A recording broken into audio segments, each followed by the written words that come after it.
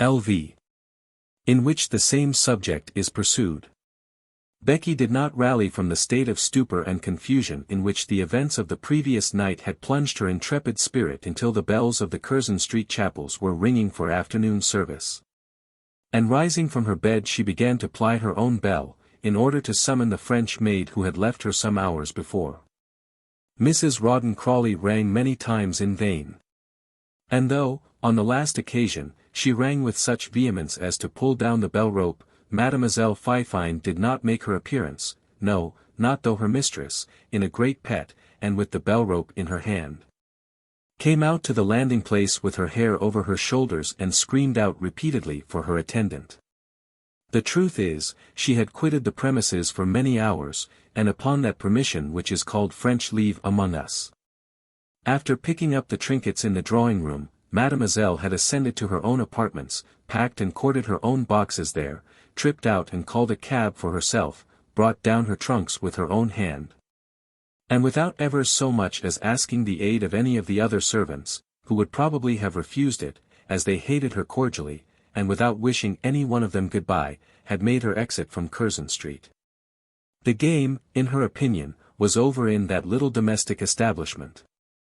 Fifine went off in a cab, as we have known more exalted persons of her nation to do under similar circumstances, but, more provident or lucky than these, she secured not only her own property, but some of her mistresses', if indeed that lady could be said to have any property at all, and not only carried off the trinkets before alluded to, and some favourite dresses on which she had long kept her eye, but 4 richly gilt Louis Quatorze candlesticks, 6 gilt albums, keepsakes, and books of beauty, a gold enamelled snuff-box which had once belonged to Madame du Barry, and the sweetest little inkstand and mother-of-pearl blotting book, which Becky used when she composed her charming little pink notes, had vanished from the premises in Curzon Street together with Mademoiselle Fifine, and all the silver laid on the table for the little festin which Rawdon interrupted.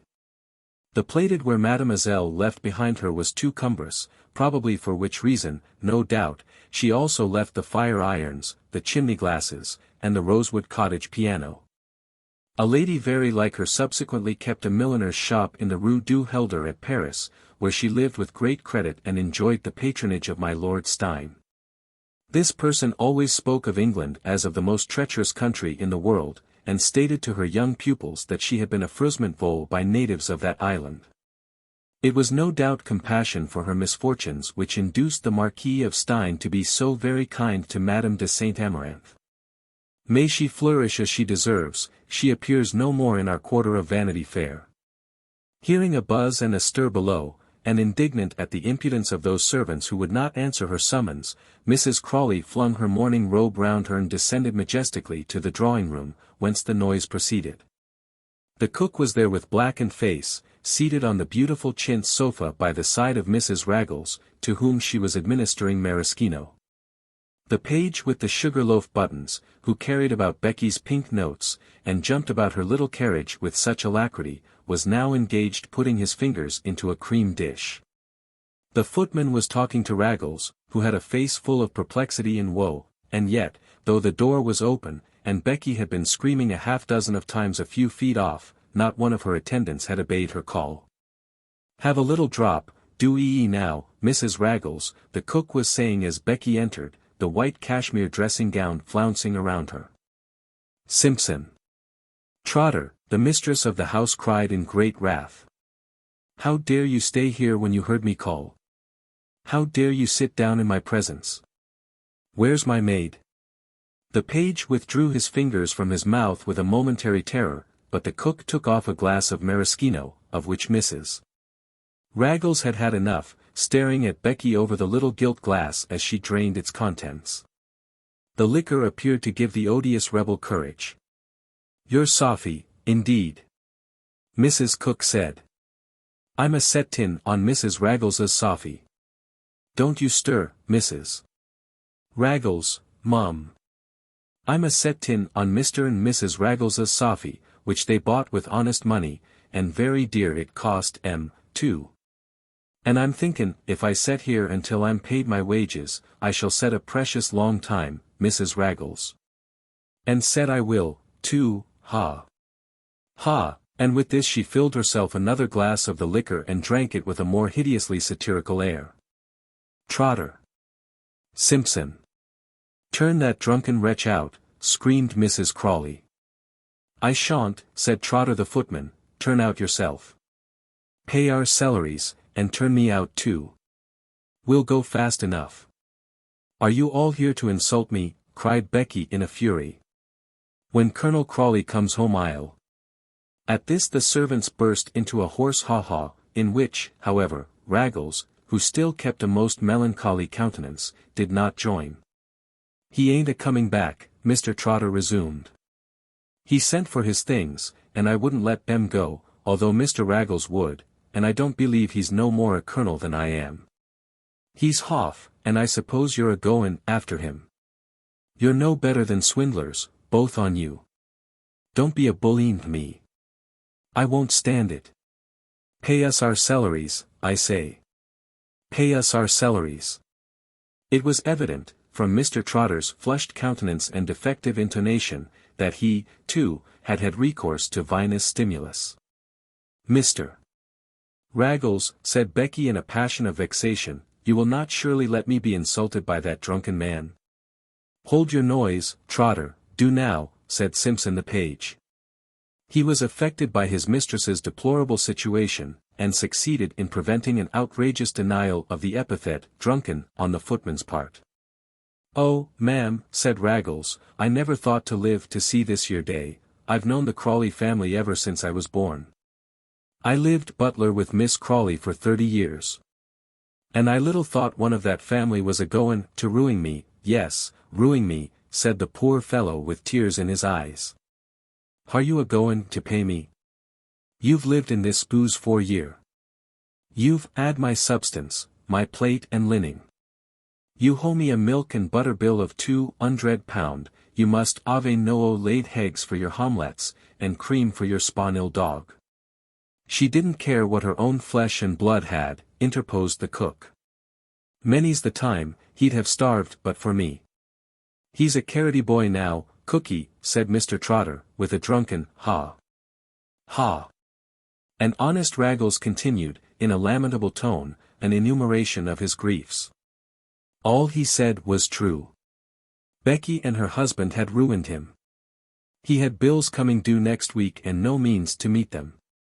He would be sold up and turned out of his shop and his house, because he had trusted to the Crawley family. His tears and lamentations made Becky more peevish than ever. You all seem to be against me, she said bitterly. What do you want? I can't pay you on Sunday. Come back tomorrow and I'll pay you everything. I thought Colonel Crawley had settled with you. He will tomorrow. I declare to you upon my honor that he left home this morning with £1,500 in his pocketbook. He has left me nothing. Apply to him. Give me a bonnet and shawl and let me go out and find him. There was a difference between us this morning. You all seem to know it. I promise you upon my word that you shall all be paid. He has got a good appointment. Let me go out and find him. This audacious statement caused Raggles and the other personages present to look at one another with a wild surprise, and with it Rebecca left them. She went upstairs and dressed herself this time without the aid of her French maid. She went into Rawdon's room, and there saw that a trunk and bag were packed ready for removal, with a pencil direction that they should be given when called for. Then she went into the Frenchwoman's garret. Everything was clean, and all the drawers emptied there. She bethought herself of the trinkets which had been left on the ground and felt certain that the woman had fled. Good heavens! Was ever such ill luck as mine, she said. To be so near, and to lose all. Is it all too late? No, there was one chance more. She dressed herself and went away unmolested this time, but alone. It was 4 o'clock.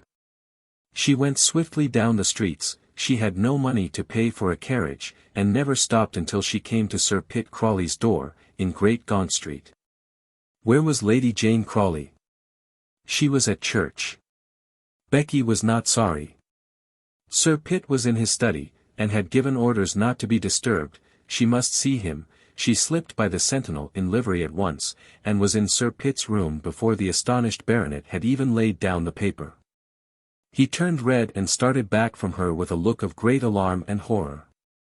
"Do not look so," she said. "I am not guilty, Pitt, dear Pitt, you were my friend once. Before God, I am not guilty. I seem so. Everything is against me. And oh! At such a moment. Just when all my hopes were about to be realized, just when happiness was in store for us. Is this true, what I see in the paper then?" Sir Pitt said, a paragraph in which had greatly surprised him.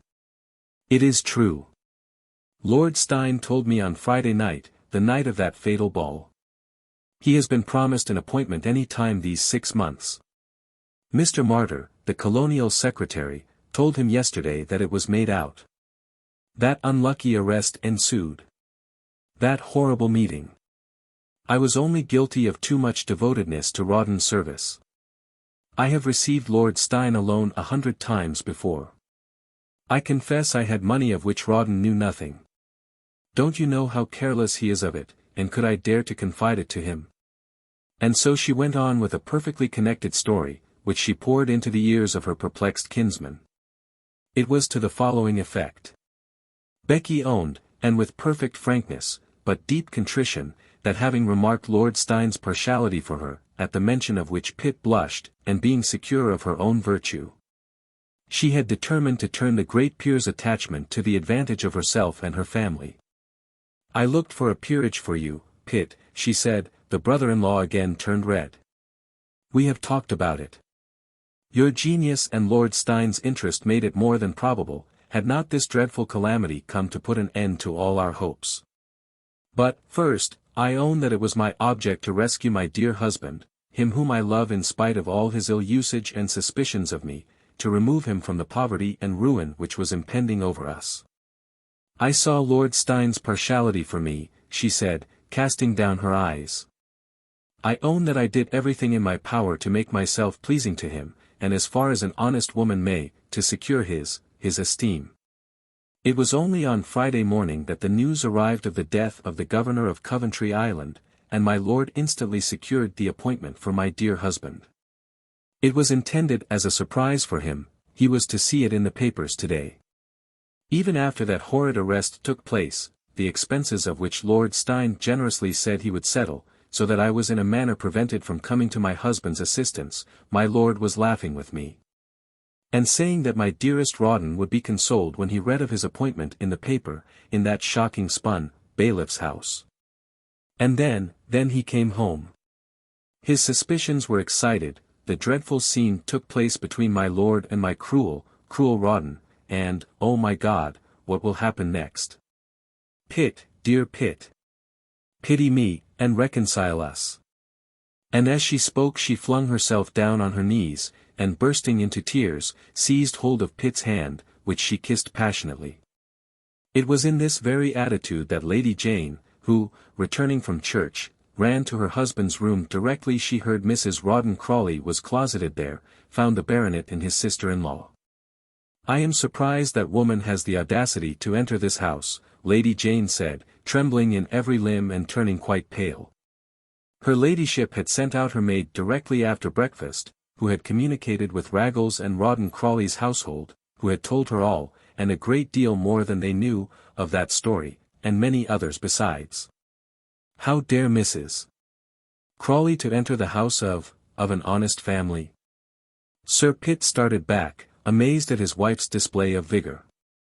Becky still kept her kneeling posture and clung to Sir Pitt's hand. "Tell her that she does not know all, tell her that I am innocent, dear Pitt," she whimpered out. "Upon my word, my love, I think you do Mrs. Crawley injustice," Sir Pitt said, at which speech Rebecca was vastly relieved. "Indeed I believe her to be." "To be what?" cried out Lady Jane, her clear voice thrilling and, her heart beating violently as she spoke. "To be a wicked woman, a heartless mother, a false wife.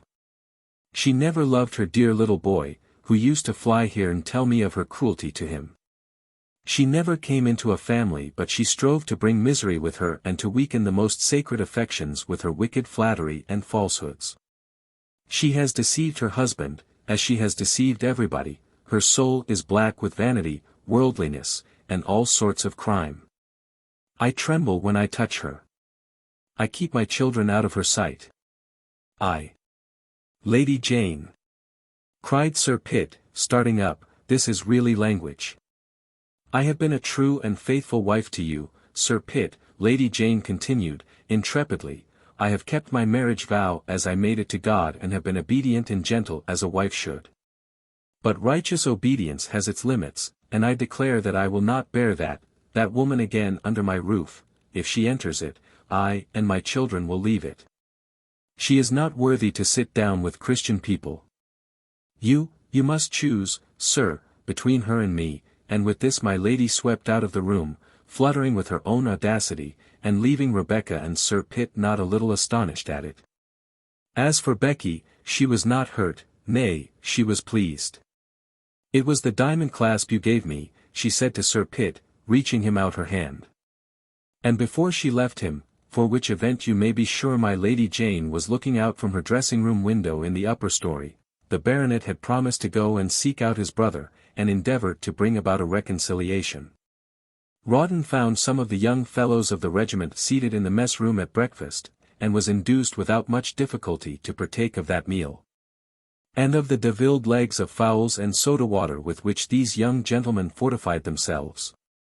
Then they had a conversation befitting the day and their time of life, about the next pigeon match at Battersea, with relative bets upon Ross and Osbaldiston. About Mademoiselle Ariane of the French Opera, and who had left her, and how she was consoled by Panther Carr, and about the fight between the butcher and the pet, and the probabilities that it was a cross. Young Tandy Man, a hero of 17, laboriously endeavouring to get up a pair of mustachios, had seen the fight, and spoke in the most scientific manner about the battle and the condition of the men. It was he who had driven the butcher onto the ground in his drag and passed the whole of the previous night with him. Had there not been foul play he must have won it. All the old files of the ring were in it, and Tandy Man wouldn't pay. No, damme, he wouldn't pay.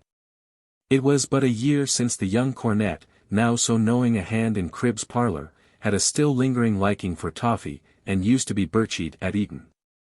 So they went on talking about dancers, fights, drinking, demi-reps, until McMurdo came down and joined the boys and the conversation. He did not appear to think that any especial reverence was due to their boyhood. The old fellow cut in with stories, to the full as choice as any the youngest rake present had to tell, nor did his own grey hairs nor their smooth faces detain him. Old Mac was famous for his good stories. He was not exactly a ladies' man. That is, men asked him to dine rather at the houses of their mistresses than of their mothers.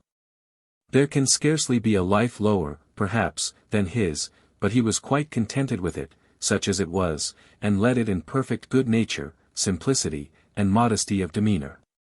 By the time Mac had finished a copious breakfast, most of the others had concluded their meal. Young Lord Varines was smoking an immense meerschaum pipe, while Captain Hughes was employed with a cigar, that violent little devil Tandyman, with his little bull terrier between his legs, was tossing for shillings with all his might. That fellow was always at some game or other, against Captain Deuceace. And Mac and Rawdon walked off to the club, neither, of course, having given any hint of the business which was occupying their minds. Both, on the other hand, had joined pretty gaily in the conversation, for why should they interrupt it?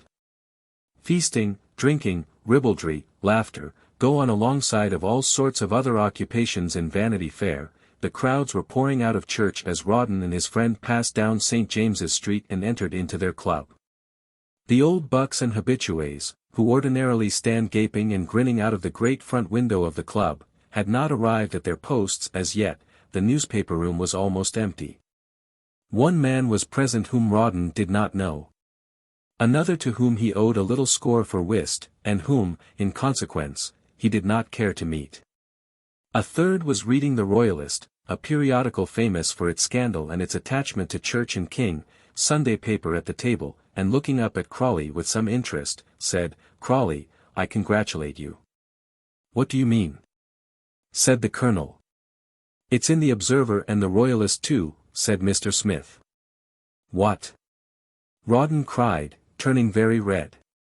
He thought that the affair with Lord Steyne was already in the public prints. Smith looked up wondering and smiling at the agitation which the colonel exhibited as he took up the paper and, trembling, began to read. Mr. Smith and Mr. Brown, the gentleman with whom Rawdon had the outstanding whist account, had been talking about the colonel just before he came in. "It has come just in the nick of time," said Smith. "I suppose Crawley had not a shilling in the world." "It's a wind that blows everybody good," Mr. Brown said. "He can't go away without paying me a pony he owes me." "What's the salary?" asked Smith. 2 or 3,000, answered the other. "But the climate's so infernal, they don't enjoy it long. Liverseege died after 18 months of it, and the man before went off in 6 weeks, I hear. Some people say his brother is a very clever man." "I always found him a d-bore," Smith ejaculated. "He must have good interest, though. He must have got the colonel the place." "He," said Brown, with a sneer. "Pooh! It was Lord Steyne got it." "How do you mean?" "A virtuous woman is a crown to her husband," answered the other enigmatically, and went to read his papers. Rawdon, for his part, read in the Royalist the following astonishing paragraph. Governorship of Coventry Island. HMS. Yellow Jack, Commander Jaunders, has brought letters and papers from Coventry Island. Sir Thomas Liverseege had fallen a victim to the prevailing fever at Swampton. His loss is deeply felt in the flourishing colony. We hear that the governorship has been offered to Colonel Rawdon Crawley, C.B., a distinguished Waterloo officer. We need not only men of acknowledged bravery, but men of administrative talents to superintend the affairs of our colonies. And we have no doubt that the gentleman selected by the Colonial Office to fill the lamented vacancy which has occurred at Coventry Island is admirably calculated for the post which he is about to occupy.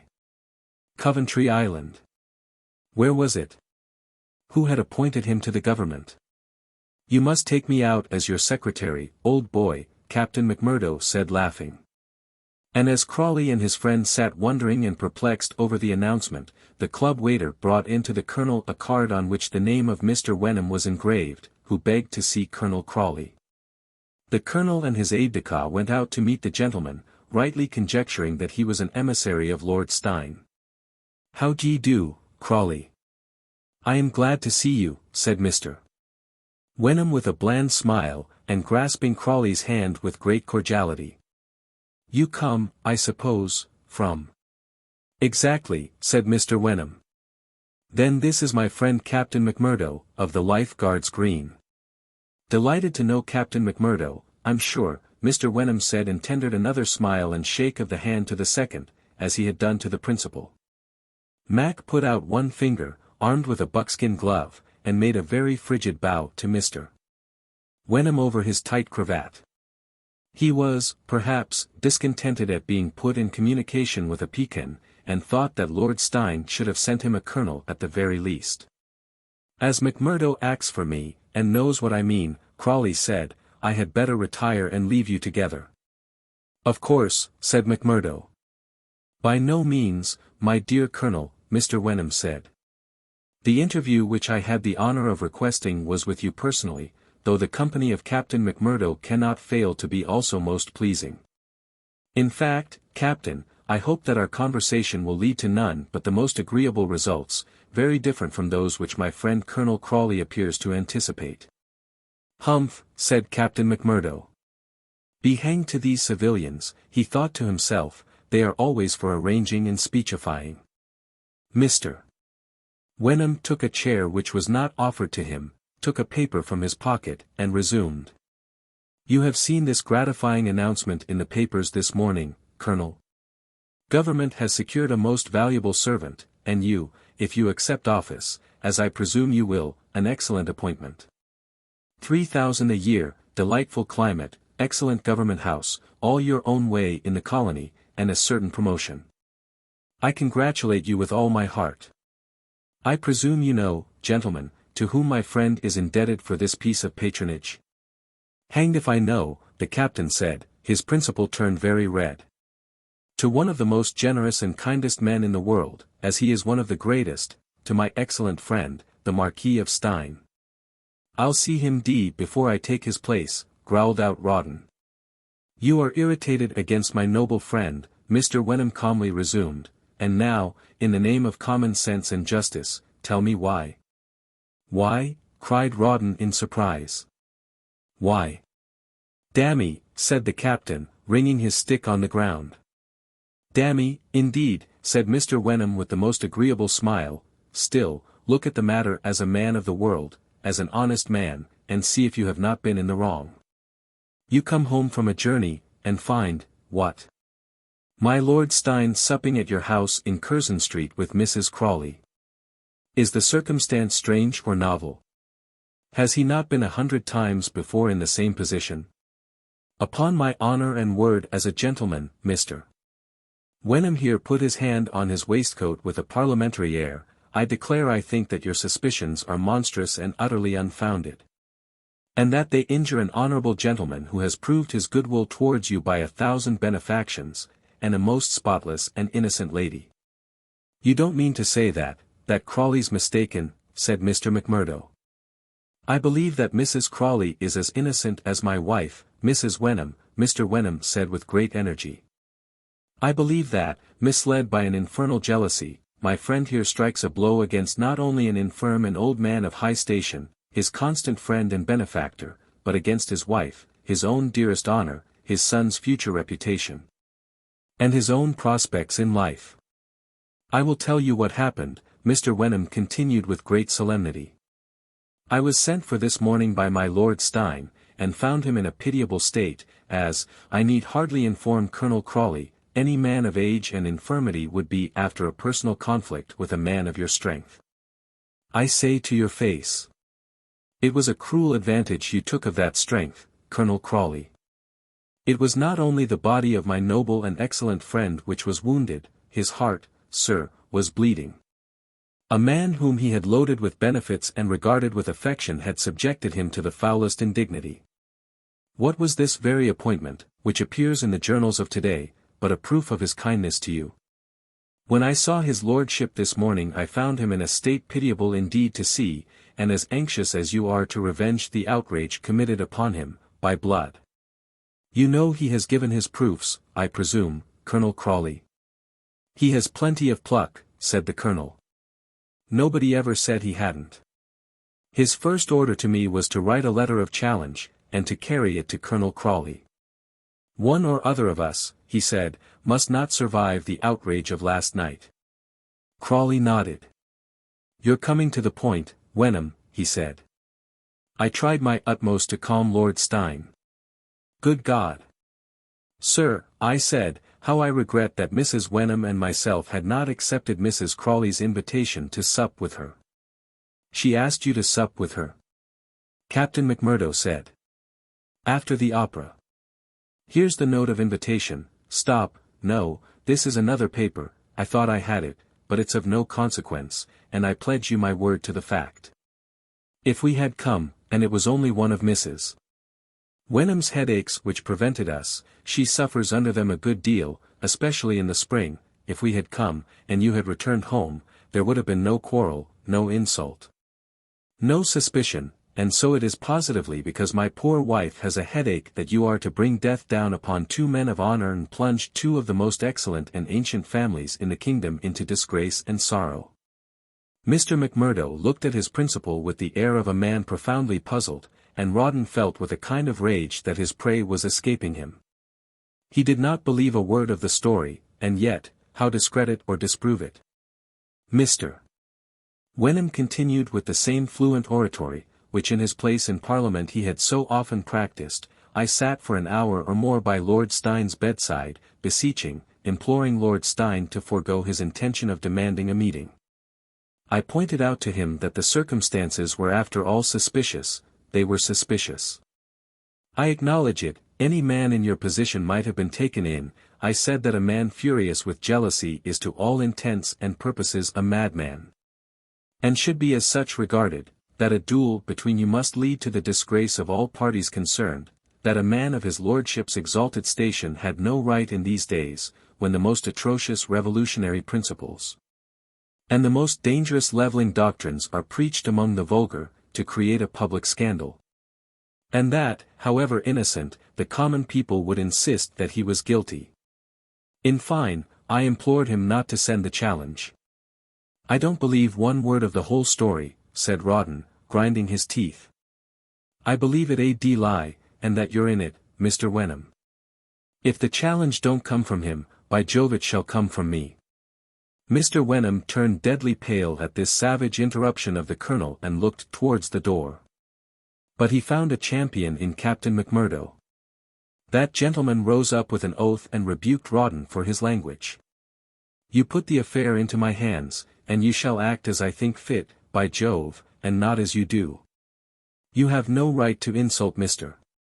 Wenham with this sort of language, and damme, Mr. Wenham, you deserve an apology. And as for a challenge to Lord Stein, you may get somebody else to carry it, I won't. If my lord, after being thrashed, chooses to sit still, damme let him.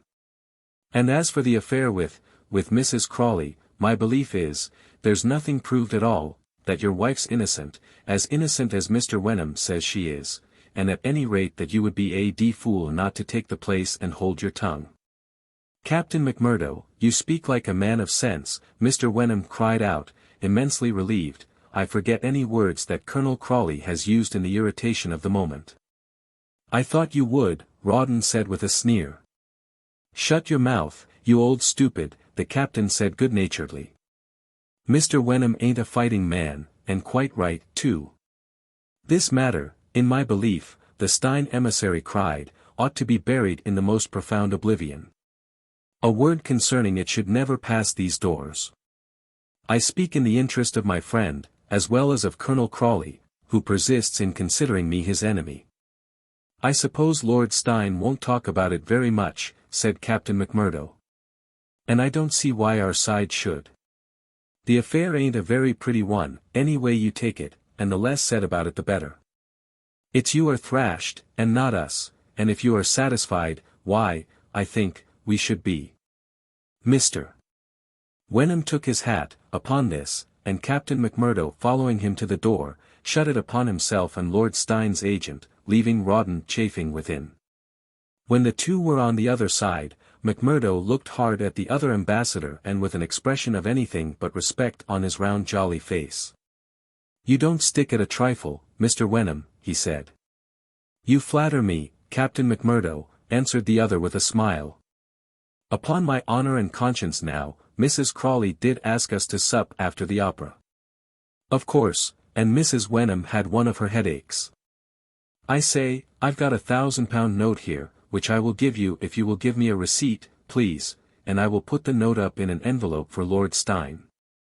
My man shan't fight him. But we had rather not take his money." "It was all a mistake, my dear sir," the other said with the utmost innocence of manner, and was bowed down the club steps by Captain McMurdo, just as Sir Pitt Crawley ascended them. There was a slight acquaintance between these two gentlemen, and the captain, going back with the baronet to the room where the latter's brother was, told Sir Pitt, in confidence, that he had made the affair all right between Lord Stein and the colonel. Sir Pitt was well pleased, of course, at this intelligence, and congratulated his brother warmly upon the peaceful issue of the affair, making appropriate moral remarks upon the evils of dueling and the unsatisfactory nature of that sort of settlement of disputes. And after this preface, he tried with all his eloquence to effect a reconciliation between Rhein and his wife. He recapitulated the statements which Becky had made, pointed out the probabilities of their truth, and asserted his own firm belief in her innocence. But Rhein would not hear of it. "She has kept money concealed from me these 10 years, he said. "She swore, last night only, she had none from Stein. She knew it was all up, directly I found it. If she's not guilty, Pitt, she's as bad as guilty, and I'll never see her again, never."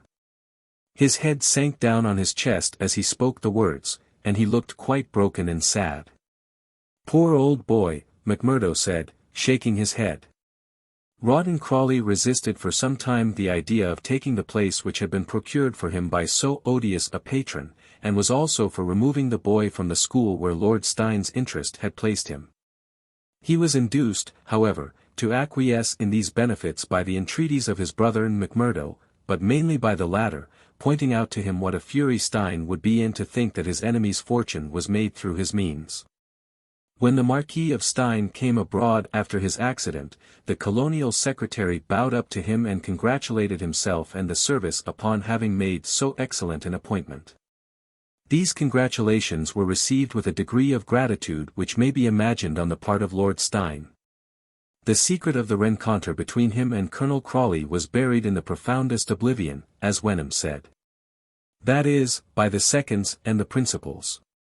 But before that evening was over it was talked of at 50 dinner tables in Vanity Fair. Little Cackleby himself went to 7 evening parties and told the story with comments and emendations at each place. How Mrs. Washington White revelled in it.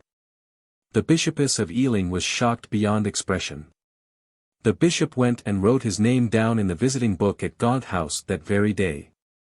Little Southdown was sorry, so you may be sure was his sister Lady Jane, very sorry. Lady Southdown wrote it off to her other daughter at the Cape of Good Hope. It was town talk for at least 3 days, and was only kept out of the newspapers by the exertions of Mr. Wagg, acting upon a hint from Mr. Wenham. The bailiffs and brokers seized upon poor Raggles in Curzon Street, and the late fair tenant of that poor little mansion was in the meanwhile, where? Who cared? Who asked after a day or two? Was she guilty or not? We all know how charitable the world is, and how the verdict of Vanity Fair goes when there is a doubt. Some people said she had gone to Naples in pursuit of Lord Steyne, whilst others averred that his lordship quitted that city and fled to Palermo on hearing of Becky's arrival. Some said she was living in Bierstadt, and had become a dame d'honneur to the Queen of Bulgaria, some that she was at Boulogne, and others, at a boarding-house at Cheltenham. Rawdon made her a tolerable annuity, and we may be sure that she was a woman who could make a little money go a great way, as the saying is. He would have paid his debts on leaving England, could he have got any insurance office to take his life, but the climate of Coventry Island was so bad that he could borrow no money on the strength of his salary. He remitted, however, to his brother punctually, and wrote to his little boy regularly every mail. He kept McMurdo in cigars and sent over quantities of shells, cayenne pepper, hot pickles, guava jelly, and colonial produce to Lady Jane. He sent his brother home the Swamp Town Gazette, in which the new governor was praised with immense enthusiasm. Whereas the Swamp Town Sentinel, whose wife was not asked to Government House, declared that His Excellency was a tyrant, compared to whom Nero was an enlightened philanthropist. Little Rawdon used to like to get the papers and read about His Excellency. His mother never made any movement to see the child. He went home to his aunt for Sundays and holidays. He soon knew every bird's nest about Queen's Crawley, and rode out with Sir Huddlestone's hounds, which he admired so on his first well-remembered visit to Hampshire. LVIII Georgy is made a gentleman. Georgy Osborne was now fairly established in his grandfather's mansion in Russell Square, occupant of his father's room in the house and heir apparent of all the splendours there. The good looks, gallant bearing, and gentlemanlike appearance of the boy won the grandsire's heart for him. Mr. Osborne was as proud of him as ever he had been of the elder George. The child had many more luxuries and indulgences than had been awarded his father. Osborne's commerce had prospered greatly of late years. His wealth and importance in the city had very much increased. He had been glad enough in former days to put the elder George to a good private school, and a commission in the army for his son had been a source of no small pride to him. For little George and his future prospects the old man looked much higher. He would make a gentleman of the little chap, was Mr. Osborne's constant saying regarding little Georgy. He saw him in his mind's eye, a collegian, a parliament man, a baronet, perhaps. The old man thought he would die contented if he could see his grandson in a fair way to such honours. He would have none but a tip-top college man to educate him, none of your quacks and pretenders, no, no. A few years before, he used to be savage, and inveigh against all parsons, scholars, and the like, declaring that they were a pack of humbugs, and quacks that weren't fit to get their living but by grinding Latin and Greek. And a set of supercilious dogs that pretended to look down upon British merchants and gentlemen, who could buy up 50 of them. He would mourn now, in a very solemn manner, that his own education had been neglected, and repeatedly point out, in pompous orations to Georgy, the necessity and excellence of classical acquirements. When they met at dinner, the grandsire used to ask the lad what he had been reading during the day, and was greatly interested at the report the boy gave of his own studies, pretending to understand little George when he spoke regarding them. He made 100 blunders and showed his ignorance many a time. It did not increase the respect which the child had for his senior. A quick brain and a better education elsewhere showed the boy very soon that his grandsire was a dullard, and he began accordingly to command him and to look down upon him. For his previous education, humble and contracted as it had been, had made a much better gentleman of Georgy than any plans of his grandfather could make him. He had been brought up by a kind, weak, and tender woman, who had no pride about anything but about him, and whose heart was so pure and whose bearing was so meek and humble that she could not but needs be a true lady. She busied herself in gentle offices and quiet duties.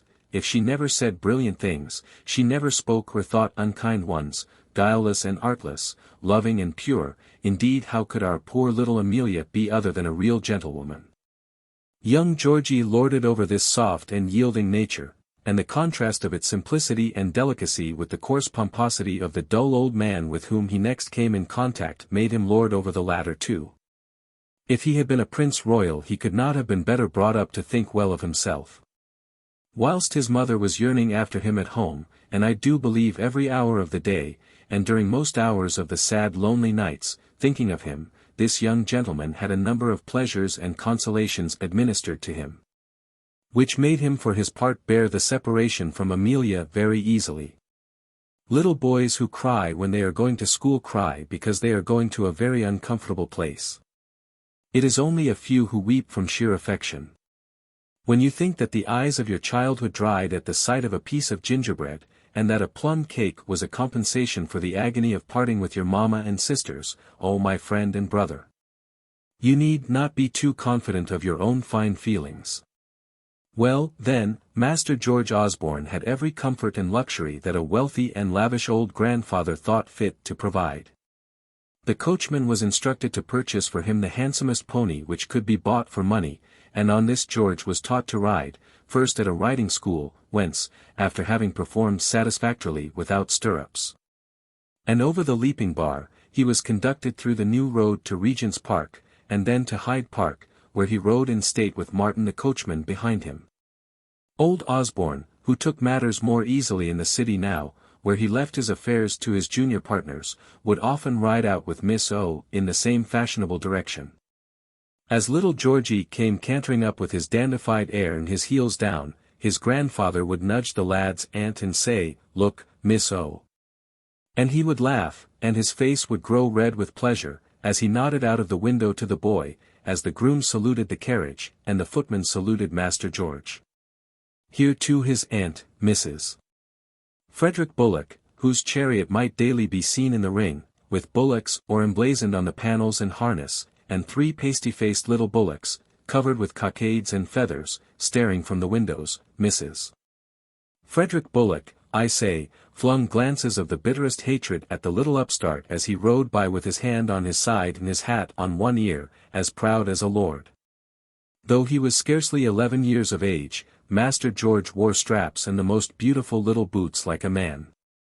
He had gilt spurs, and a gold-headed whip, and a fine pin in his handkerchief, and the neatest little kid gloves which Lamb's Conduit Street could furnish. His mother had given him a couple of neckcloths, and carefully hemmed and made some little shirts for him, but when her Samuel came to see the widow, they were replaced by much finer linen.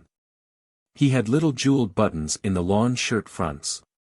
Her humble presents had been put aside. I believe Miss Osborne had given them to the coachman's boy. Amelia tried to think she was pleased at the change. Indeed, she was happy and charmed to see the boy looking so beautiful. She had had a little black profile of him done for a shilling, and this was hung up by the side of another portrait over her bed. One day the boy came on his accustomed visit, galloping down the little street at Brompton, and bringing, as usual, all the inhabitants to the windows to admire his splendor, and with great eagerness and a look of triumph in his face. He pulled a case out of his greatcoat. It was a natty white greatcoat, with a cape and a velvet collar, pulled out a red morocco case, which he gave her. "I bought it with my own money, Mamma," he said. "I thought you'd like it." Amelia opened the case, and giving a little cry of delighted affection, seized the boy and embraced him 100 times. It was a miniature of himself, very prettily done, though not half handsome enough, we may be sure, the widow thought. His grandfather had wished to have a picture of him by an artist whose works, exhibited in a shop window, in Southampton Row, had caught the old gentleman's eye. And George, who had plenty of money, bethought him of asking the painter how much a copy of the little portrait would cost, saying that he would pay for it out of his own money and that he wanted to give it to his mother. The pleased painter executed it for a small price, and old Osborne himself, when he heard of the incident, growled out his satisfaction and gave the boy twice as many sovereigns as he paid for the miniature. But what was the grandfather's pleasure compared to Amelia's ecstasy? That proof of the boy's affection charmed her so that she thought no child in the world was like hers for goodness. For long weeks after, the thought of his love made her happy. She slept better with the picture under her pillow, and how many times did she kiss it and weep and pray over it. A small kindness from those she loved made that timid heart grateful. Since her parting with George she had had no such joy and consolation. At his new home Master George ruled like a lord. At dinner he invited the ladies to drink wine with the utmost coolness, and took off his champagne in a way which charmed his old grandfather. "Look at him," the old man would say, nudging his neighbor with a delighted purple face, "did you ever see such a chap? Lord, Lord! He'll be ordering a dressing-case next, and razors to shave with, I'm blessed if he won't." The antics of the lad did not, however, delight Mr. Osborne's friends so much as they pleased the old gentleman. It gave Mr. Justice Coffin no pleasure to hear Georgy cut into the conversation and spoil his stories. Colonel Fogey was not interested in seeing the little boy half tipsy.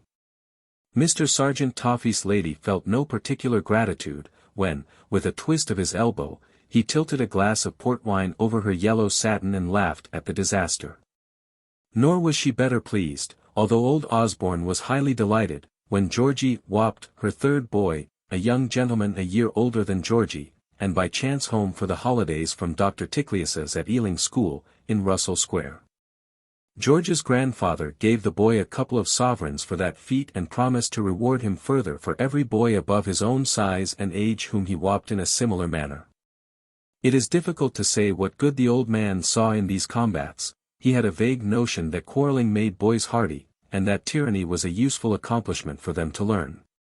English youth have been so educated time out of mind, and we have hundreds of thousands of apologists and admirers of injustice, misery, and brutality, as perpetrated among children.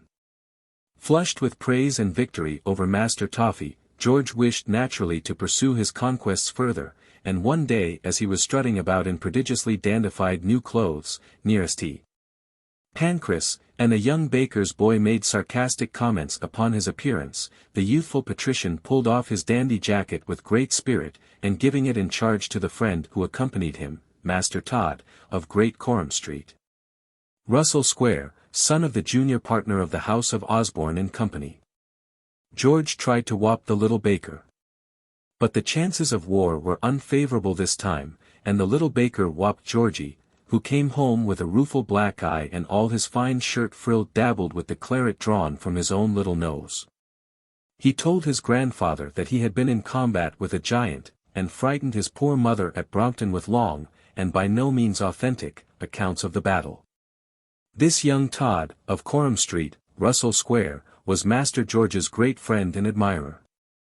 They both had a taste for painting theatrical characters, for hardbake and raspberry tarts, for sliding and skating in the Regent's Park and the Serpentine, when the weather permitted, for going to the play, whither they were often conducted, by Mr.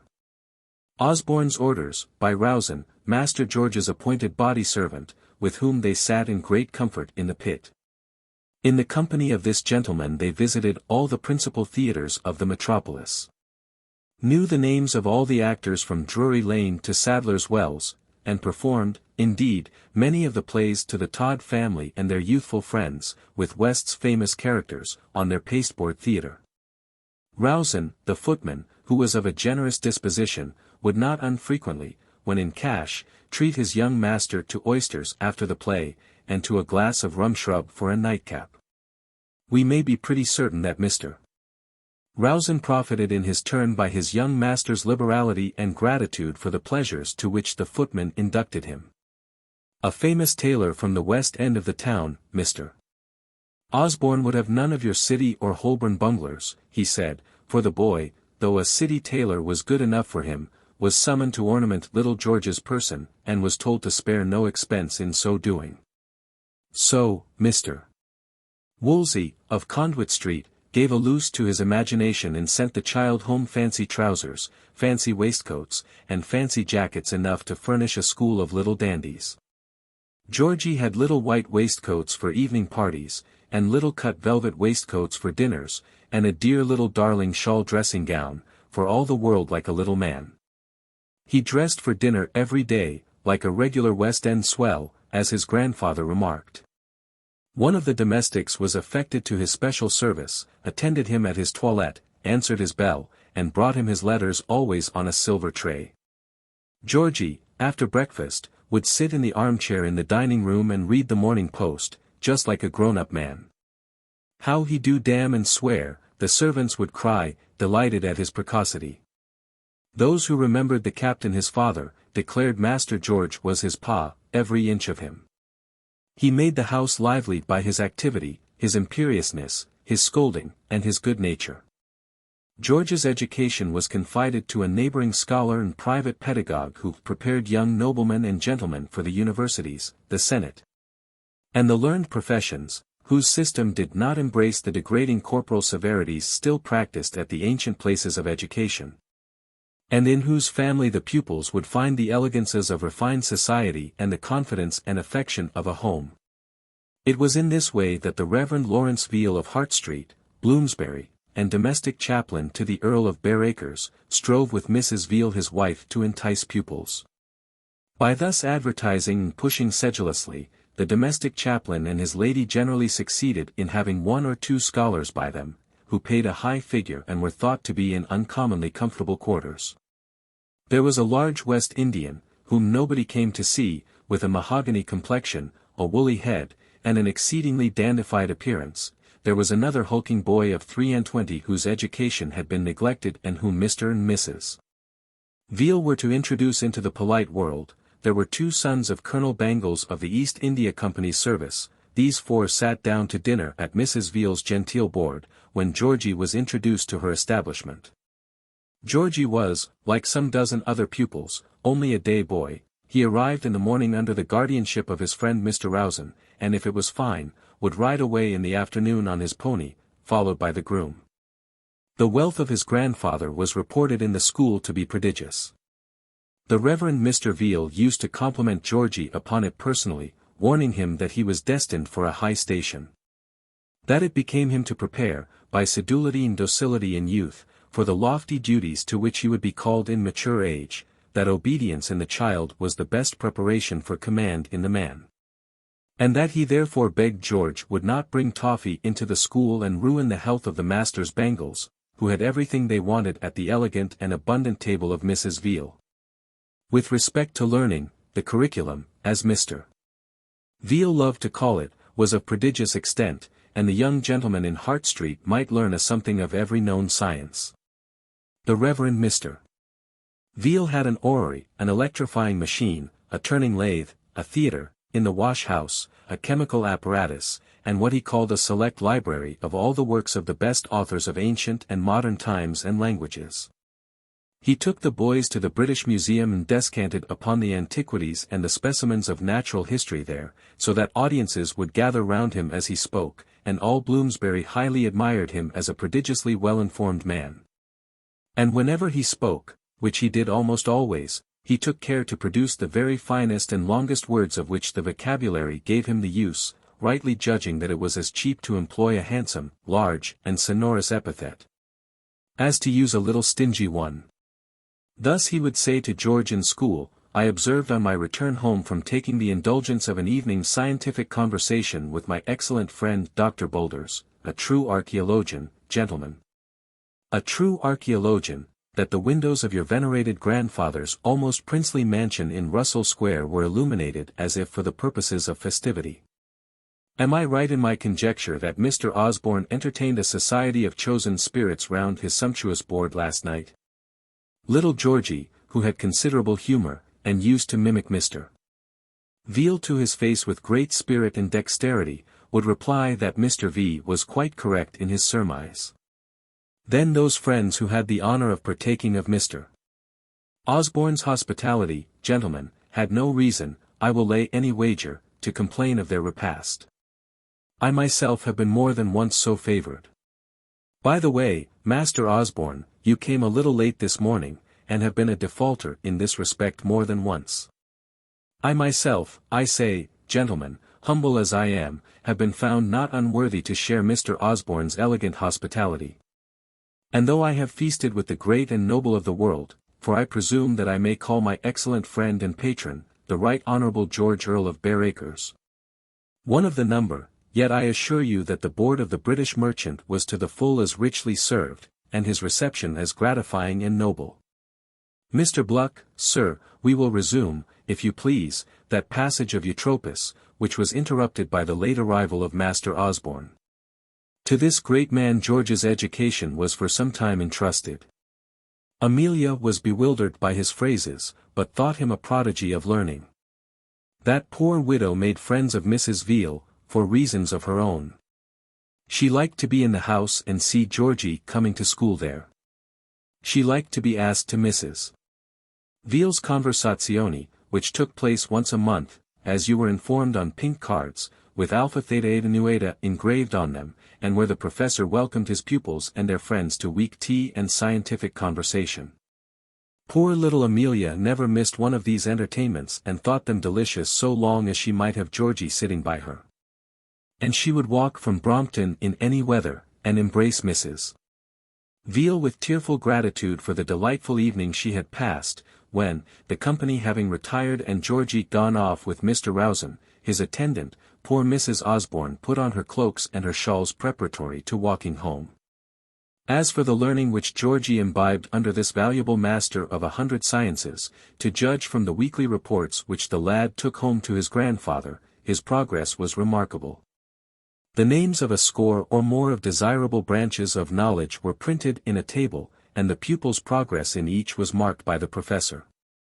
In Greek Georgy was pronounced Aristos, in Latin Optimus, in French Très bien, and so forth. And everybody had prizes for everything at the end of the year. Even Mr. Swartz, the woolly-headed young gentleman, and half-brother to the Honourable Mrs. Mac Mull, and Mr. Bluck, the neglected young pupil of 23 from the agricultural district, and that idle young scapegrace of a Master Todd before mentioned, received little 18-penny books, with Eothen engraved on them, and a pompous Latin inscription from the professor to his young friends. The family of this Master Todd were hangers-on of the house of Osborne. The old gentleman had advanced Todd from being a clerk to be a junior partner in his establishment. Mr. Osborne was the godfather of young Master Todd, who in subsequent life wrote Mr. Osborne Todd on his cards and became a man of decided fashion, while Miss Osborne had accompanied Miss Maria Todd to the font, and gave her protégé a prayer book, a collection of tracts, a volume of very low church poetry, or some such memento of her goodness every year. Miss O. drove the Todds out in her carriage now and then, when they were ill. Her footman, in large plush smalls and waistcoat, brought jellies and delicacies from Russell Square to Coram Street. Coram Street trembled and looked up to Russell Square indeed, and Mrs. Todd, who had a pretty hand at cutting out paper trimmings for haunches of mutton, and could make flowers, ducks, etc., out of turnips and carrots in a very creditable manner, would go to the square, as it was called, and assist in the preparations incident to a great dinner, without even so much as thinking of sitting down to the banquet. If any guest failed at the 11th hour, Todd was asked to dine. Mrs. Todd and Maria came across in the evening, slipped in with a muffled knock, and were in the drawing-room by the time Miss Osborne and the ladies under her convoy reached that apartment, and ready to fire off duets and sing until the gentlemen came up. Poor Maria Todd, poor young lady! How she had to work and thrum at these duets and sonatas in the street, before they appeared in public in the square. Thus it seemed to be decreed by fate that Georgy was to domineer over everybody with whom he came in contact, and that friends, relatives, and domestics were all to bow the knee before the little fellow. It must be owned that he accommodated himself very willingly to this arrangement. Most people do so. And Georgy liked to play the part of master and perhaps had a natural aptitude for it. In Russell Square everybody was afraid of Mr. Osborne, and Mr. Osborne was afraid of Georgy. The boy's dashing manners, an offhand rattle about books and learning, his likeness to his father, dead unreconciled in Brussels yonder, awed the old gentleman and gave the young boy the mastery. The old man would start at some hereditary feature or tone unconsciously used by the little lad, and fancy that George's father was again before him.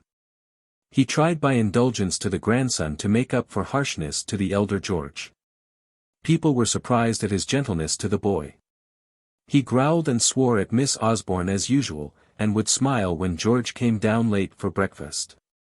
Miss Osborne, George's aunt, was a faded old spinster, broken down by more than 40 years of dullness and coarse usage. It was easy for a lad of spirit to master her. And whenever George wanted anything from her, from the jam-pots in her cupboards to the cracked and dry old colors in her paint-box, the old paint-box which she had had when she was a pupil of Mr.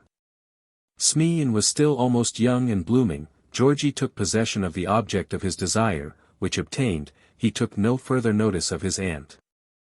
For his friends and cronies, he had a pompous old schoolmaster, who flattered him, and a toady, his senior, whom he could thrash. It was dear Mrs. Todd's delight to leave him with her youngest daughter, Rosa Jemima, a darling child of 8 years old. The little pair looked so well together, she would say, but not to the folks in the square, we may be sure, who knows what might happen. Don't they make a pretty little couple, the fond mother thought. The broken-spirited, old, maternal grandfather was likewise subject to the little tyrant. He could not help respecting a lad who had such fine clothes and rode with a groom behind him. Georgy, on his side, was in the constant habit of hearing coarse abuse and vulgar satire levelled at John Sedley by his pitiless old enemy, Mr. Osborne. Osborne used to call the other the old pauper, the old coal man, the old bankrupt, and by many other such names of brutal contumely. How was little George to respect a man so prostrate? A few months after he was with his paternal grandfather, Mrs. Sedley died. There had been little love between her and the child. He did not care to show much grief. He came down to visit his mother in a fine new suit of mourning, and was very angry that he could not go to a play upon which he had set his heart. The illness of that old lady had been the occupation and perhaps the safeguard of Amelia. What do men know about women's martyrdoms? We should go mad had we to endure the 100th part of those daily pains which are meekly borne by many women. Ceaseless slavery meeting with no reward. Constant gentleness and kindness met by cruelty as constant, love, labor, patience, watchfulness, without even so much as the acknowledgement of a good word. All this, how many of them have to bear in quiet, and appear abroad with cheerful faces as if they felt nothing. Tender slaves that they are, they must needs be hypocrites and weak. From her chair Amelia's mother had taken to her bed, which she had never left, and from which Mrs. Osborne herself was never absent except when she ran to see George. The old lady grudged her even those rare visits. She, who had been a kind, smiling, good-natured mother once, in the days of her prosperity, but whom poverty and infirmities had broken down. Her illness or estrangement did not affect Amelia. They rather enabled her to support the other calamity under which she was suffering, and from the thoughts of which she was kept by the ceaseless calls of the invalid. Amelia bore her harshness quite gently, smoothed the uneasy pillow. Was always ready with a soft answer to the watchful, querulous voice, soothed the sufferer with words of hope, such as her pious simple heart could best feel and utter, and closed the eyes that had once looked so tenderly upon her. Then all her time and tenderness were devoted to the consolation and comfort of the bereaved old father, who was stunned by the blow which had befallen him, and stood utterly alone in the world. His wife, his honor, his fortune, everything he loved best had fallen away from him. There was only Amelia to stand by and support with her gentle arms the tottering, heartbroken old man. We are not going to write the history, it would be too dreary and stupid. I can see Vanity Fair yawning over it d'avance. One day, as the young gentlemen were assembled in the study at the Reverend Mr. Veal's, and the domestic chaplain to the Right Honourable the Earl of Bareacres was spouting away as usual, a smart carriage drove up to the door decorated with the statue of Eothen, and two gentlemen stepped out. The young masters Bangles rushed to the window with a vague notion that their father might have arrived from Bombay. The great hulking scholar of 23, who was crying secretly over a passage of Eutropius, flattened his neglected nose against the panes and looked at the drag. As the Laquais de Place sprang from the box and let out the persons in the carriage. "It's a fat one and a thin one," Mr. Bluck said as a thundering knock came to the door.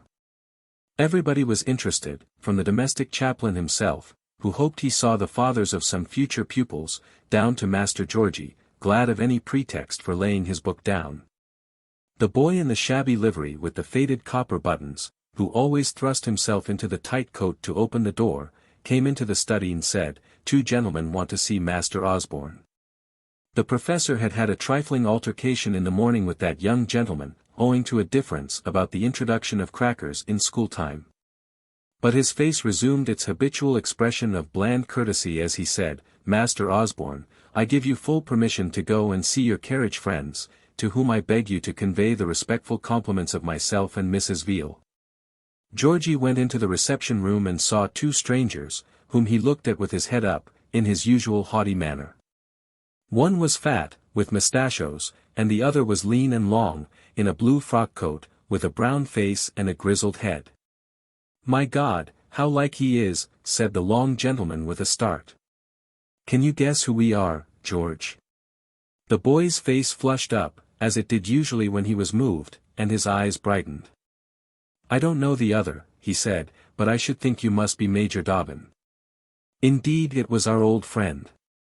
His voice trembled with pleasure as he greeted the boy, and taking both the other's hands in his own, drew the lad to him. "Your mother has talked to you about me, has she?" he said. "That she has," Georgy answered, "hundreds and hundreds of times." 57. Eothen. It was one of the many causes for personal pride with which old Osborne chose to recreate himself that Sedley, his ancient rival, enemy, and benefactor, was in his last days so utterly defeated and humiliated as to be forced to accept pecuniary obligations at the hands of the man who had most injured and insulted him. The successful man of the world cursed the old pauper and relieved him from time to time. As he furnished George with money for his mother, he gave the boy to understand by hints, delivered in his brutal, coarse way, that George's maternal grandfather was but a wretched old bankrupt independent, and that John Sedley might thank the man to whom he already owed ever so much money for the aid which his generosity now chose to administer. George carried the pompous supplies to his mother and the shattered old widower whom it was now the main business of her life to tend and comfort.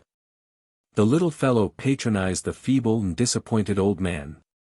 It may have shown a want of proper pride in Amelia that she chose to accept these money benefits at the hands of her father's enemy. But proper pride and this poor lady had never had much acquaintance together. A disposition naturally simple and demanding protection. A long course of poverty and humility, of daily privations, and hard words, of kind offices and no returns, had been her lot ever since womanhood almost, or since her luckless marriage with George Osborne. You who see your betters bearing up under this shame every day, meekly suffering under the slights of fortune, gentle and unpitied, poor, and rather despised for their poverty. Do you ever step down from your prosperity and wash the feet of these poor wearied beggars? The very thought of them is odious and low.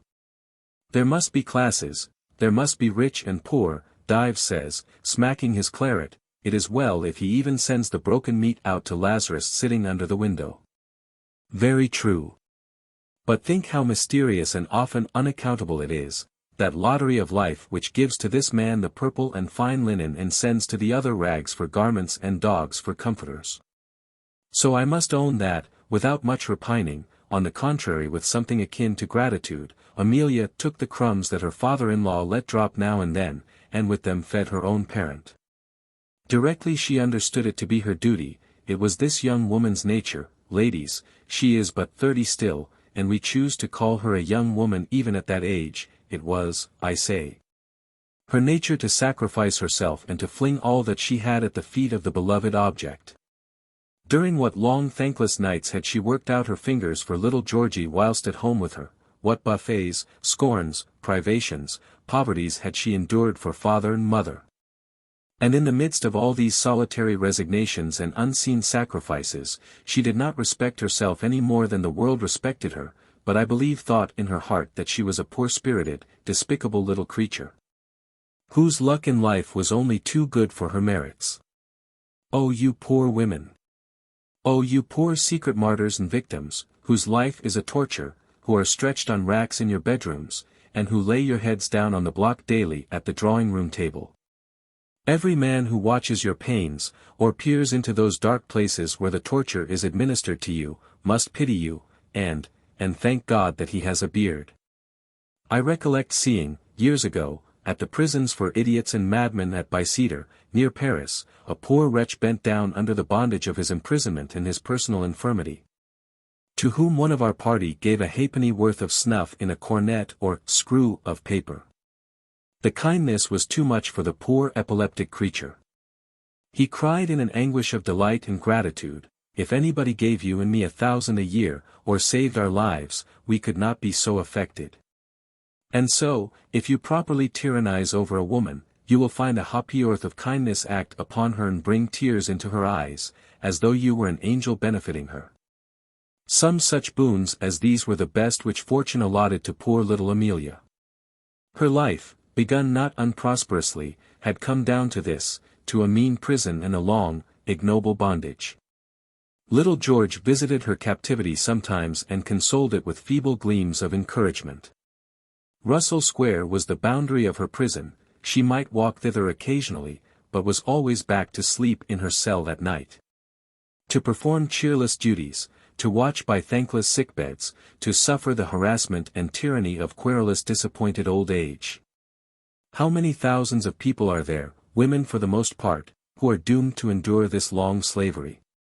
Who are hospital nurses without wages, sisters of charity, if you like, without the romance and the sentiment of sacrifice, who strive, fast, watch and suffer, unpitied, and fade away ignobly and unknown.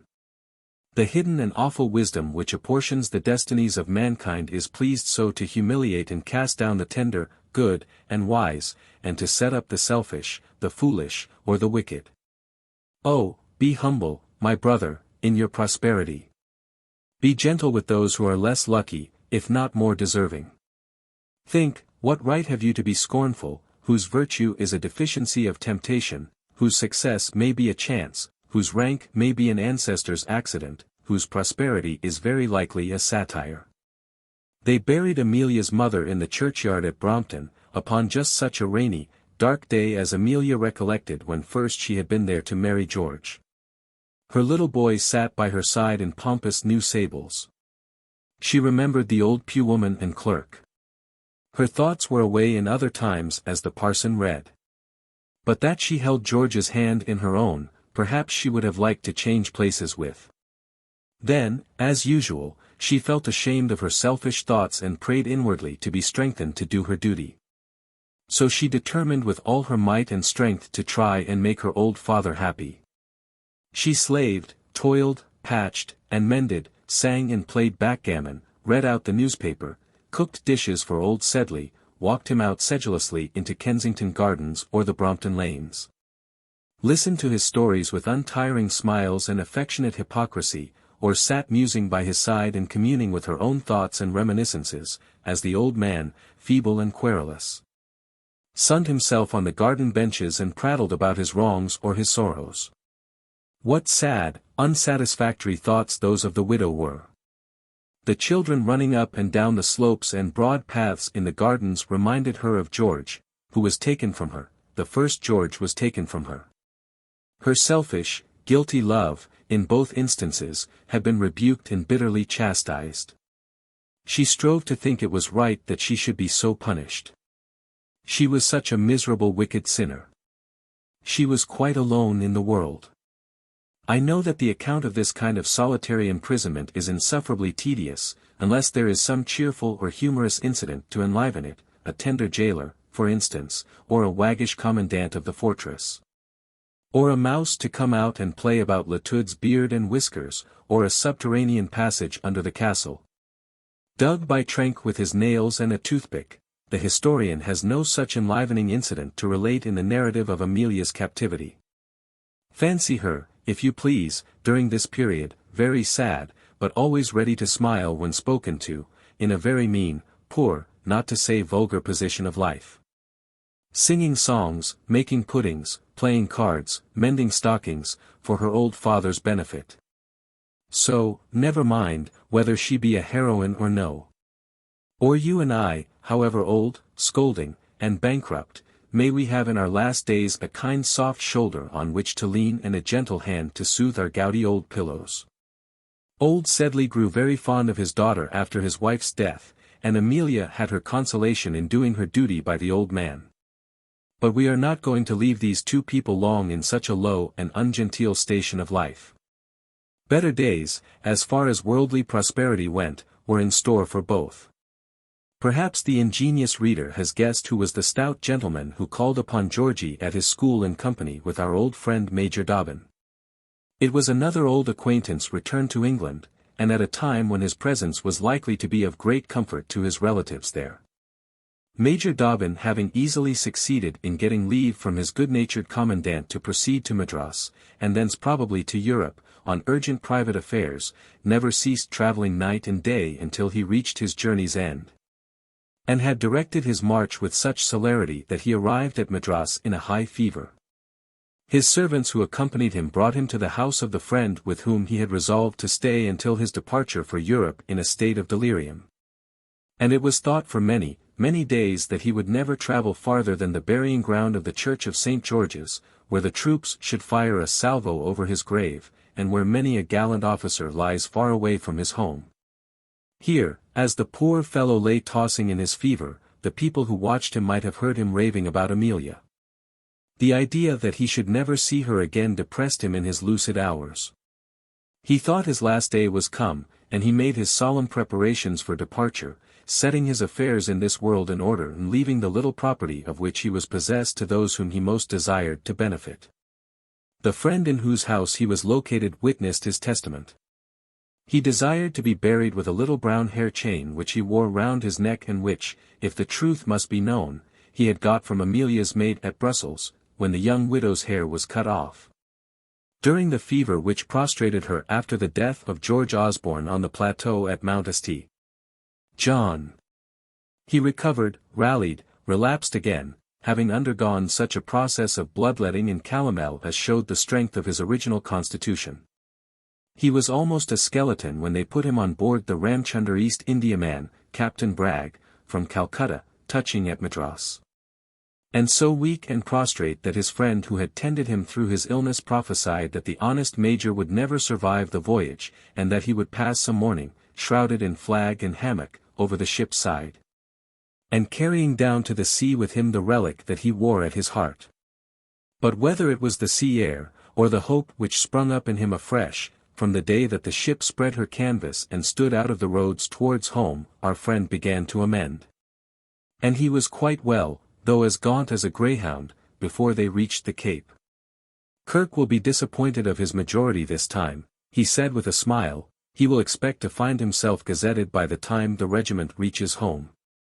For it must be premised that while the major was lying ill at Madras, having made such prodigious haste to go thither, the gallant, which had passed many years abroad. Which after its return from the West Indies had been balked of its stay at home by the Waterloo campaign, and had been ordered from Flanders to India, had received orders home. And the Major might have accompanied his comrades, had he chosen to wait for their arrival at Madras. Perhaps he was not inclined to put himself in his exhausted state again under the guardianship of Glorvina. "I think Miss O'Dowd would have done for me," he said laughingly to a fellow passenger, "if we had had her on board, and when she had sunk me, she would have fallen upon you, depend upon it, and carried you in as a prize to Southampton, Jos. My boy." For indeed it was no other than our stout friend who was also a passenger on board the Ramchunder. He had passed 10 years in Bengal. Constant dinners, tiffins, pale ale and claret, the prodigious labour of cutchery, and the refreshment of brandy pawnee which he was forced to take there, had their effect upon Waterloo Sedley. A voyage to Europe was pronounced necessary for him, and having served his full time in India and had fine appointments which had enabled him to lay by a considerable sum of money, he was free to come home and stay with a good pension. Or to return and resume that rank in the service to which his seniority and his vast talents entitled him. He was rather thinner than when we last saw him, but had gained in majesty and solemnity of demeanour. He had resumed the mustachios to which his services at Waterloo entitled him, and swaggered about on deck in a magnificent velvet cap with a gold band and a profuse ornamentation of pins and jewellery about his person. He took breakfast in his cabin and dressed as solemnly to appear on the quarterdeck as if he were going to turn out for Bond Street, or the course at Calcutta. He brought a native servant with him, who was his valet and pipe-bearer and who wore the Sedley crest in silver on his turban. That oriental menial had a wretched life under the tyranny of Jos Sedley. Jos was as vain of his person as a woman, and took as long a time at his toilette as any fading beauty. The youngsters among the passengers, young chaffers of the 150th, and poor little Ricketts, coming home after his third fever, used to draw out Sedley at the cuddy table and make him tell prodigious stories about himself and his exploits against tigers and Napoleon. He was great when he visited the Emperor's tomb at Longwood, when to these gentlemen and the young officers of the ship, Major Dobbin not being by, he described the whole battle of Waterloo and all but announced that Napoleon never would have gone to St. Helena at all but for him, Jos Sedley. After leaving St. Helena he became very generous, disposing of a great quantity of ship stores, claret, preserved meats, and great casks packed with soda water, brought out for his private delectation. There were no ladies on board. The Major gave the pas of precedency to the civilian, so that he was the first dignitary at table, and treated by Captain Bragg and the officers of the Ramchunder with the respect which his rank warranted. He disappeared rather in a panic during a 2 days' gale, in which he had the portholes of his cabin battened down, and remained in his cot reading the Washerwoman of Finchley Common. Left on board the Ramchunder by the Right Honourable the Lady Emily Hornblower, wife of the Rev. Silas Hornblower, when on their passage out to the Cape, where the reverend gentleman was a missionary. But, for common reading, he had brought a stock of novels and plays which he lent to the rest of the ship, and rendered himself agreeable to all by his kindness and condescension. Many and many a night as the ship was cutting through the roaring dark sea, the moon and stars shining overhead and the bells singing out the watch, Mr. Sedley and the Major would sit on the quarterdeck of the vessel talking about home, as the Major smoked his cheroot and the civilian puffed at the hookah which his servant prepared for him.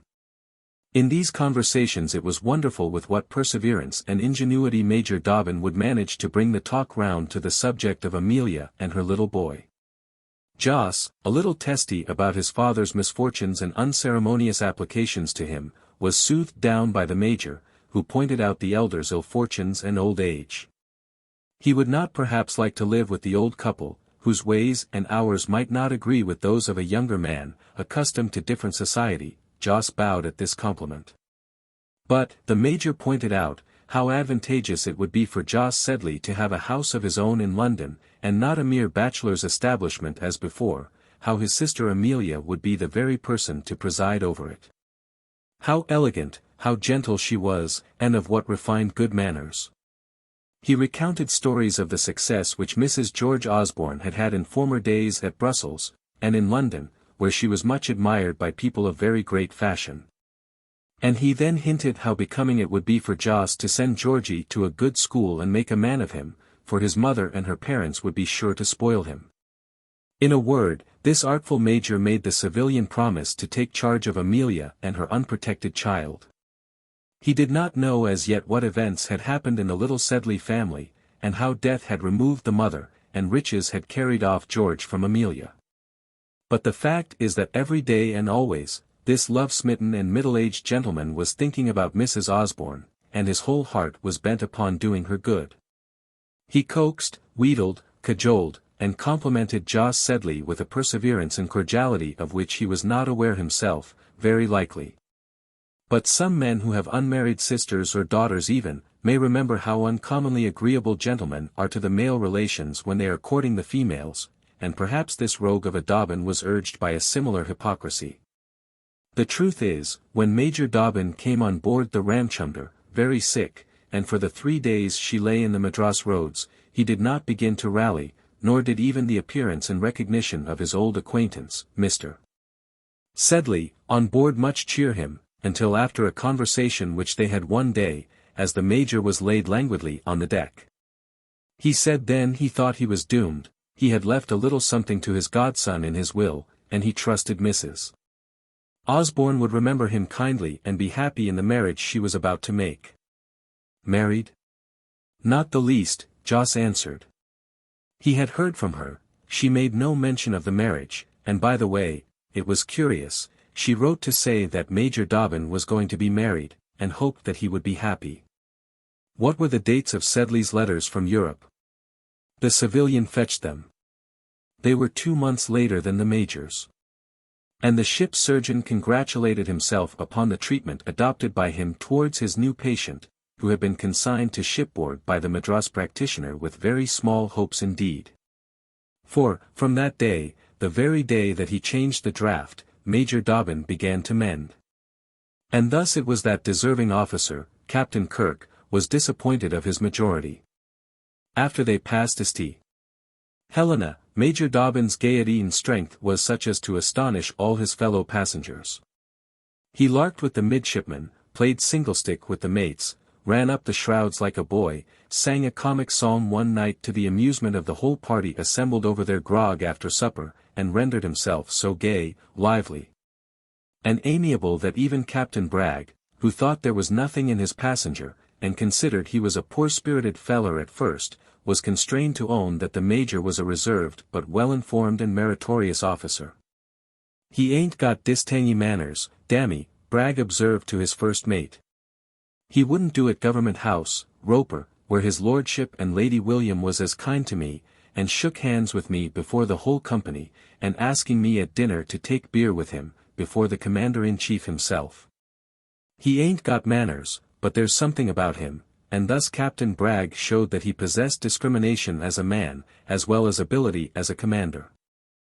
But a calm taking place when the Ramchunder was within 10 days' sail of England, Dobbin became so impatient and ill-humoured as to surprise those comrades who had before admired his vivacity and good temper. He did not recover until the breeze sprang up again, and was in a highly excited state when the pilot came on board. Good God, how his heart beat as the 2 friendly spires of Southampton came in sight. LVIII, our friend the Major. Our Major had rendered himself so popular on board the Ramchunder that when he and Mr. Sedley descended into the welcome shoreboat which was to take them from the ship, the whole crew, men and officers, the great Captain Bragg himself leading off, gave 3 cheers for Major Dobbin, who blushed very much and ducked his head in token of thanks. Joss, who very likely thought the cheers were for himself, took off his gold-laced cap and waved it majestically to his friends, and they were pulled to shore and landed with great dignity at the pier, whence they proceeded to the Royal George Hotel.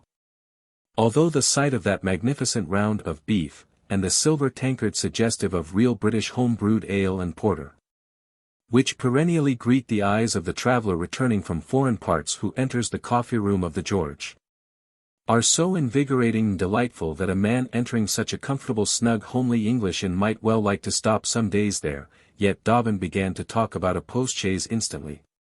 And was no sooner at Southampton than he wished to be on the road to London. Jos, however, would not hear of moving that evening. Why was he to pass a night in a post-chaise instead of a great large undulating downy feather-bed which was there ready to replace the horrid little narrow crib in which the portly Bengal gentleman had been confined during the voyage? He could not think of moving till his baggage was cleared, or of travelling until he could do so with his chillum. So the Major was forced to wait over that night, and dispatched a letter to his family announcing his arrival, entreating from Jos a promise to write to his own friends. Jos promised, but didn't keep his promise. The captain, the surgeon, and 1 or 2 passengers came and dined with our 2 gentlemen at the inn, Jos exerting himself in a sumptuous way in ordering the dinner and promising to go to town the next day with the Major. The landlord said it did his eyes good to see Mr. Sedley take off his first pint of porter. If I had time and dared to enter into digressions, would write a chapter about that first pint of porter drunk upon English ground. Ah, how good it is! It is worthwhile to leave home for a year, just to enjoy that one draught. Major Dobbin made his appearance the next morning very neatly shaved and dressed, according to his wont. Indeed, it was so early in the morning that nobody was up in the house except that wonderful Boots of an inn who never seems to want sleep. And the Major could hear the snores of the various inmates of the house roaring through the corridors as he creaked about in those dim passages. Then the sleepless Boots went shirking round from door to door, gathering up at each the Bluchers, Wellingtons, Oxonians, which stood outside. Then Jos's native servant arose and began to get ready his master's ponderous dressing apparatus and prepare his hookah. Then the maidservants got up, and meeting the dark man in the passages, shrieked, and mistook him for the devil. He and Dobbin stumbled over their pails in the passages as they were scouring the decks of the Royal George. When the first unshorn waiter appeared and unbarred the door of the inn, the Major thought that the time for departure was arrived, and ordered a post-chaise to be fetched instantly, that they might set off. He then directed his steps to Mr. Sedley's room and opened the curtains of the great large family bed wherein Mr. Jos was snoring. "Come, up, Sedley," the Major said, "it's time to be off, the chaise will be at the door in half an hour." Jos growled from under the counterpane to know what the time was. But when he at last extorted from the blushing Major, who never told fibs, however they might be to his advantage, what was the real hour of the morning, he broke out into a volley of bad language, which we will not repeat here. But by which he gave Dobbin to understand that he would jeopardy his soul if he got up at that moment, that the Major might go and be hanged, that he would not travel with Dobbin. And that it was most unkind and ungentlemanlike to disturb a man out of his sleep in that way. On which the discomfited Major was obliged to retreat, leaving Jos to resume his interrupted slumbers. The chaise came up presently, and the Major would wait no longer. If he had been an English nobleman travelling on a pleasure tour, or a newspaper courier bearing dispatches, government messages are generally carried much more quietly, he could not have travelled more quickly. The postboys wondered at the fees he flung amongst them. How happy and green the country looked as the chaise whirled rapidly from milestone to milestone, through neat country towns where landlords came out to welcome him with smiles and bows. By pretty roadside inns, where the signs hung on the elms, and horses and wagoners were drinking under the checkered shadow of the trees, by old halls and parks. Rustic hamlets clustered round ancient grey churches, and through the charming friendly English landscape. Is there any in the world like it? To a traveller returning home it looks so kind, it seems to shake hands with you as you pass through it. Well, Major Dobbin passed through all this from Southampton to London, and without noting much beyond the milestones along the road. You see he was so eager to see his parents at Camberwell. He grudged the time lost between Piccadilly and his old haunt at the Slaughters, whither he drove faithfully. Long years had passed since he saw it last, since he and George, as young men, had enjoyed many a feast, and held many a revel there. He had now passed into the stage of old fellowhood. His hair was grizzled, and many a passion and feeling of his youth had grown grey in that interval. There, however, stood the old waiter at the door, in the same greasy black suit, with the same double chin and flaccid face, with the same huge bunch of seals at his fob, rattling his money in his pockets as before. And receiving the Major as if he had gone away only a week ago. "Put the Major's things in 23, that's his room," John said, exhibiting not the least surprise. "Roast fowl for your dinner, I suppose. You ain't got married? They said you was married, the Scotch surgeon of yours was here." "No, it was Captain Humby of the 33rd, as was quartered with the th in G. Like any warm water? What do you come in a chay for, ain't the coach good enough?" And with this, the faithful waiter, who knew and remembered every officer who used the house, and with whom 10 years were but as yesterday, led the way up to Dobbin's old room, where stood the great marine bed, and the shabby carpet. A thought more dingy, and all the old black furniture covered with faded chintz, just as the Major recollected them in his youth. He remembered George pacing up and down the room, and biting his nails, and swearing that the governor must come round, and that if he didn't care a straw, on the day before he was married. He could fancy him walking in, banging the door of Dobbin's room, and his own hard by. "You ain't got young," John said, calmly surveying his friend of former days. Dobbin laughed. "10 years and a fever don't make a man young, John," he said. "It is you that are always young, no, you are always old." "What became of Captain Osborne's widow?" John said. "Fine young fellow that. Lord, how he used to spend his money. He never came back after that day he was marched from here. He owes me £3 at this minute. Look here, I have it in my book. April 10th, 1815, Captain Osborne, £3. I wonder whether his father would pay me," and so saying, John of the Slaughters pulled out the very morocco pocketbook in which he had noted his loan to the captain, upon a greasy faded page still extant. With many other scrawled memoranda regarding the bygone frequenters of the house. Having inducted his customer into the room, John retired with perfect calmness. And Major Dobbin, not without a blush and a grin at his own absurdity, chose out of his kit the very smartest and most becoming civil costume he possessed, and laughed at his own tanned face and grey hair, as he surveyed them in the dreary little toilet glass on the dressing table. "I'm glad old John didn't forget me," he thought. "She'll know me, too, I hope." And he sallied out of the inn, bending his steps once more in the direction of Brompton. Every minute incident of his last meeting with Amelia was present to the constant man's mind as he walked towards her house.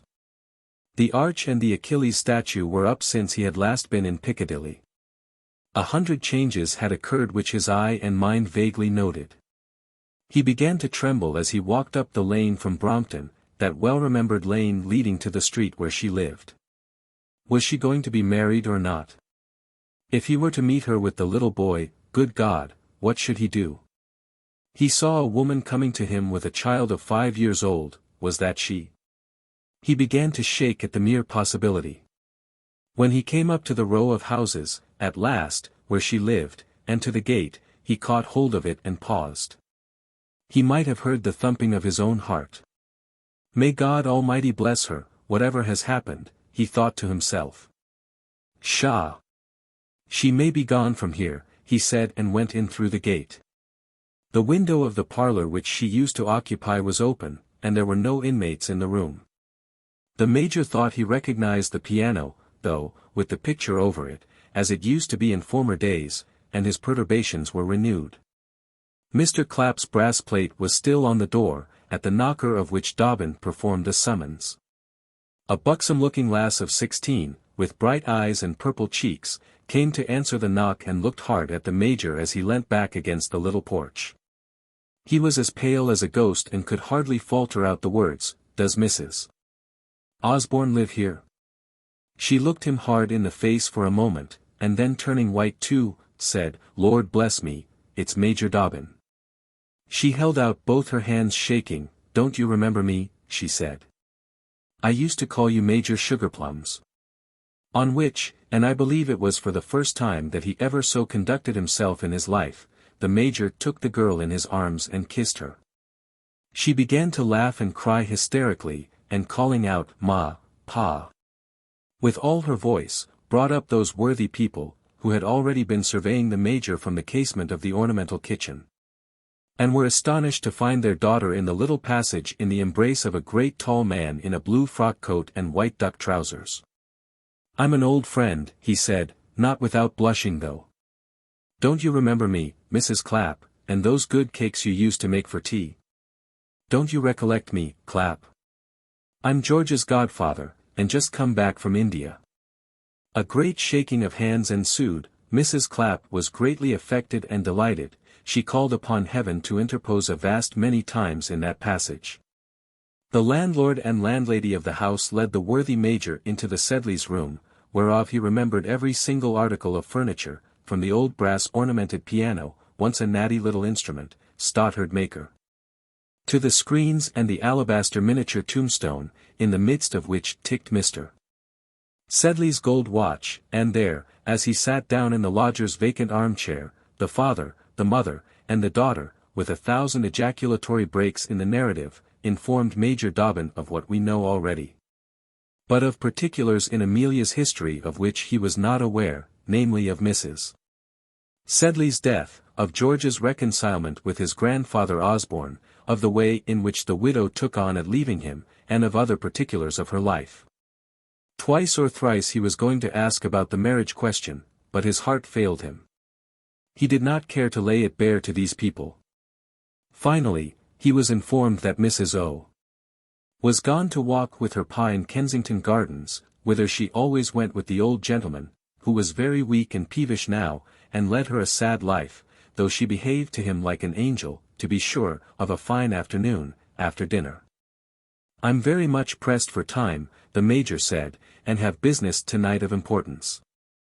I should like to see Mrs. Osborne though. Suppose Miss Polly would come with me and show me the way?" Miss Polly was charmed and astonished at this proposal. She knew the way. She would show Major Dobbin. She had often been with Mr. Sedley when Mrs. O. was gone Russell Square way, and knew the bench where he liked to sit.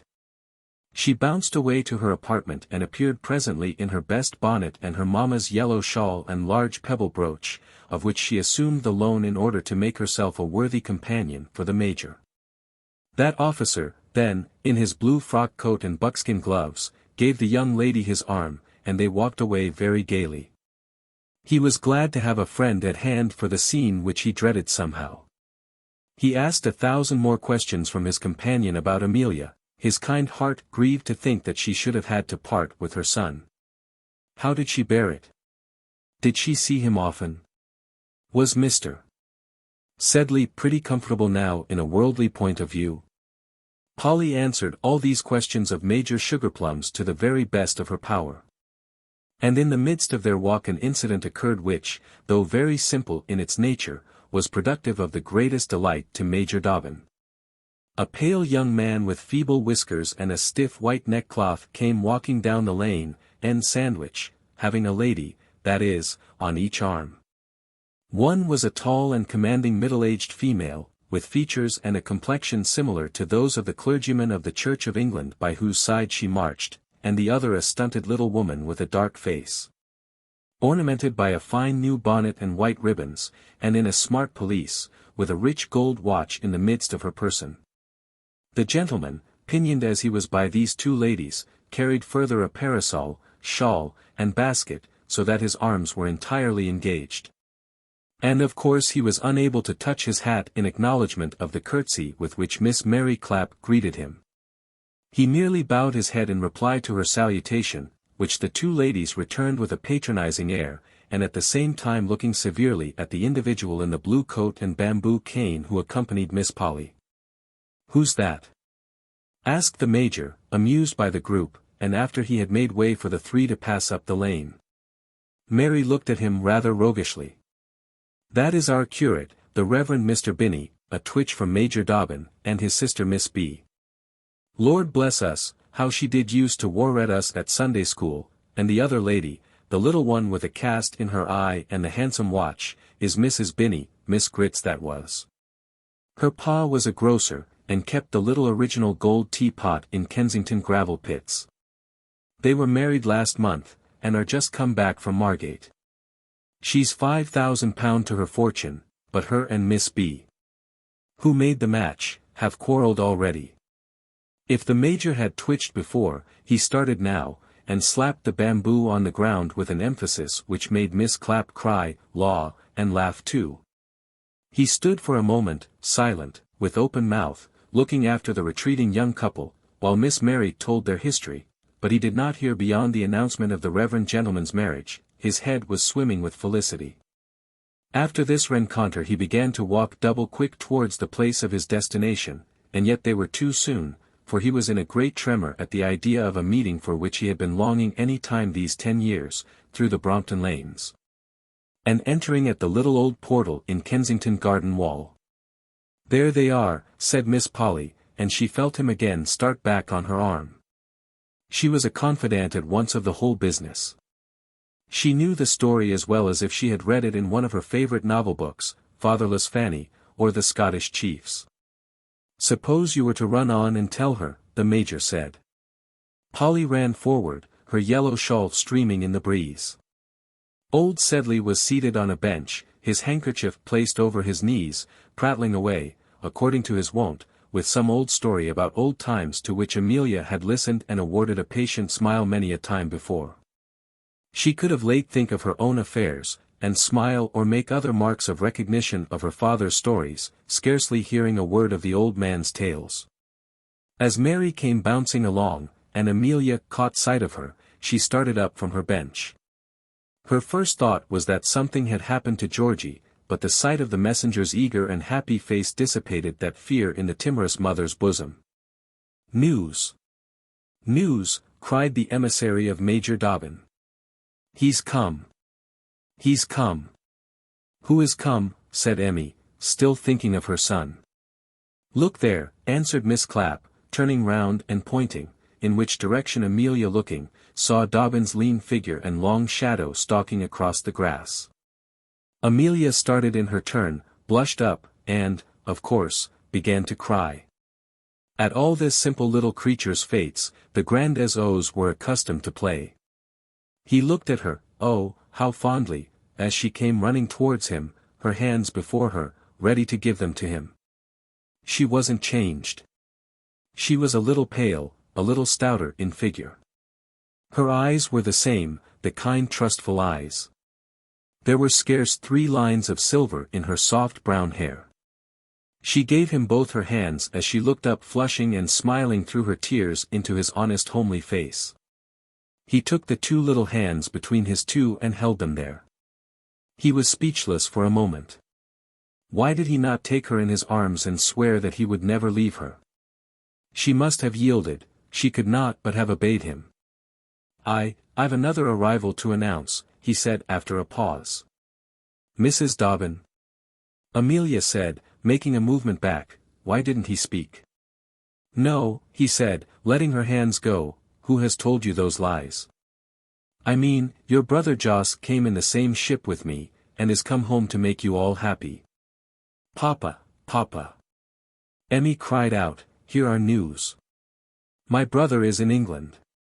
He is come to take care of you. Here is Major Dobbin." Mr. Sedley started up, shaking a great deal and gathering up his thoughts. Then he stepped forward and made an old-fashioned bow to the Major, whom he called Mr. Dobbin, and hoped his worthy father, Sir William, was quite well. He proposed to call upon Sir William, who had done him the honour of a visit a short time ago. Sir William had not called upon the old gentleman for 8 years, it was that visit he was thinking of returning. "He is very much shaken," Emmy whispered as Dobbin went up and cordially shook hands with the old man. Although he had such particular business in London that evening, the Major consented to forego it upon Mr. Sedley's invitation to him to come home and partake of tea. Amelia put her arm under that of her young friend with the yellow shawl and headed the party on their return homewards, so that Mr. Sedley fell to Dobbin's share. The old man walked very slowly and told a number of ancient histories about himself and his poor Bessie, his former prosperity, and his bankruptcy. His thoughts, as is usual with failing old men, were quite in former times. The present, with the exception of the one catastrophe which he felt, he knew little about. The Major was glad to let him talk on. His eyes were fixed upon the figure in front of him, the dear little figure always present to his imagination and in his prayers, and visiting his dreams wakeful or slumbering. Amelia was very happy, smiling, and active all that evening, performing her duties as hostess of the little entertainment with the utmost grace and propriety, as Dobbin thought. His eyes followed her about as they sat in the twilight. How many a time had he longed for that moment and thought of her far away under hot winds and in weary marches, gentle and happy, kindly ministering to the wants of old age, and decorating poverty with sweet submission, as he saw her now. I do not say that his taste was the highest, or that it is the duty of great intellects to be content with a bread-and-butter paradise, such as sufficed our simple old friend. But his desires were of this sort, whether for good or bad, and, with Amelia to help him, he was as ready to drink as many cups of tea as Dr. Johnson. Amelia, seeing this propensity, laughingly encouraged it and looked exceedingly roguish as she administered to him cup after cup. It is true she did not know that the Major had had no dinner and that the cloth was laid for him at the Slaughters', and a plate laid thereon to mark that the table was retained. In that very box in which the Major and George had sat many a time carousing, when she was a child just come home from Miss Pinkerton's school. The first thing Mrs. Osborne showed the Major was Georgy's miniature, for which she ran upstairs on her arrival at home. It was not half handsome enough of course for the boy, but wasn't it noble of him to think of bringing it to his mother? Whilst her papa was awake she did not talk much about Georgy. To hear about Mr. Osborne and Russell Square was not agreeable to the old man, who very likely was unconscious that he had been living for some months past mainly on the bounty of his richer rival, and lost his temper if allusion was made to the other. Dobbin told him all, and a little more perhaps than all, that had happened on board the Ramchunder, and exaggerated Jos's benevolent dispositions towards his father and resolution to make him comfortable in his old days. The truth is that during the voyage the Major had impressed this duty most strongly upon his fellow passenger and extorted promises from him that he would take charge of his sister and her child.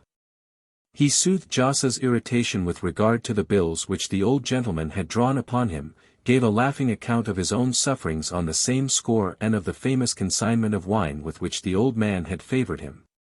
And brought Mr.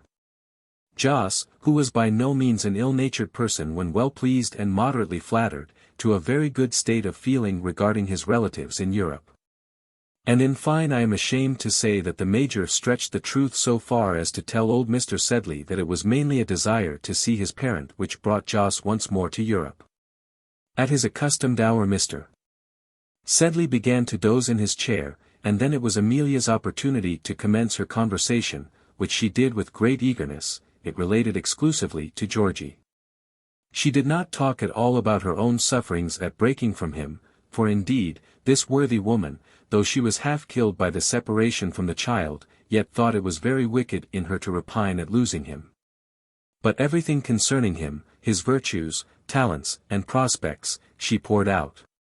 She described his angelic beauty, narrated 100 instances of his generosity and greatness of mind whilst living with her.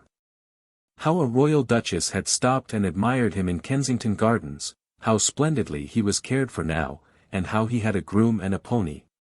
What quickness and cleverness he had, and what a prodigiously well-read and delightful person the Reverend Lawrence Veal was, George's master. He knows everything, Amelia said. He has the most delightful parties. You who are so learned yourself, and have read so much, and are so clever and accomplished, don't shake your head and say no. He always used to say you will be charmed with Mr. Veal's parties. The last Tuesday in every month. He says there is no place in the bar or the Senate that Georgy may not aspire to. Look here, and she went to the piano drawer and drew out a theme of Georgy's composition. This great effort of genius, which is still in the possession of George's mother, is as follows. On selfishness, of all the vices which degrade the human character, selfishness is the most odious and contemptible. An undue love of self leads to the most monstrous crimes and occasions the greatest misfortunes both in states and families. As a selfish man will impoverish his family and often bring them to ruin, so a selfish king brings ruin on his people and often plunges them into war. Example, the selfishness of Achilles, as remarked by the poet Homer, occasioned 1,000 woes to the Greeks, mu neuro alpha chi alpha iota omicron lambda gamma theta eta kappa epsilon, Hom. Il.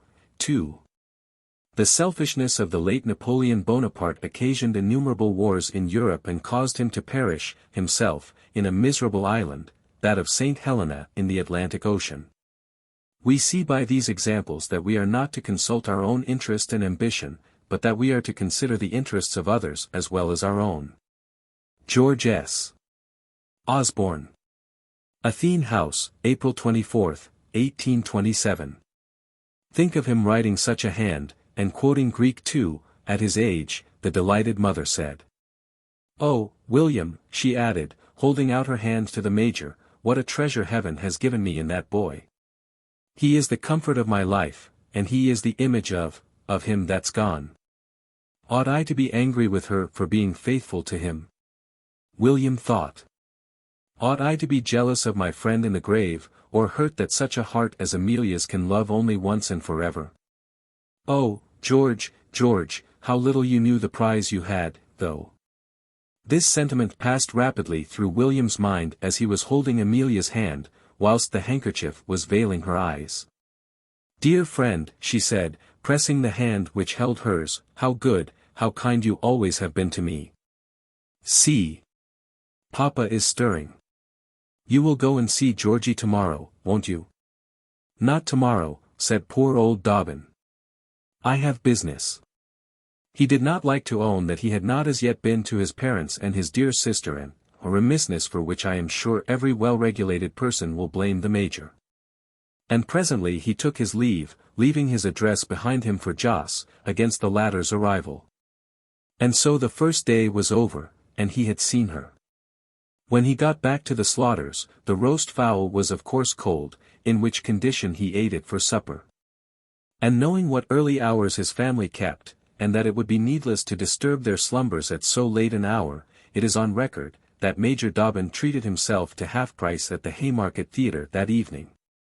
Where let us hope he enjoyed himself. LIX, the old piano. The Major's visit left old John Sedley in a great state of agitation and excitement. His daughter could not induce him to settle down to his customary occupations or amusements that night. He passed the evening fumbling amongst his boxes and desks, untying his papers with trembling hands, and sorting and arranging them against Joss's arrival. He had them in the greatest order, his tapes and his files, his receipts, and his letters with lawyers and correspondents. The documents relative to the wine project, which failed from a most unaccountable accident, after commencing with the most splendid prospects. The coal project, which only a want of capital prevented from becoming the most successful scheme ever put before the public, the patent sawmills and sawdust consolidation project, etc. etc.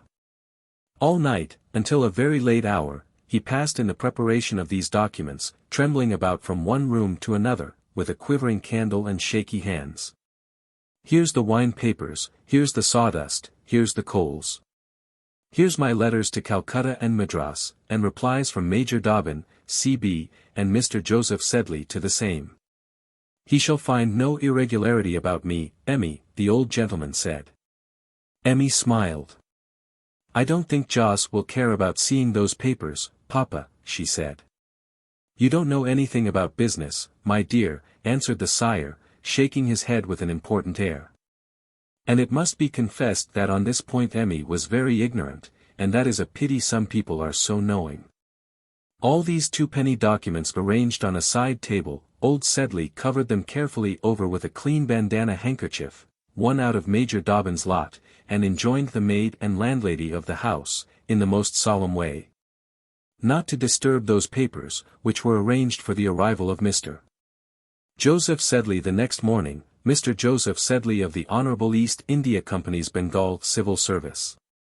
Amelia found him up very early the next morning, more eager, more hectic, and more shaky than ever. I didn't sleep much, Emmy, my dear, he said. I was thinking of my poor Bessie. I wish she was alive, to ride in Jos's carriage once again. She kept her own and became it very well. And his eyes filled with tears, which trickled down his furrowed old face. Amelia wiped them away, and smilingly kissed him, and tied the old man's neckcloth in a smart bow, and put his brooch into his best shirt frill, in which, in his Sunday suit of mourning, he sat from 6 o'clock in the morning awaiting the arrival of his son. However, when the postman made his appearance, the little party were put out of suspense by the receipt of a letter from Jos to his sister, who announced that he felt a little fatigued after his voyage, and should not be able to move on that day, but that he would leave Southampton early the next morning and be with his father and mother at evening. Amelia, as she read out the letter to her father, paused over the latter word. Her brother, it was clear, did not know what had happened in the family. Nor could he, for the fact is that, though the Major rightly suspected that his travelling companion never would be got into motion in so short a space as 24 hours, and would find some excuse for delaying, yet Dobbin had not written to Jos to inform him of the calamity which had befallen the Sedley family, being occupied in talking with Amelia until long after post hour. There are some splendid tailors' shops in the High Street of Southampton, in the fine plate-glass windows of which hang gorgeous waistcoats of all sorts, of silk and velvet, and gold and crimson, and pictures of the last new fashions, in which those wonderful gentlemen with quizzing glasses, and holding on to little boys with the exceeding large eyes and curly hair, ogle ladies in riding habits prancing by the statue of Achilles at Apsley House. Jos, although provided with some of the most splendid vests that Calcutta could furnish, thought he could not go to town until he was supplied with one or two of these garments, and selected a crimson satin, embroidered with gold butterflies, and a black and red velvet tartan with white stripes and a rolling collar, with which, and a rich blue satin stock and a gold pin, consisting of a 5-barred gate with a horseman in pink enamel jumping over it. He thought he might make his entry into London with some dignity. For Jos's former shyness and blundering blushing timidity had given way to a more candid and courageous self-assertion of his worth. "I don't care about owning it," Waterloo Sedley would say to his friends, "I am a dressy man."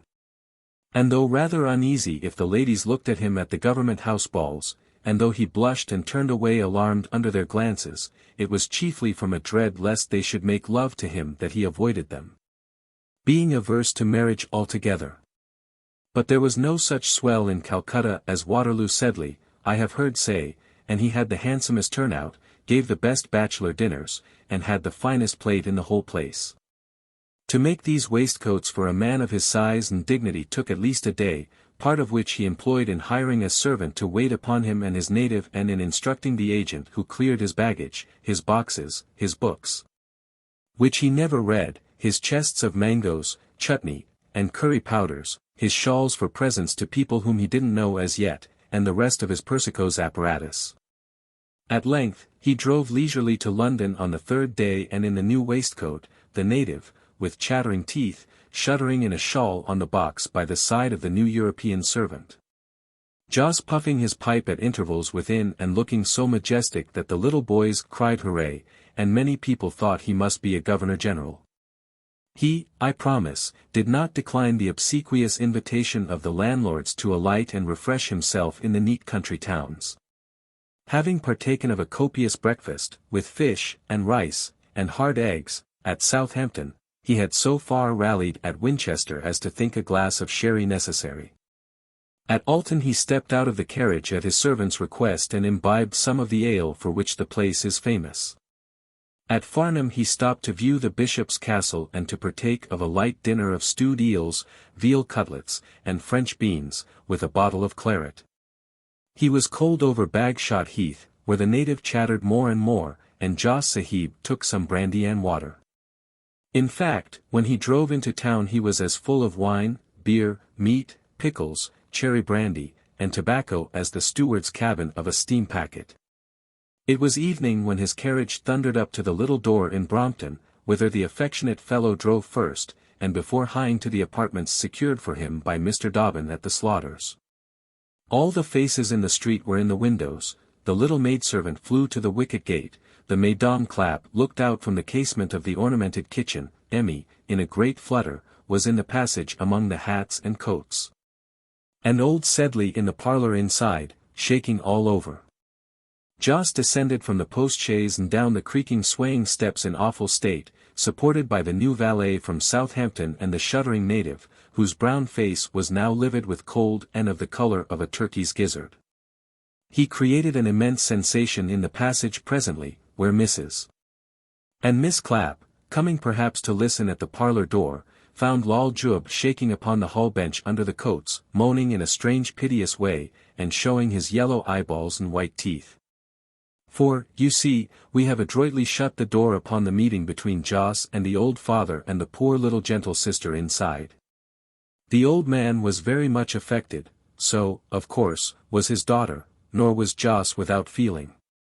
In that long absence of 10 years, the most selfish will think about home and early ties. Distance sanctifies both. Long brooding over those lost pleasures exaggerates their charm and sweetness. Jos was unaffectedly glad to see and shake the hand of his father, between whom and himself there had been a coolness, glad to see his little sister, whom he remembered so pretty and smiling, and pained at the alteration which time, grief, and misfortune had made in the shattered old man.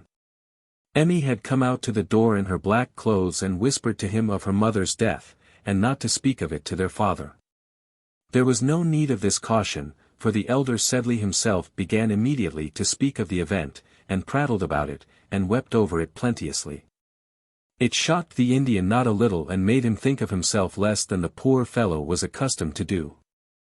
The result of the interview must have been very satisfactory, for when Jos had reascended his post-chaise and had driven away to his hotel, Emmy embraced her father tenderly, appealing to him with an air of triumph, and asking the old man whether she did not always say that her brother had a good heart. Indeed, Joseph Sedley, affected by the humble position in which he found his relations, and in the expansiveness and overflowing of heart occasioned by the first meeting, declared that they should never suffer want or discomfort any more. That he was at home for some time at any rate, during which his house and everything he had should be theirs, and that Amelia would look very pretty at the head of his table, until she would accept one of her own. She shook her head sadly and had, as usual, recourse to the waterworks. She knew what he meant. She and her young confidante, Miss Mary, had talked over the matter most fully, the very night of the Major's visit, beyond which time the impetuous Polly could not refrain from talking of the discovery which she had made, and describing the start and tremor of joy by which Major Dobbin betrayed himself when Mr. Binney passed with his bride and the Major learned that he had no longer a rival to fear. "Didn't you see how he shook all over when you asked if he was married and he said, 'Who told you those lies?'" "Oh, ma'am," Polly said, "he never kept his eyes off you, and I'm sure he's grown grey a-thinking of you." But Amelia, looking up at her bed, over which hung the portraits of her husband and son, told her young protégé never, never, to speak on that subject again. That Major Dobbin had been her husband's dearest friend and her own and George's most kind and affectionate guardian. That she loved him as a brother, but that a woman who had been married to such an angel as that, and she pointed to the wall, could never think of any other union. Poor Polly sighed. She thought what she should do if young Mr. Tomkins, at the surgery, who always looked at her so at church, and who, by those mere aggressive glances had put her timorous little heart into such a flutter that she was ready to surrender at once, what she should do if he were to die. She knew he was consumptive, his cheeks were so red and he was so uncommon thin in the waist. Not that Emmy, being made aware of the honest Major's passion, rebuffed him in any way, or felt displeased with him. Such an attachment from so true and loyal a gentleman could make no woman angry. Desdemona was not angry with Cassio, though there is very little doubt she saw the lieutenant's partiality for her, and I for my part believe that many more things took place in that sad affair than the worthy Moorish officer ever knew of. Why, Miranda was even very kind to Caliban, and we may be pretty sure for the same reason. Not that she would encourage him in the least, the poor uncouth monster, of course not. No more would Emmy by any means encourage her admirer, the Major. She would give him that friendly regard, which so much excellence and fidelity merited. She would treat him with perfect cordiality and frankness until he made his proposals, and then it would be time enough for her to speak and to put an end to hopes which never could be realized. She slept, therefore, very soundly that evening, after the conversation with Miss Polly, and was more than ordinarily happy, in spite of Joss's delaying. "I am glad he is not going to marry that Miss O'Dowd," she thought. Colonel O'Dowd never could have a sister fit for such an accomplished man as Major William. Who was there amongst her little circle who would make him a good wife? Not Miss Binny, she was too old and ill-tempered. Miss Osborne. Too old too. Little Polly was too young. Mrs. Osborne could not find anybody to suit the Major before she went to sleep. The same morning brought Major Dobbin a letter to the Slaughters' coffee-house from his friend at Southampton, begging dear Dobb to excuse Joss for being in a rage when awakened the day before. He had a confounded headache, and was just in his first sleep, and entreating Dobb to engage comfortable rooms at the Slaughters for Mr. Sedley and his servants. The Major had become necessary to Joss during the voyage. He was attached to him, and hung upon him. The other passengers were away to London. Young Ricketts and little Chaffers went away on the coach that day, Ricketts on the box, and taking the reins from Botley. The doctor was off to his family at Portsea, Bragg gone to town to his copartners, and the first mate busy in the unloading of the Ramchunder. Mr. Joe was very lonely at Southampton, and got the landlord of the George to take a glass of wine with him that day, at the very hour at which Major Dobbin was seated at the table of his father, Sir William. Where his sister found out, for it was impossible for the Major to tell fibs, that he had been to see Mrs. George Osborne. Joss was so comfortably situated in St. Martin's Lane, he could enjoy his hookah there with such perfect ease, and could swagger down to the theatres, when minded, so agreeably, that, perhaps, he would have remained altogether at the Slaughters had not his friend, the Major, been at his elbow. That gentleman would not let the Bengali rest until he had executed his promise of having a home for Amelia and his father. Joss was a soft fellow in anybody's hands, Dobbin most active in anybody's concerns but his own. The civilian was, therefore, an easy victim to the guileless arts of this good-natured diplomatist, and was ready to purchase, hire, or relinquish whatever his friend thought fit. Lal Jub, of whom the boys about St. Martin's Lane used to make cruel fun whenever he showed his dusky countenance in the street, was sent back to Calcutta in the Lady Kicklebury East Indiaman, in which Sir William Dobbin had a share. Having previously taught Joss's European the art of preparing curries, pilaus, and pipes. It was a matter of great delight and occupation to Joss to superintend the building of a smart chariot which he and the Major ordered in the neighbouring Long Acre, and a pair of handsome horses were jobbed, with which Joss drove about in state in the park, or to call upon his Indian friends. Amelia was not seldom by his side on these excursions, when also Major Dobbin would be seen in the back seat of the carriage. At other times old Sedley and his daughter took advantage of it, and Miss Clapp, who frequently accompanied her friend, had great pleasure in being recognized as she sat in the carriage, dressed in the famous yellow shawl, by the young gentleman at the surgery, whose face might commonly be seen over the window blinds as she passed.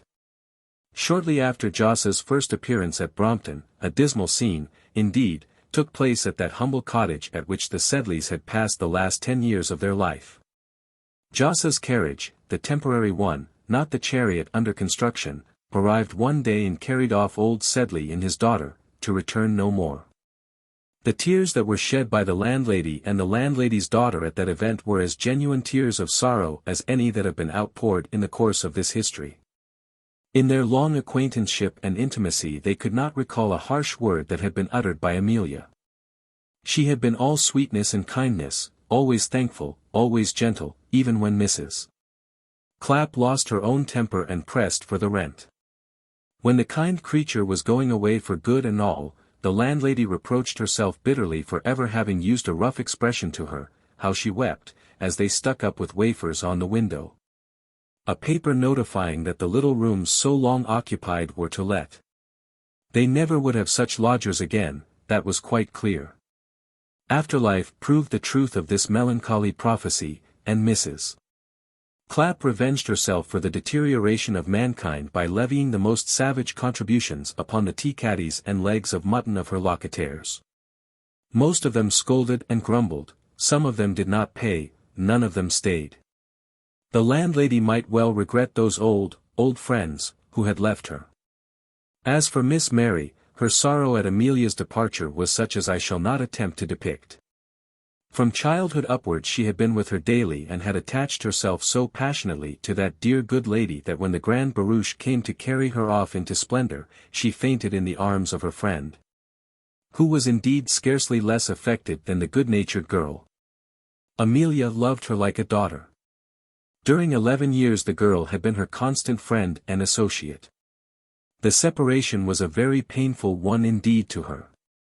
But it was of course arranged that Mary was to come and stay often at the grand new house with her Mrs. Osborne was going, and where Mary was sure she would never be so happy as she had been in their humble cot, as Miss Clapp called it, in the language of the novels which she loved. Let us hope she was wrong in her judgment. Poor Emmy's days of happiness had been very few in that humble cot. A gloomy fate had oppressed her there. She never liked to come back to the house after she had left it, or to face the landlady who had tyrannized over her when ill-humored and unpaid, or when pleased had treated her with a coarse familiarity scarcely less odious. Her servility and fulsome compliments when Emmy was in prosperity were not more to that lady's liking. She cast about notes of admiration all over the new house, extolling every article of furniture or ornament. She fingered Mrs. Osborne's dresses and calculated their price. Nothing could be too good for that sweet lady, she vowed and protested. But in the vulgar sycophant who now paid court to her, Emmy always remembered the coarse tyrant who had made her miserable many a time, to whom she had been forced to put up petitions for time, when the rent was overdue. Who cried out at her extravagance if she bought delicacies for her ailing mother or father, who had seen her humble and trampled upon her. Nobody ever heard of these griefs, which had been part of our poor little woman's lot in life. She kept them secret from her father, whose improvidence was the cause of much of her misery. She had to bear all the blame of his misdoings, and indeed was so utterly gentle and humble as to be made by nature for a victim. I hope she is not to suffer much more of that hard usage. And, as in all griefs there is said to be some consolation, I may mention that poor Mary, when left at her friend's departure in a hysterical condition, was placed under the medical treatment of the young fellow from the surgery, under whose care she rallied after a short period. Emmy, when she went away from Brompton, endowed Mary with every article of furniture that the house contained. Only taking away her pictures, the 2 pictures over the bed, and her piano, that little old piano which had now passed into a plaintive jingling old age, but which she loved for reasons of her own. She was a child when first she played on it, and her parents gave it her. It had been given to her again since, as the reader may remember, when her father's house was gone to ruin and the instrument was recovered out of the wreck. Major Dobbin was exceedingly pleased when, as he was superintending the arrangements of Jossa's new house, which the Major insisted should be very handsome and comfortable, the cart arrived from Brompton, bringing the trunks and bandboxes of the emigrants from that village, and with them the old piano. Amelia would have it up in her sitting-room, a neat little apartment on the 2nd floor, adjoining her father's chamber, and where the old gentleman sat commonly of evenings. When the men appeared then bearing this old music-box, and Amelia gave orders that it should be placed in the chamber aforesaid, Dobbin was quite elated. "I'm glad you've kept it," he said in a very sentimental manner. "I was afraid you didn't care about it." "I value it more than anything I have in the world," said Amelia. "Do you, Amelia?" cried the Major. The fact was, as he had bought it himself, though he never said anything about it, it never entered into his head to suppose that Emmy should think anybody else was the purchaser. And as a matter of course he fancied that she knew the gift came from him. "Do you, Amelia?" he said, and the question, the great question of all, was trembling on his lips, when Emmy replied, "Can I do otherwise? Did not he give it me?" "I did not know," said poor old Dobb, and his countenance fell. Emmy did not note the circumstance at the time, nor take immediate heed of the very dismal expression which honest Dobbin's countenance assumed, but she thought of it afterwards. And then it struck her, with inexpressible pain and mortification too, that it was William who was the giver of the piano, and not George, as she had fancied. It was not George's gift. The only one which she had received from her lover, as she thought, the thing she had cherished beyond all others, her dearest relic and prize. She had spoken to it about George, played his favorite airs upon it. Sat for long evening hours, touching, to the best of her simple art, melancholy harmonies on the keys, and weeping over them in silence. It was not George's relic. It was valueless now. The next time that old Sedley asked her to play, she said it was shockingly out of tune, that she had a headache, that she couldn't play. Then, according to her custom, she rebuked herself for her pettishness and ingratitude and determined to make a reparation to honest William for the slight she had not expressed to him, but had felt for his piano. A few days afterwards, as they were seated in the drawing-room, where Joss had fallen asleep with great comfort after dinner, Amelia said with rather a faltering voice to Major Dobbin. "I have to beg your pardon for something." "About what?" said he. About that little square piano. I never thanked you for it when you gave it me, many years ago, before I was married. I thought somebody else had given it. Thank you, William." She held out her hand, but the poor little woman's heart was bleeding, and as for her eyes, of course they were at their work.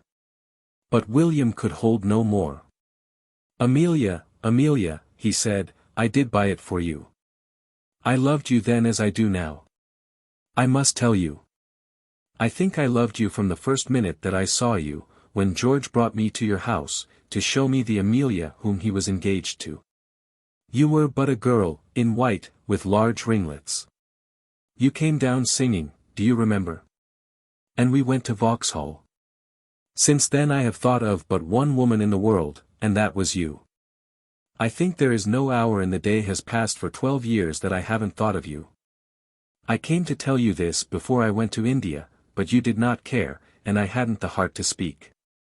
You did not care whether I stayed or went.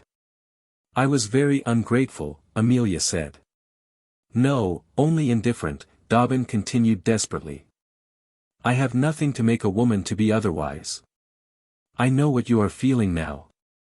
You are hurt in your heart at the discovery about the piano, and that it came from me and not from George. I forgot, or I should never have spoken of it so. It is for me to ask your pardon for being a fool for a moment, and thinking that years of constancy and devotion might have pleaded with you. It is you who are cruel now," Amelia said with some spirit. "George is my husband, here and in heaven. How could I love any other but him? I am his now as when you first saw me, dear William. It was he who told me how good and generous you were, and who taught me to love you as a brother. Have you not been everything to me and my boy? Our dearest, truest, kindest friend and protector.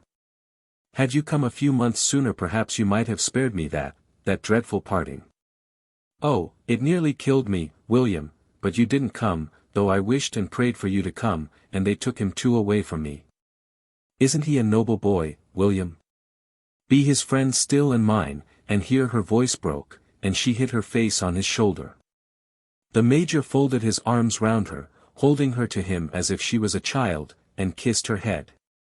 "I will not change, dear Amelia," he said. "I ask for no more than your love. I think I would not have it otherwise. Only let me stay near you and see you often." "Yes, often," Amelia said. And so William was at liberty to look and long, as the poor boy at school who has no money may sigh after the contents of the tart woman's tray. LX returns to the genteel world. Good fortune now begins to smile upon Amelia.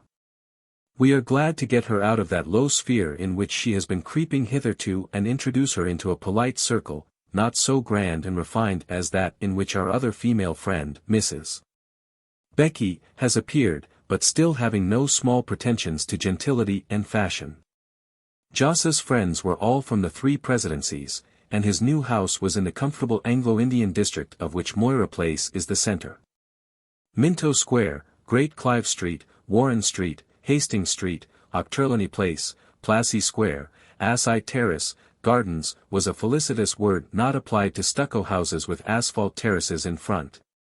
So early as 1827, who does not know these respectable abodes of the retired Indian aristocracy, and the quarter which Mr. Wenham calls the Black Hole, in a word?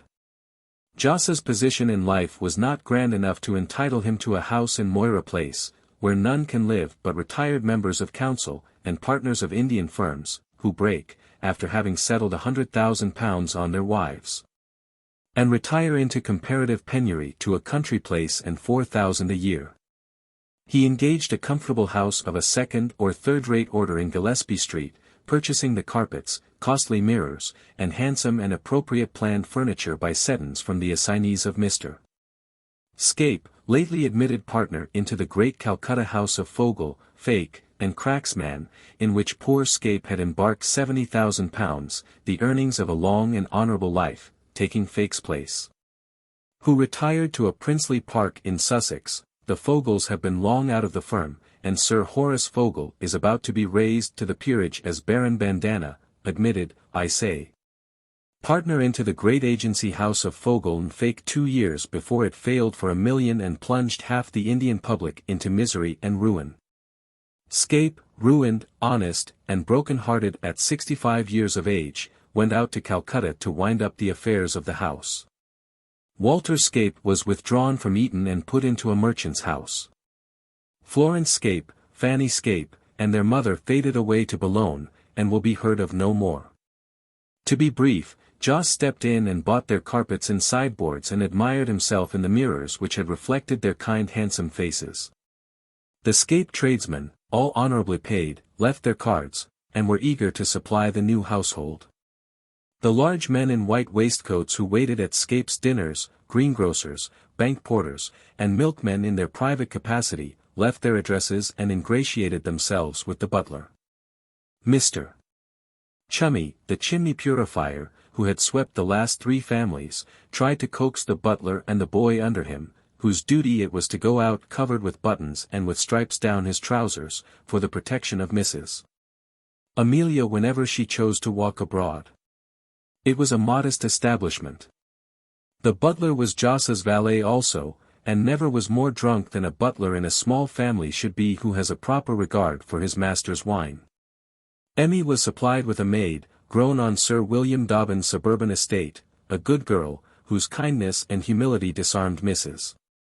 Osborne, who was at first terrified at the idea of having a servant to wait upon herself, who did not in the least know how to use one, and who always spoke to domestics with the most reverential politeness.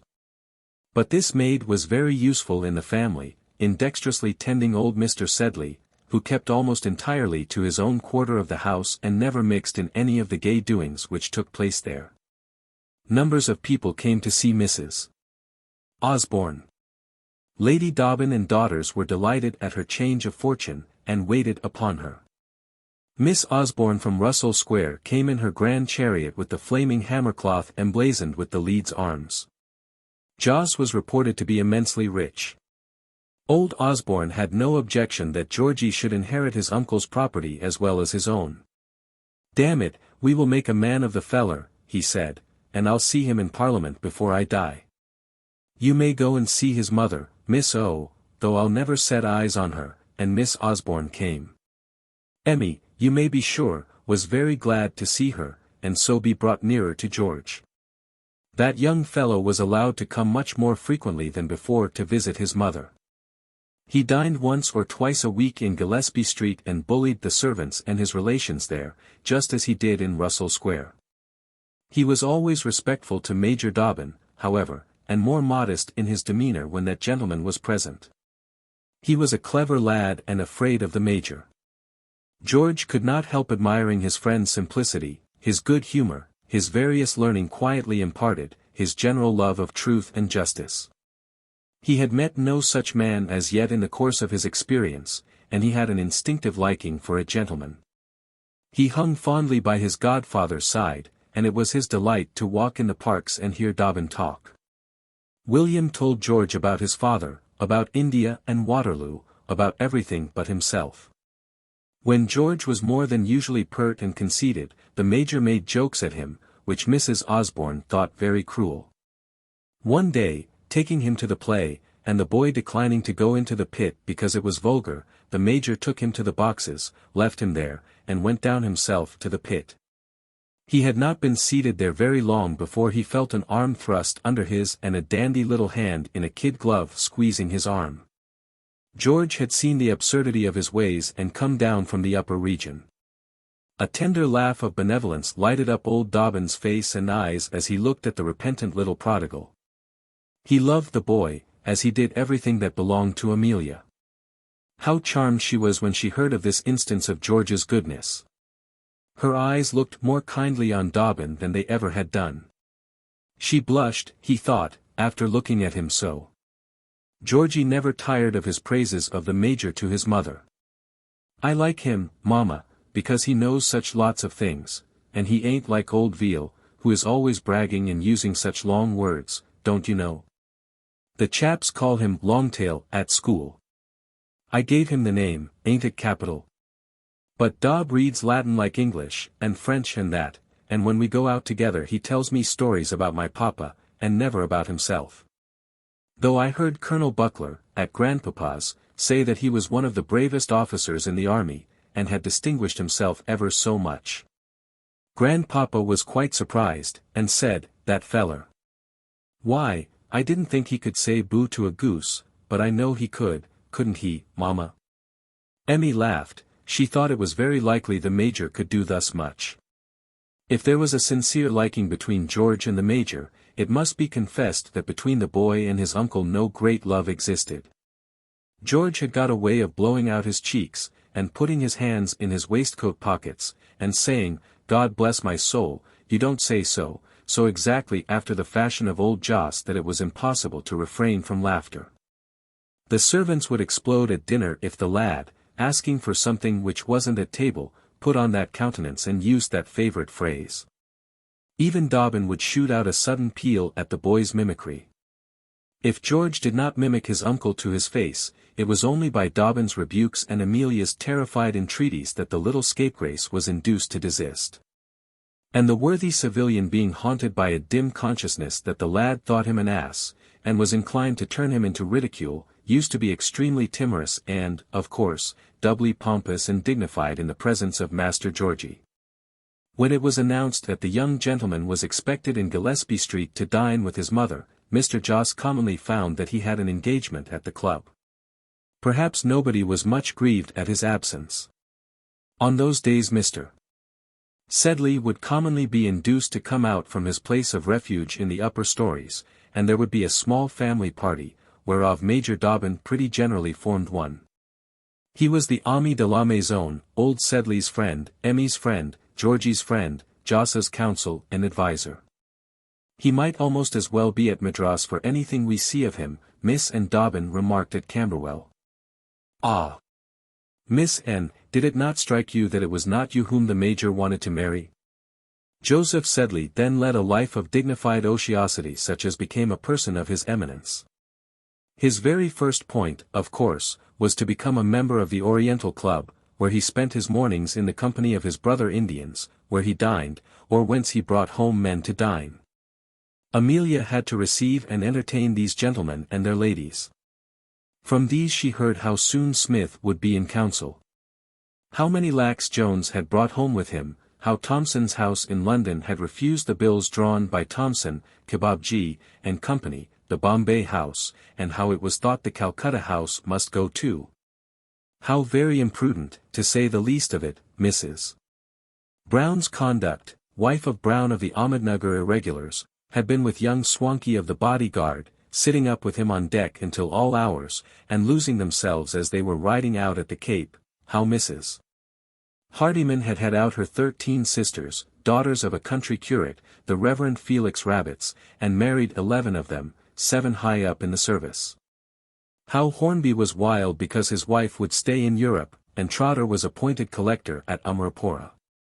This and similar talk took place at the grand dinners all round. They had the same conversation, the same silver dishes, the same saddles of mutton, boiled turkeys, and entrees. Politics set in a short time after dessert, when the ladies retired upstairs and talked about their complaints and their children. Mutato nomine, it is all the same. Don't the barristers' wives talk about circuit? Don't the soldiers' ladies gossip about the regiment? Don't the clergymen's ladies discourse about Sunday schools and who takes whose duty? Don't the very greatest ladies of all talk about that small clique of persons to whom they belong? And why should our Indian friends not have their own conversation? Only I admit it is slow for the layman whose fate it sometimes is to sit by and listen. Before long Emmy had a visiting book, and was driving about regularly in a carriage, calling upon Lady Bloodier, wife of Major General Sir Roger Bloodier, K.C. B. Bengal Army, Lady Huff, wife of Sir G. Huff, Bombay Ditto, Mrs. P.S., the Lady of P.S. the Director, etc. We are not long in using ourselves to changes in life. That carriage came round to Gillespie Street every day. That buttony boy sprang up and down from the box with Emmy's and Joss's visiting cards. At stated hours Emmy and the carriage went for Joss to the club and took him an airing. Or, putting old Sedley into the vehicle, she drove the old man round the Regent's Park. The lady's maid and the chariot, the visiting book and the buttony page, became soon as familiar to Amelia as the humble routine of Brompton. She accommodated herself to one as to the other. If fate had ordained that she should be a duchess, she would even have done that duty too. She was voted, in Joss's female society, rather a pleasing young person, not much in her, but pleasing, and that sort of thing. The men, as usual, liked her artless kindness and simple refined demeanor.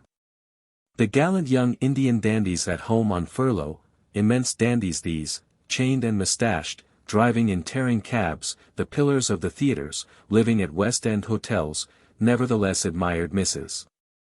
Osborne, liked to bow to her carriage in the park, and to be admitted to have the honour of paying her a morning visit. Swanky of the bodyguard himself, that dangerous youth, and the greatest buck of all the Indian army now on leave, was one day discovered by Major Dobbin tête-à-tête with Amelia, and describing the sport of pig-sticking to her with great humour and eloquence. And he spoke afterwards of A.D.D. King's officer that's always hanging about the house, a long, thin, queer-looking, oldish fellow, a dry fellow though, that took the shine out of a man in the talking line. Had the Major possessed a little more personal vanity he would have been jealous of so dangerous a young buck as that fascinating Bengal captain. But Dobbin was of too simple and generous a nature to have any doubts about Amelia. He was glad that the young men should pay her respect, and that others should admire her. Ever since her womanhood almost, had she not been persecuted and undervalued? It pleased him to see how kindness bought out her good qualities and how her spirits gently rose with her prosperity. Any person who appreciated her paid a compliment to the Major's good judgment, that is, if a man may be said to have good judgment who is under the influence of love's delusion. After Joss went to court, which we may be sure he did as a loyal subject of his sovereign, showing himself in his full court suit at the club, whither Dobbin came to fetch him in a very shabby old uniform, he who had always been a staunch loyalist and admirer of George IV, became such a tremendous Tory and pillar of the state that he was for having Amelia to go to a drawing-room, too. He somehow had worked himself up to believe that he was implicated in the maintenance of the public welfare and that the sovereign would not be happy unless Joss Sedley and his family appeared to rally round him at St. James's. Emmy laughed. "Shall I wear the family diamonds, Joss?" she said. "I wish you would let me buy you some," thought the Major. "I should like to see any that were too good for you." LXII, in which two lights are put out.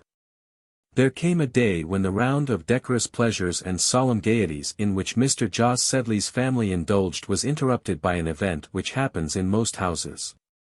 As you ascend the staircase of your house from the drawing towards the bedroom floors, you may have remarked a little arch in the wall right before you, which at once gives light to the stair which leads from the second story to the third, where the nursery and servants' chambers commonly are, and serves for another purpose of utility, of which the undertaker's men can give you a notion.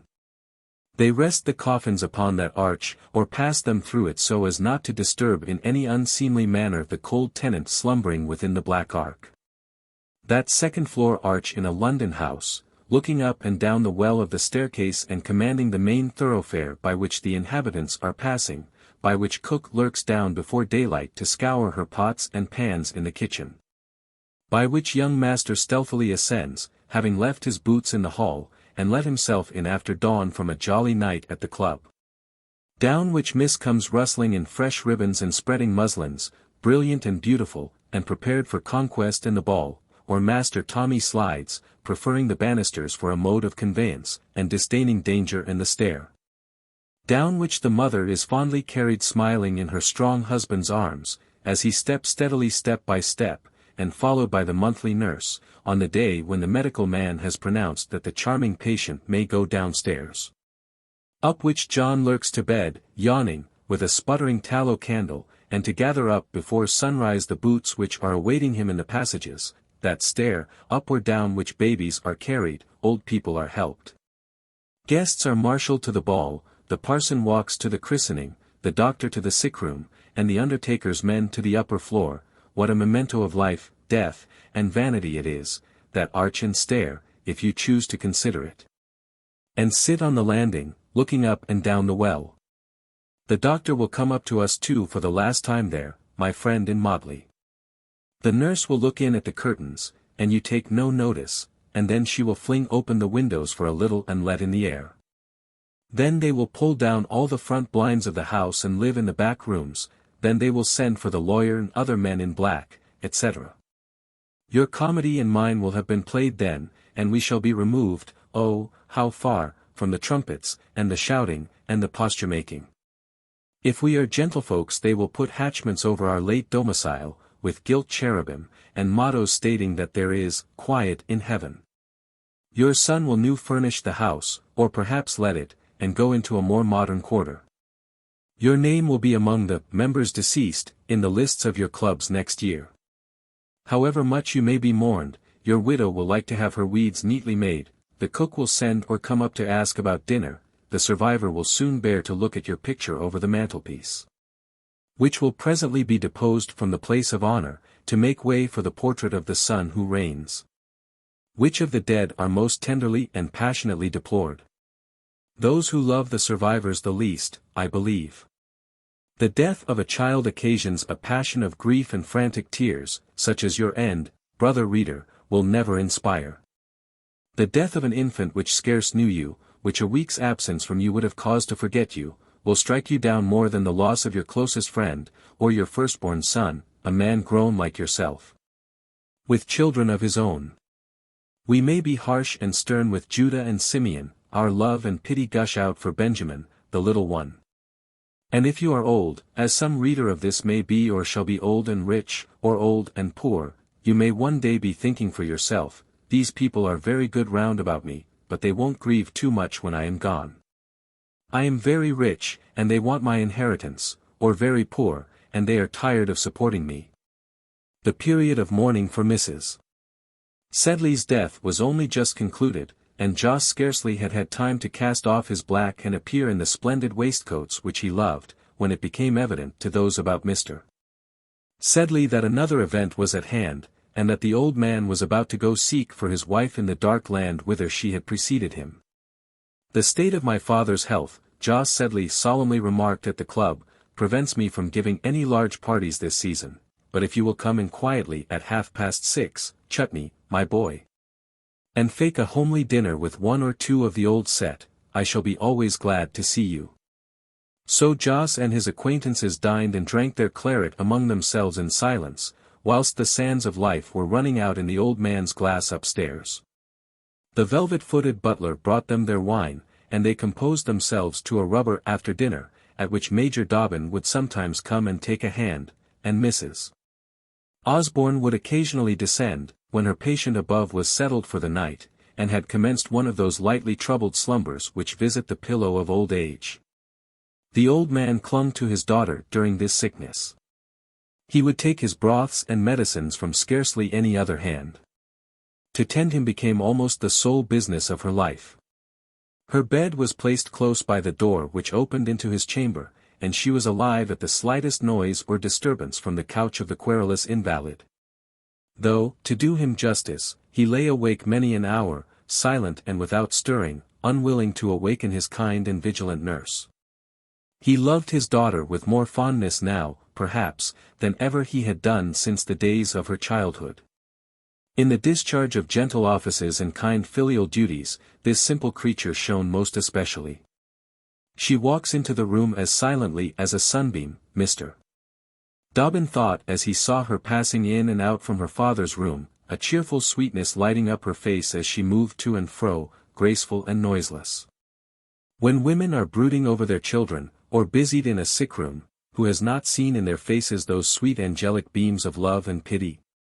A secret feud of some years' standing was thus healed, and with a tacit reconciliation. In these last hours, and touched by her love and goodness, the old man forgot all his grief against her, and wrongs which he and his wife had many a long night debated, how she had given up everything for her boy.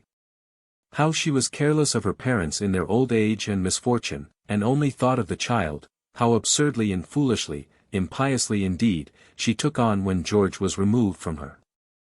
Old Sedley forgot these charges as he was making up his last account, and did justice to the gentle and uncomplaining little martyr. One night when she stole into his room, she found him awake, when the broken old man made his confession. "Oh, Emmy, I've been thinking we were very unkind and unjust to you," he said, and put out his cold and feeble hand to her. She knelt down and prayed by his bedside, as he did too, having still hold of her hand. "When our turn comes, friend, may we have such company in our prayers." Perhaps as he was lying awake then, his life may have passed before him, his early hopeful struggles, his manly successes and prosperity, his downfall and his declining years. And his present helpless condition, no chance of revenge against fortune, which had had the better of him, neither name nor money to bequeath, a spent-out, bootless life of defeat and disappointment, and the end here. Which, I wonder, brother reader, is the better lot, to die prosperous and famous, or poor and disappointed? To have, and to be forced to yield, or to sink out of life, having played and lost the game? That must be a strange feeling, when a day of our life comes and we say, tomorrow, success or failure won't matter much, and the sun will rise, and all the myriads of mankind go to their work or their pleasure as usual. But I shall be out of the turmoil. So there came one morning and sunrise when all the world got up and set about its various works and pleasures, with the exception of old John Sedley, who was not to fight with fortune, or to hope or scheme any more, but to go and take up a quiet and utterly unknown residence in a churchyard at Brompton by the side of his old wife. Major Dobbin, Joss, and Georgy followed his remains to the grave, in a black cloth coach. Joss came on purpose from the Star and Garter at Richmond, whither he retreated after the deplorable event. He did not care to remain in the house, under the circumstances, you understand. But Emmy stayed and did her duty as usual. She was bowed down by no especial grief, and rather solemn than sorrowful. She prayed that her own end might be as calm and painless, and thought with trust and reverence of the words which she had heard from her father during his illness, indicative of his faith, his resignation, and his future hope. Yes, I think that will be the better ending of the two, after all. Suppose you are particularly rich and well-to-do and say on that last day, I am very rich, I am tolerably well known. I have lived all my life in the best society, and thank heaven, come of a most respectable family. I have served my king and country with honor. I was in Parliament for several years, where, I may say, my speeches were listened to and pretty well received. I don't owe any man a shilling, on the contrary, I lent my old college friend, Jack Lazarus, £50, for which my executors will not press him. I leave my daughters with £10,000 apiece, very good portions for girls. I bequeath my plate and furniture, my house in Baker Street, with a handsome jointure, to my widow for her life, and my landed property, besides money in the funds, and my cellar of well-selected wine in Baker Street, to my son. I leave £20 a year to my valet, and I defy any man after I have gone to find anything against my character. Or suppose, on the other hand, your swan sings quite a different sort of dirge and you say, I am a poor blighted, disappointed old fellow, and have made an utter failure through life. I was not endowed either with brains or with good fortune, and confess that I have committed 100 mistakes and blunders. I own to having forgotten my duty many a time. I can't pay what I owe. On my last bed I lie utterly helpless and humble, and I pray forgiveness for my weakness and throw myself, with a contrite heart, at the feet of the divine mercy. Which of these two speeches, think you, would be the best oration for your own funeral? Old Sedley made the last, and in that humble frame of mind, and holding by the hand of his daughter, life and disappointment and vanity sank away from under him. You see, said old Osborne to George, what comes of merit, and industry, and judicious speculations, and that. Look at me and my banker's account. Look at your poor grandfather Sedley and his failure. And yet he was a better man than I was, this day 20 years, a better man, I should say, by £10,000. Beyond these people and Mr. Clapp's family, who came over from Brompton to pay a visit of condolence, not a single soul alive ever cared a penny piece about old John Sedley, or remembered the existence of such a person. When old Osborne first heard from his friend Colonel Buckler, as little Georgy had already informed us, how distinguished an officer Major Dobbin was, he exhibited a great deal of scornful incredulity and expressed his surprise how ever such a feller as that should possess either brains or reputation. But he heard of the Major's fame from various members of his society. Sir William Dobbin had a great opinion of his son and narrated many stories illustrative of the Major's learning, valor, and estimation in the world's opinion. Finally, his name appeared in the lists of one or two great parties of the nobility, and this circumstance had a prodigious effect upon the old aristocrat of Russell Square. The Major's position, as guardian to Georgy, whose possession had been ceded to his grandfather, rendered some meetings between the two gentlemen inevitable. And it was in one of these that old Osborne, a keen man of business, looking into the Major's accounts with his ward and the boy's mother, got a hint, which staggered him very much, and at once pained and pleased him. That it was out of William Dobbin's own pocket that a part of the fund had been supplied upon which the poor widow and the child had subsisted. When pressed upon the point, Dobbin, who could not tell lies, blushed and stammered a good deal and finally confessed. The marriage, he said, at which his interlocutor's face grew dark, was very much my doing. I thought my poor friend had gone so far that retreat from his engagement would have been dishonour to him and death to Mrs. Osborne, and I could do no less, when she was left without resources, than give what money I could spare to maintain her. Major D., Mr. Osborne said, looking hard at him and turning very red too, you did me a great injury, but give me leave to tell you, sir, you are an honest feller.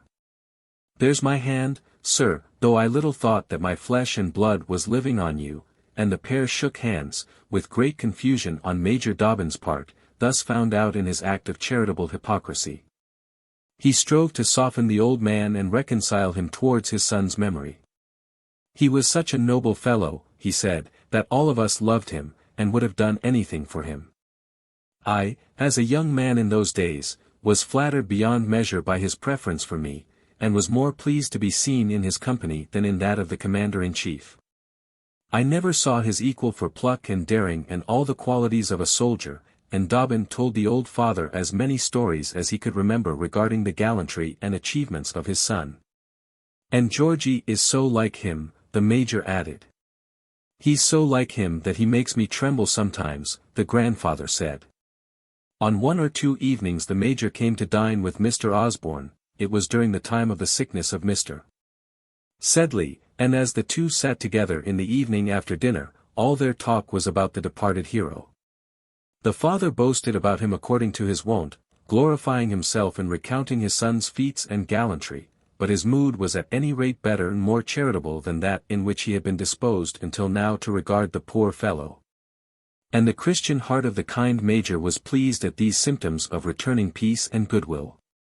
On the second evening old Osborne called Dobbin William, just as he used to do at the time when Dobbin and George were boys together, and the honest gentleman was pleased by that mark of reconciliation. On the next day at breakfast, when Miss Osborne, with the asperity of her age and character, ventured to make some remark reflecting slightingly upon the Major's appearance or behaviour, the master of the house interrupted her. "You'd have been glad enough to get him for yourself, Miss O. But them grapes are sour." "Ha! Ha! Major William is a fine feller."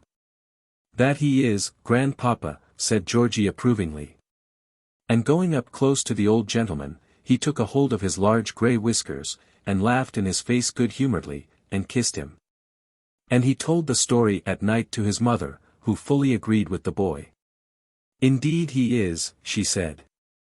"Your dear father always said so. He is one of the best and most upright of men." Dobbin happened to drop in very soon after this conversation, which made Amelia blush perhaps, and the young scapegrace increased the confusion by telling Dobbin the other part of the story. "I say, Dob," he said, "there's such an uncommon nice girl wants to marry you. She's plenty of tin, she wears a front, and she scolds the servants from morning till night." "Who is it?" asked Dobbin. "It's Aunt O," the boy answered. "Grandpapa said so. And I say, Dob, how prime it would be to have you for my uncle."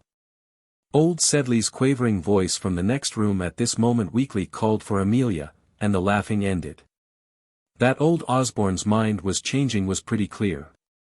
He asked George about his uncle sometimes, and laughed at the boy's imitation of the way in which Joss said, "God bless my soul," and gobbled his soup. Then he said, "It's not respectful, sir, of you younkers to be imitating of your relations. Miss O, when you go out driving today, leave my card upon Mr. Sedley, do you hear? There's no quarrel betwixt me and him anyhow." The card was returned, and Joss and the Major were asked to dinner, to a dinner the most splendid and stupid that perhaps ever Mr. Osborne gave. Every inch of the family plate was exhibited, and the best company was asked. Mr. Sedley took down Miss O to dinner, and she was very gracious to him, whereas she hardly spoke to the Major, who sat apart from her, and by the side of Mr. Osborne, very timid. Joss said, with great solemnity, it was the best turtle soup he had ever tasted in his life, and asked Mr. Osborne where he got his Madeira. "It is some of Sedley's wine," whispered the butler to his master. "I've had it a long time, and paid a good figure for it, too," Mr. Osborne said aloud to his guest, and then whispered to his right-hand neighbour how he had got it at the old chap's sale. More than once he asked the Major about Mrs. George Osborne, a theme on which the Major could be very eloquent when he chose. He told Mr. Osborne of her sufferings, of her passionate attachment to her husband, whose memory she worshipped still, of the tender and dutiful manner in which she had supported her parents, and given up her boy, when it seemed to her duty to do so. "You don't know what she endured, sir," said honest Dobbin with a tremor in his voice, "and I hope and trust you will be reconciled to her. If she took your son away from you, she gave hers to you. And however much you loved your George, depend on it, she loved hers 10 times more." "By God, you are a good feller, sir," was all Mr. Osborne said. It had never struck him that the widow would feel any pain at parting from the boy, or that his having a fine fortune could grieve her. A reconciliation was announced as speedy and inevitable, and Amelia's heart already began to beat at the notion of the awful meeting with George's father. It was never, however, destined to take place. Old Sedley's lingering illness and death supervened, after which a meeting was for some time impossible. That catastrophe and other events may have worked upon Mr. Osborne. He was much shaken of late, and aged, and his mind was working inwardly. He had sent for his lawyers, and probably changed something in his will. The medical man who looked and pronounced him shaky, agitated, and talked of a little blood and the seaside, but he took neither of these remedies. One day when he should have come down to breakfast, his servant missing him, went into his dressing-room and found him lying at the foot of the dressing-table in a fit. Miss Osborne was apprised, the doctors were sent for. Georgy stopped away from school, the bleeders and cuppers came.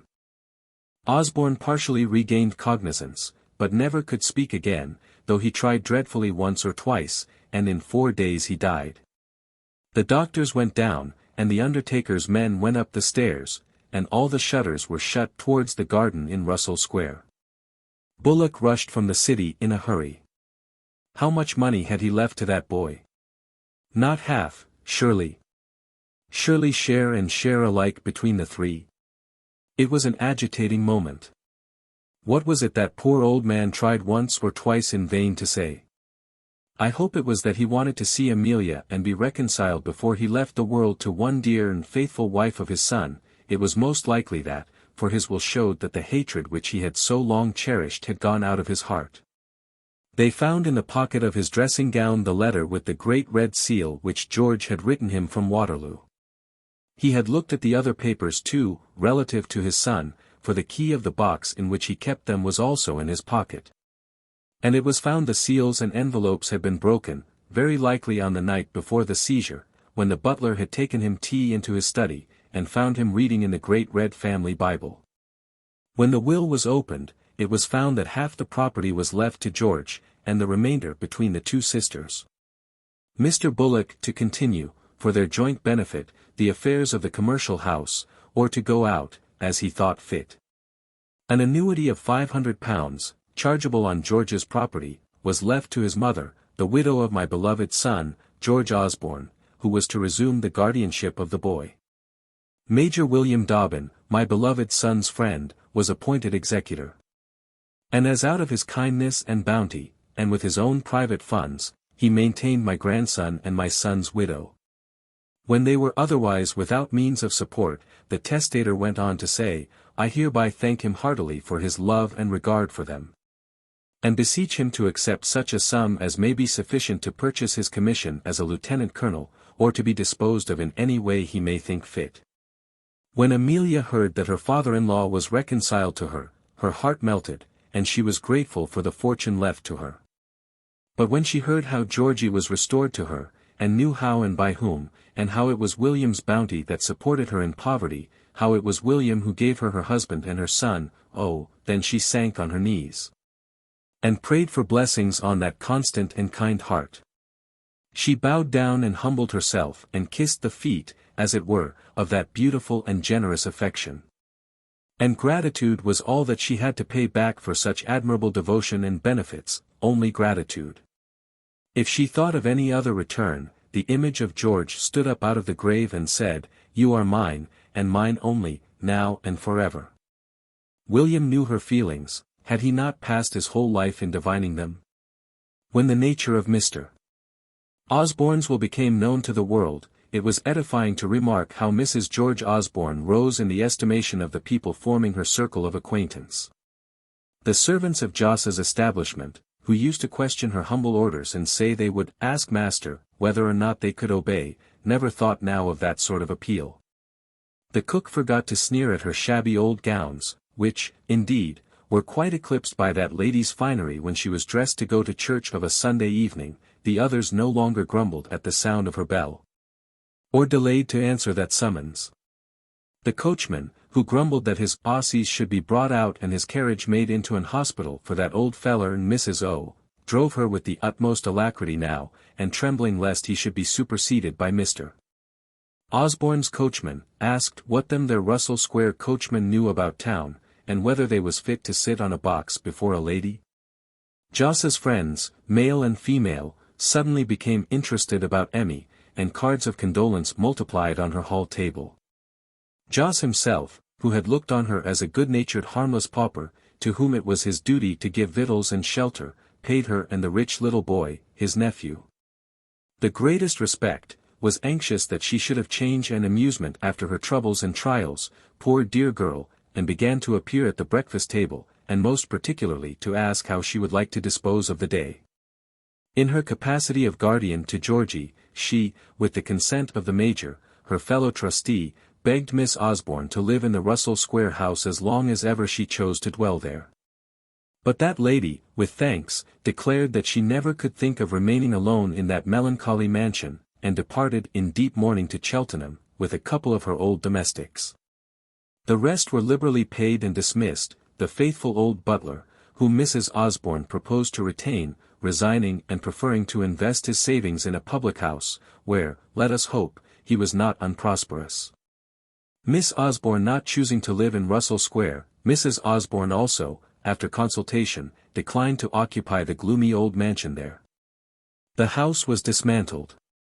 The rich furniture and effects, the awful chandeliers and dreary blank mirrors packed away and hidden, the rich rosewood drawing-room suite was muffled in straw, the carpets were rolled up and corded.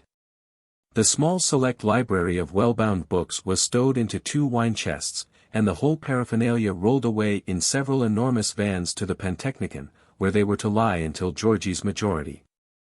And the great heavy dark plate chests went off to Messrs. Stumpy and Rowdy, to lie in the cellars of those eminent bankers until the same period should arrive. One day Emmy, with George in her hand and clad in deep sables, went to visit the deserted mansion which she had not entered since she was a girl.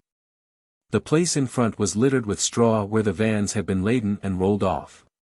They went into the great blank rooms, the walls of which bore the marks where the pictures and mirrors had hung. Then they went up the great blank stone staircases into the upper rooms, into that where Grandpapa died, as George said in a whisper, and then higher still into George's own room.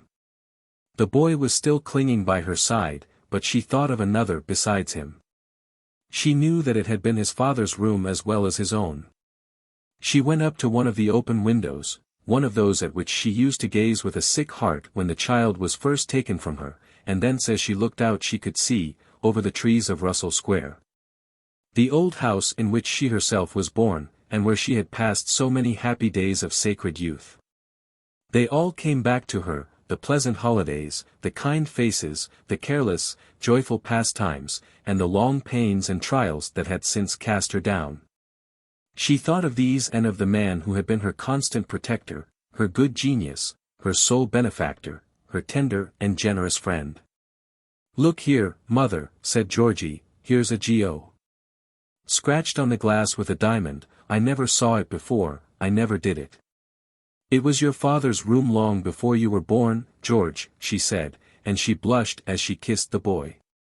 She was very silent as they drove back to Richmond, where they had taken a temporary house, where the smiling lawyers used to come bustling over to see her, and we may be sure noted the visit in the bill, and where of course there was a room for Major Dobbin too, who rode over frequently, having much business to transact on behalf of his little ward.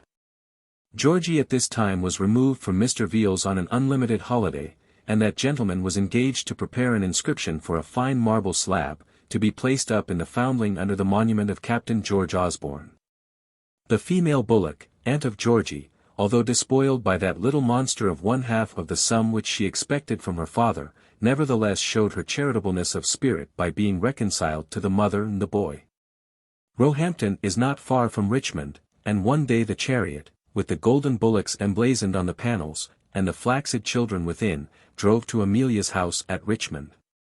And the Bullock family made an irruption into the garden, where Amelia was reading a book, Joss was in an arbor placidly dipping strawberries into wine, and the Major in one of his Indian jackets was giving a back to Georgy, who chose to jump over him. He went over his head and bounded into the little advance of bullocks, with immense black bows in their hats, and huge black sashes, accompanying their mourning mamma. He is just of the age for Rosa, the fond parent thought, and glanced towards that dear child, an unwholesome little miss of 7 years of age. "Rosa, go and kiss your dear cousin," Mrs. Frederick said. "Don't you know me, George? I am your aunt." "I know you well enough," George said, "but I don't like kissing, please," and he retreated from the obedient caresses of his cousin. "Take me to your dear mamma, you droll child," Mrs. Frederick said, and those ladies accordingly met, after an absence of more than 15 years.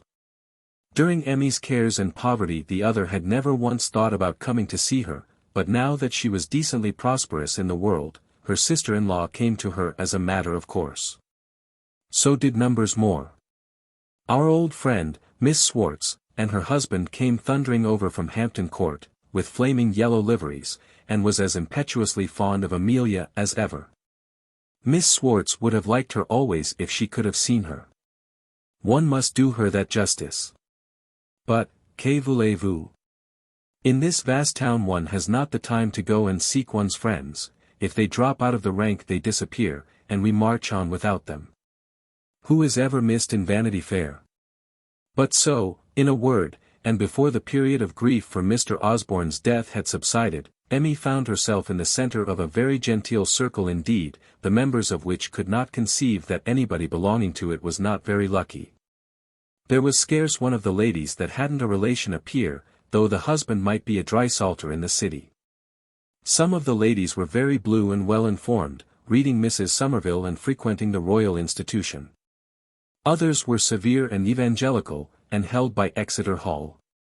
Emmy, it must be owned, found herself entirely at a loss in the midst of their clavers, and suffered woefully on the one or two occasions on which she was compelled to accept Mrs. Frederick Bullock's hospitalities.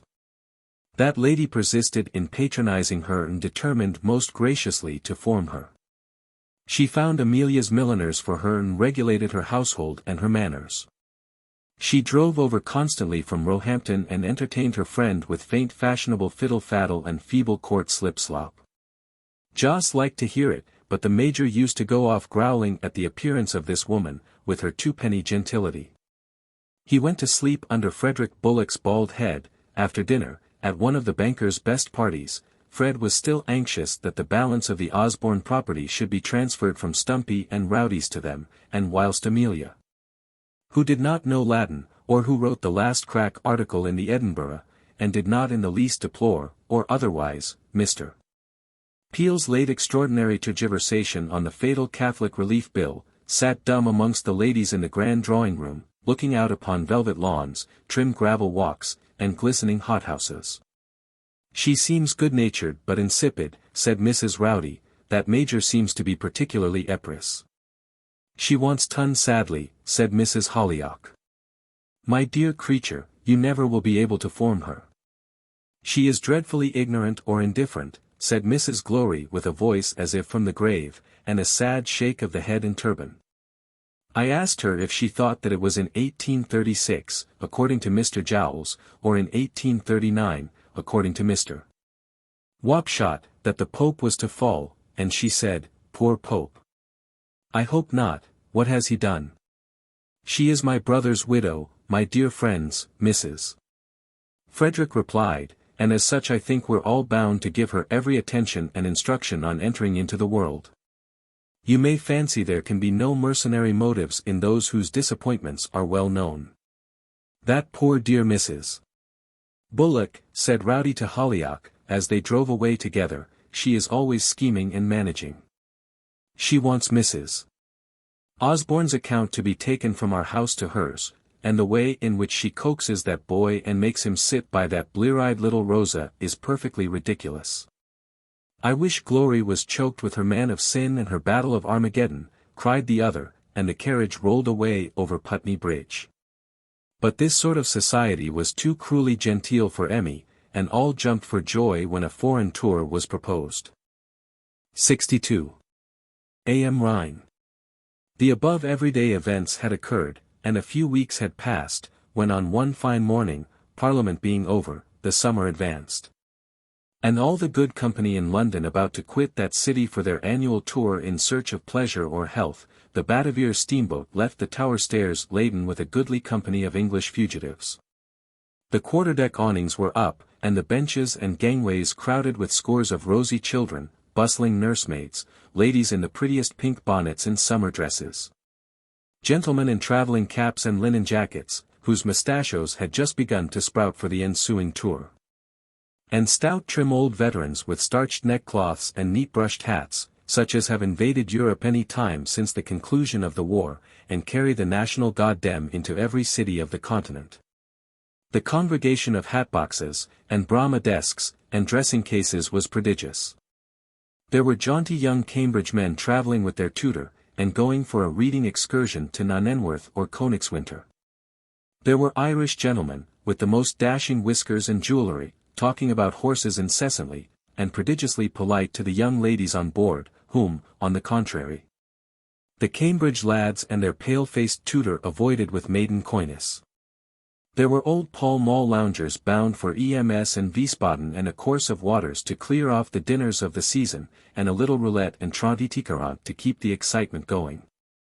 There was old Methuselah, who had married his young wife, with Captain Papillon of the Guards holding her parasol and guidebooks. There was young May who was carrying off his bride on a pleasure tour, Mrs. Winter that was, and who had been at school with May's grandmother, there was Sir John and my lady with a dozen children, and corresponding nursemaids. And the great-grandee Bareacres family that sat by themselves near the wheel, stared at everybody, and spoke to no one. Their carriages, emblazoned with coronets and heaped with shining imperials, were on the foredeck, locked in with a dozen more such vehicles. It was difficult to pass in and out amongst them. And the poor inmates of the fore-cabin had scarcely any space for locomotion. These consisted of a few magnificently attired gentlemen from Houndsditch, who brought their own provisions, and could have bought half the gay people in the grand saloon. A few honest fellows with mustachios and portfolios, who set to sketching before they had been half an hour on board, one or two French femmes de chambre who began to be dreadfully ill by the time the boat had passed Greenwich. A groom or two who lounged in the neighborhood of the horseboxes under their charge, or leaned over the side by the paddle wheels, and talked about who was good for the Ledger, and what they stood to win or lose for the Goodwood Cup. All the couriers, when they had done plunging about the ship and had settled their various masters in the cabins or on the deck, congregated together and began to chatter and smoke, the Hebrew gentlemen joining them and looking at the carriages. There was Sir John's great carriage that would hold 13 people, my Lord Methuselah's carriage, my Lord Bareacres' chariot, Britska, and Furgon, that anybody might pay for who liked. It was a wonder how my lord got the ready money to pay for the expenses of the journey. The Hebrew gentlemen knew how he got it. They knew what money his lordship had in his pocket at that instant, and what interest he paid for it, and who gave it him. Finally there was a very neat, handsome travelling carriage about which the gentlemen speculated. A cassette voiture là, said one gentleman courier with a large morocco money-bag and earrings to another with earrings and a large morocco money-bag. C'est a kirsch je Benz, je tout à l'heure, que Brenoit de sandwiches dans la voiture, said the courier in a fine German French.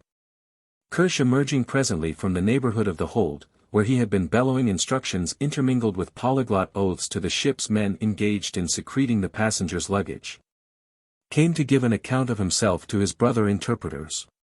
He informed them that the carriage belonged to a nabob from Calcutta and Jamaica enormously rich, and with whom he was engaged to travel. And at this moment a young gentleman who had been warned off the bridge between the paddle boxes, and who had dropped thence on to the roof of Lord Methuselah's carriage, from which he made his way over other carriages and imperials until he had clambered on to his own, descended thence and through the window into the body of the carriage, to the applause of the couriers looking on.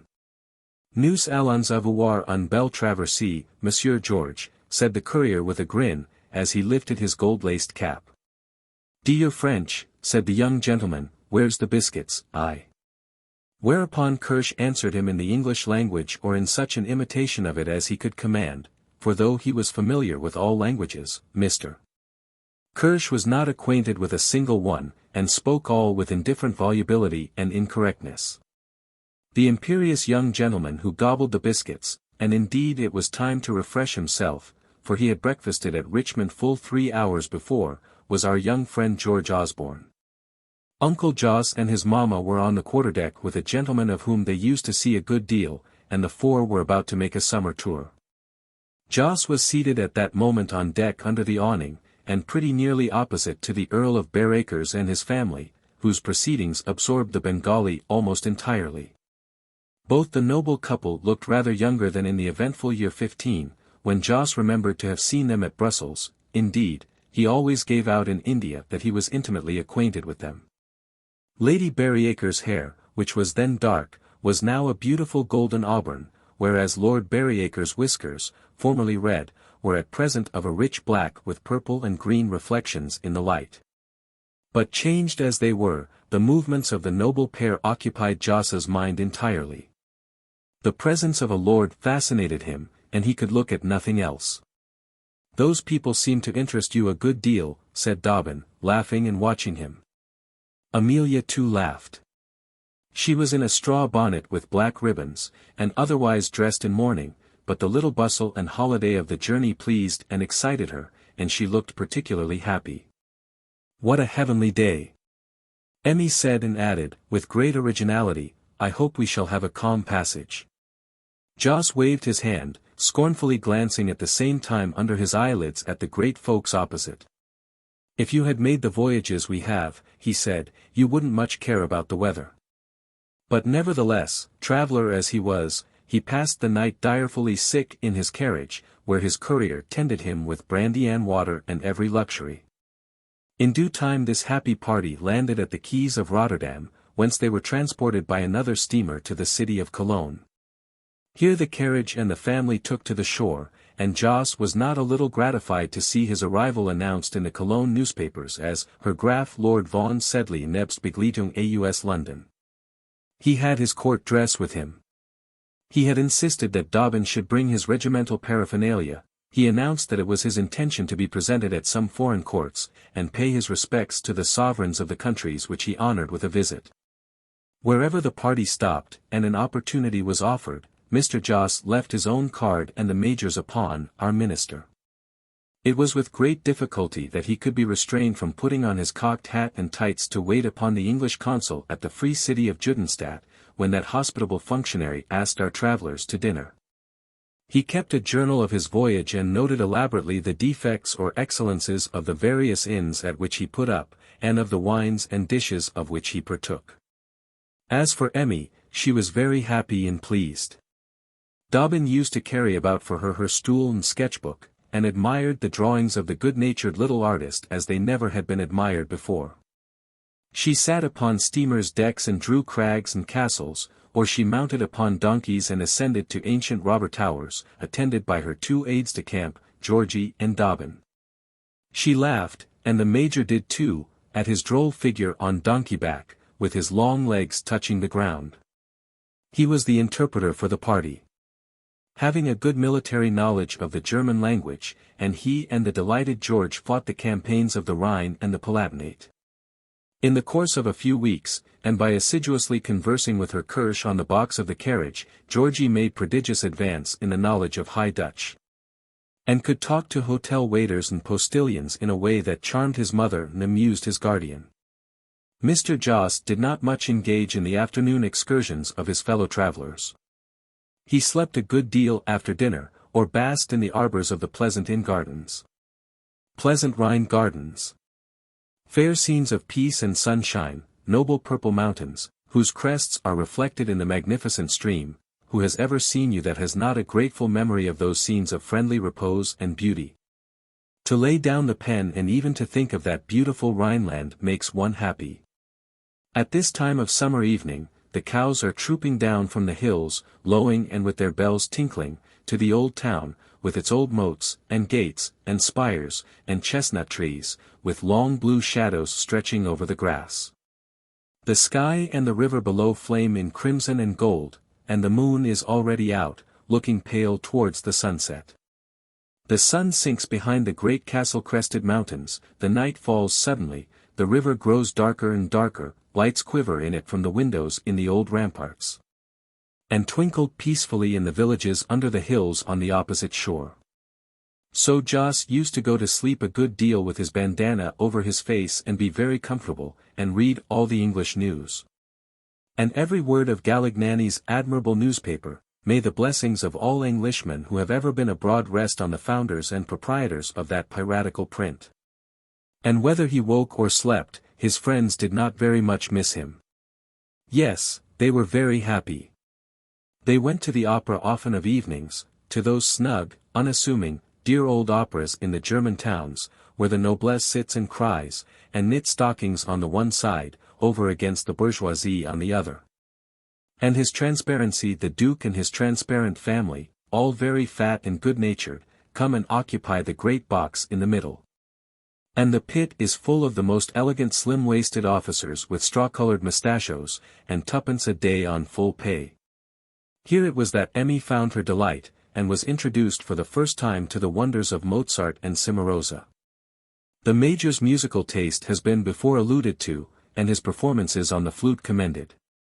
But perhaps the chief pleasure he had in these operas was in watching Emmy's rapture while listening to them.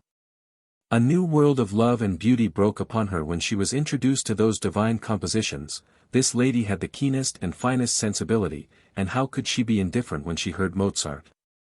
The tender parts of Don Juan awakened in her raptures so exquisite that she would ask herself when she went to say her prayers of a night whether it was not wicked to feel so much delight as that with which Vedrai Carino, and Batty filled her gentle little bosom. But the Major, whom she consulted upon this head, as her theological adviser, and who himself had a pious and reverent soul, said that for his part, every beauty of art or nature made him thankful as well as happy.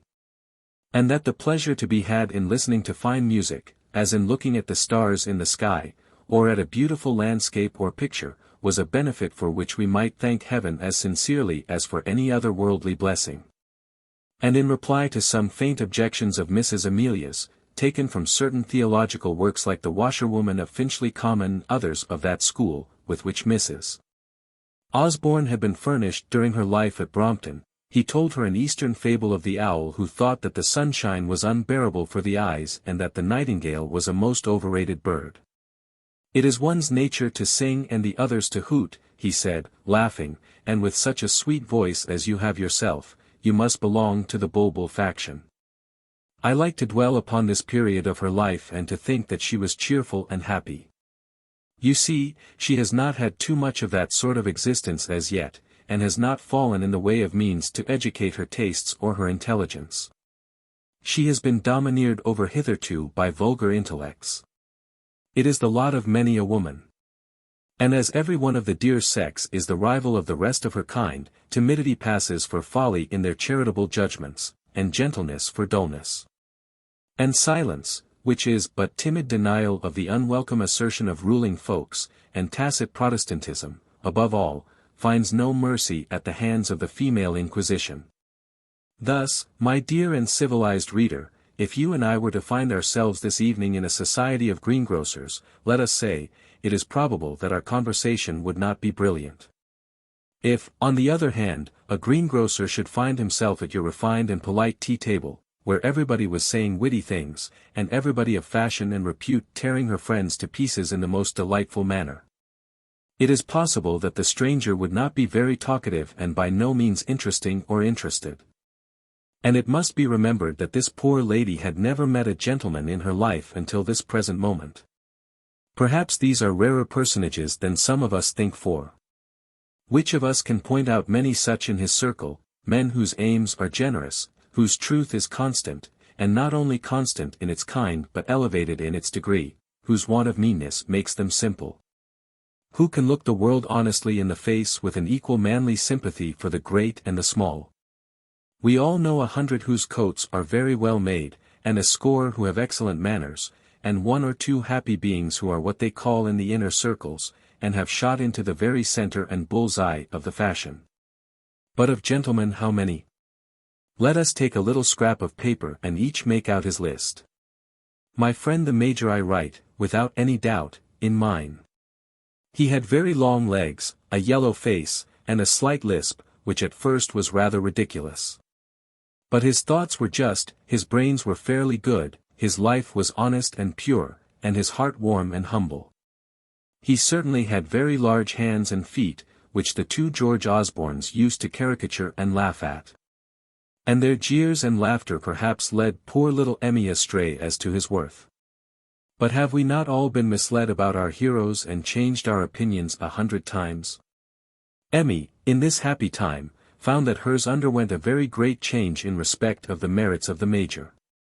Perhaps it was the happiest time of both their lives, indeed, if they did but know it, and who does? Which of us can point out and say that was the culmination, that was the summit of human joy? But at all events, this couple were very decently contented, and enjoyed as pleasant a summer tour as any pair that left England that year. Georgy was always present at the play, but it was the Major who put Emmy's shawl on after the entertainment. And in the walks and excursions the young lad would be on ahead, and up a tower stair or a tree, whilst the soberer couple were below, the Major smoking his cigar with great placidity and constancy, whilst Emmy sketched the sight or the ruin. It was on this very tour that I, the present writer of a history of which every word is true, had the pleasure to see them first and to make their acquaintance. It was at the little comfortable ducal town of Pumpernickel, that very place where Sir Pitt Crawley had been so distinguished as an attaché. But that was in early days, and before the news of the Battle of Austerlitz sent all the English diplomatists in Germany to the right about, that I first saw Colonel Dobbin and his party. They had arrived with the carriage and courier at the Erbprinz Hotel, the best of the town, and the whole party dined at the table d'hôte. Everybody remarked the majesty of Joss and the knowing way in which he sipped, or rather sucked, the Johannisberger, which he ordered for dinner. The little boy, too, we observed, had a famous appetite, and consumed schinken, and braten, and kartoffeln, and cranberry jam, and salad, and pudding, and roast fowls, and sweetmeats, with a gallantry that did honor to his nation.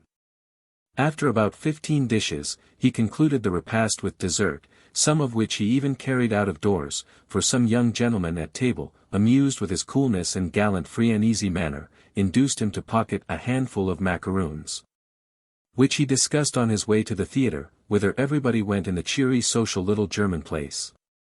The lady in black, the boy's mamma, laughed and blushed, and looked exceedingly pleased and shy as the dinner went on, and at the various feats and instances of espièglerie on the part of her son.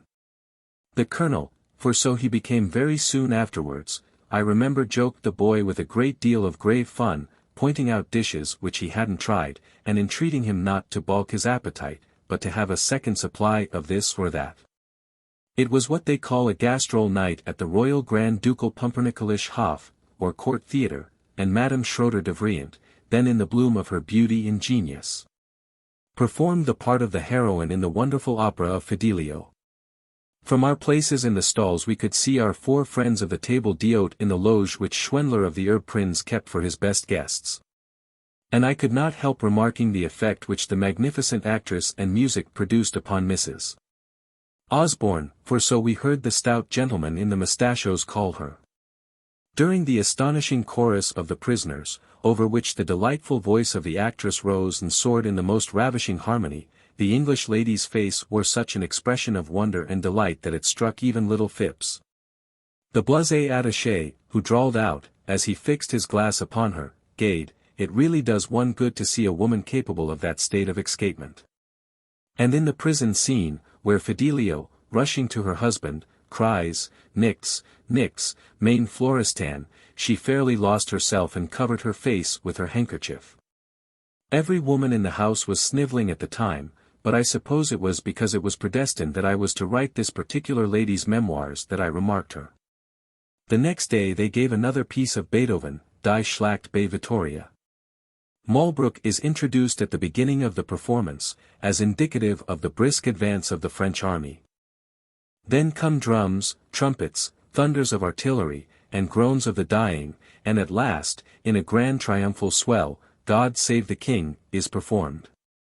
There may have been a score of Englishmen in the house, but at the burst of that beloved and well-known music, every one of them, we young fellows in the stalls, Sir John and Lady Bullminster, who had taken a house at Pumpernickel for the education of their 9 children, the fat gentleman with the mustachios, the long major in white duck trousers, and the lady with the little boy upon whom he was so sweet. Even Kirsch, the courier in the gallery, stood bolt upright in their places and proclaimed themselves to be members of the dear old British nation. As for Tapeworm, the charge d'affaires, he rose up in his box and bowed and simpered, as if he would represent the whole empire. Tapeworm was nephew and heir of old Marshal Tiptoff, who has been introduced in this story as General Tiptoff, just before Waterloo, who was colonel of the th regiment in which Major Dobbin served, and who died in this year full of honours, and of an aspic of plover's eggs. When the regiment was graciously given by His Majesty to Colonel Sir Michael O'Dowd, K.C.B., who had commanded it in many glorious fields. Tapeworm must have met with Colonel Dobbin at the house of the colonel's colonel, the marshal, for he recognized him on this night at the theatre, and with the utmost condescension. His Majesty's minister came over from his own box and publicly shook hands with his new-found friend. "Look at that infernal sly boots of a Tapeworm," Phipps whispered, examining his chief from the stalls. "Wherever there's a pretty woman he always twists himself in. And I wonder what we're diplomatists made for but for that." "Have I the honor of addressing myself to Mrs. Dobbin?" asked the secretary with a most insinuating grin. Georgy burst out laughing and said, "By Jove, that is a good un. Emmy and the Major blushed, we saw them from the stalls. This lady is Mrs. George Osborne, said the Major, and this is her brother, Mr. Sedley, a distinguished officer of the Bengal Civil Service. Permit me to introduce him to your lordship. My lord nearly sent Joss off his legs with the most fascinating smile. Are you going to stop in Pumpernickel? He said. It is a dull place, but we want some nice people, and we would try and make it so agreeable to you. Mrs. Oh-ho. I shall do myself the honor of calling upon you tomorrow at your inn. And he went away with a Parthian grin and glance which he thought must finish Mrs. Osborne completely. The performance over, the young fellows lounged about the lobbies, and we saw the society take its departure. The Duchess Dowager went off in her jingling old coach, attended by 2 faithful and withered old maids of honor, and a little snuffy spindle-shanked gentleman in waiting. In a brown JC and a green coat covered with orders, of which the star and the grand yellow cordon of the Order of St. Michael of Pumpernickel were most conspicuous. The drums rolled, the guard saluted, and the old carriage drove away. Then came His Transparency the Duke and Transparent family, with his great officers of state and household. He bowed serenely to everybody. And amid the saluting of the guards and the flaring of the torches of the running footmen, clad in scarlet, the transparent carriages drove away to the old ducal Schloss, with its towers and pinnacles standing on the Schlossberg. Everybody in Pumpernickel knew everybody. No sooner was a foreigner seen there than the Minister of Foreign Affairs, or some other great or small officer of state, went round to the Prince and found out the name of the new arrival. We watched them, too, out of the theatre. Tapeworm had just walked off, enveloped in his cloak, with which his gigantic chasseur was always in attendance, and looking as much as possible like Don Juan. The Prime Minister's lady had just squeezed herself into her sedan, and her daughter, the charming Ida, had put on her calash and clogs.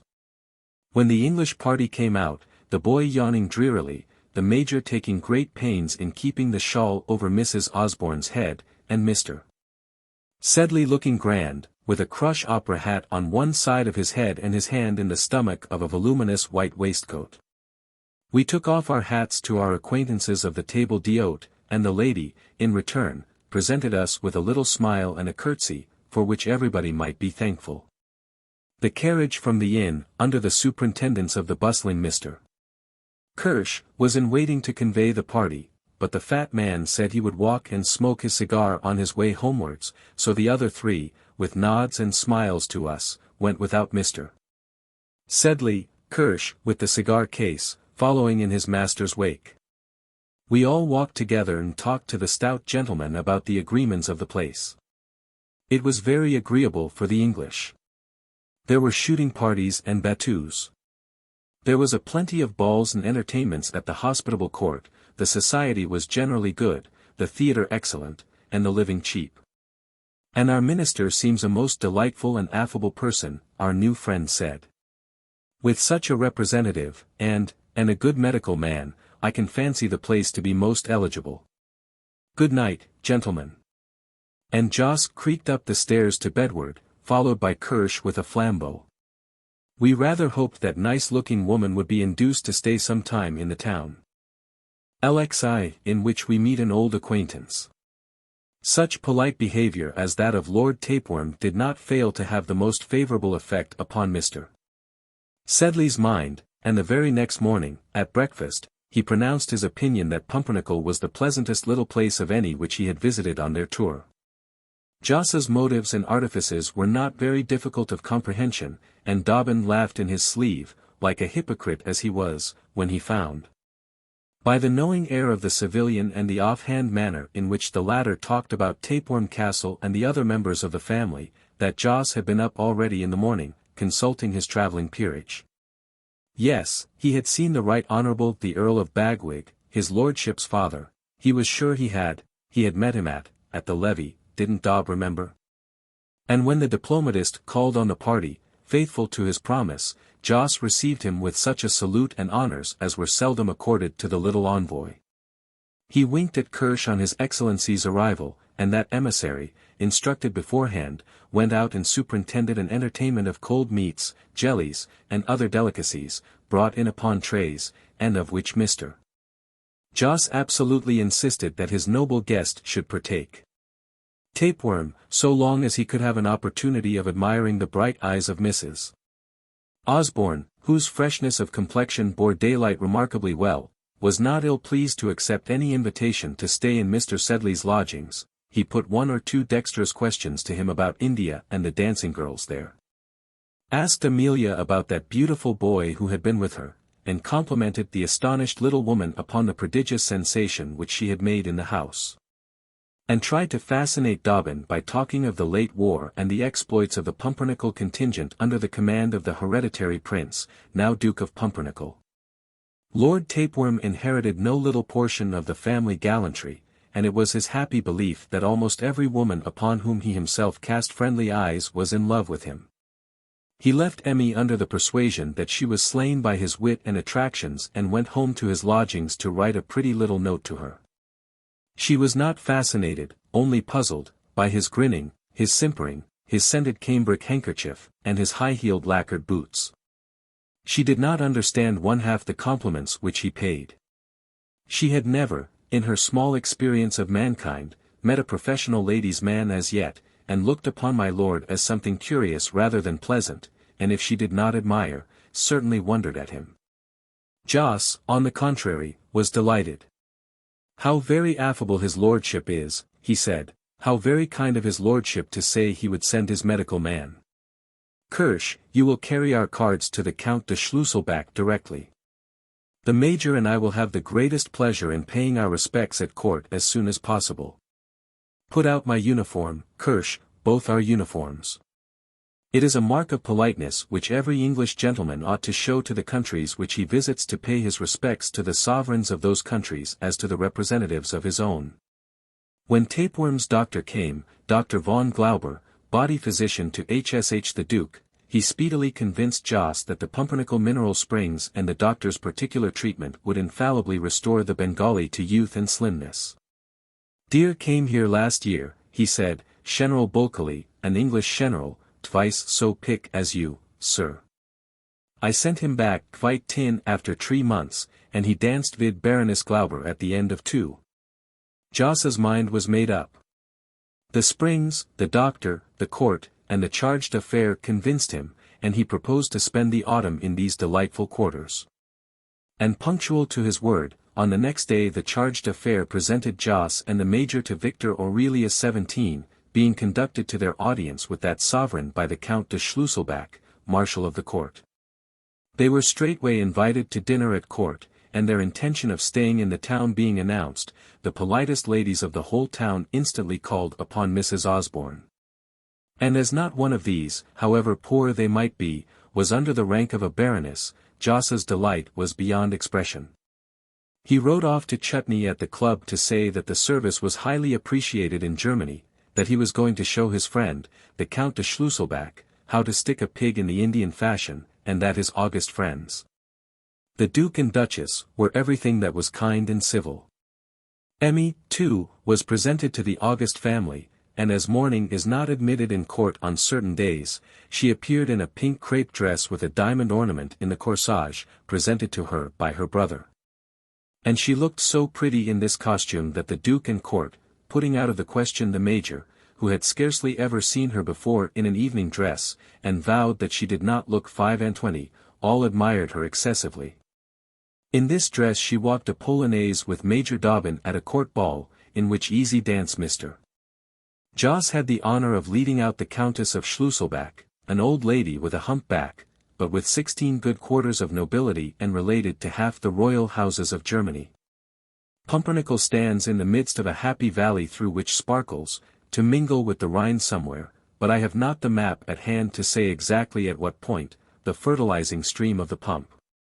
In some places the river is big enough to support a ferryboat, in others to turn a mill. In Pumpernickel itself, the last transparency but 3, the great and renowned victor Aurelius XIV built a magnificent bridge, on which his own statue rises, surrounded by water nymphs and emblems of victory, peace, and plenty. He has his foot on the neck of a prostrate Turk. History says he engaged and ran a janissary through the body at the relief of Vienna by Sobieski, but, quite undisturbed by the agonies of that prostrate Mohammedan, who writhes at his feet in the most ghastly manner, the prince smiles blandly and points with his truncheon in the direction of the Aurelius Platz, where he began to erect a new palace that would have been the wonder of his age had the great-souled prince but had funds to complete it. But the completion of Monplaisir, the honest German folks call it, was stopped for lack of ready money, and it and its park and garden are now in rather a faded condition, and not more than 10 times big enough to accommodate the court of the reigning sovereign.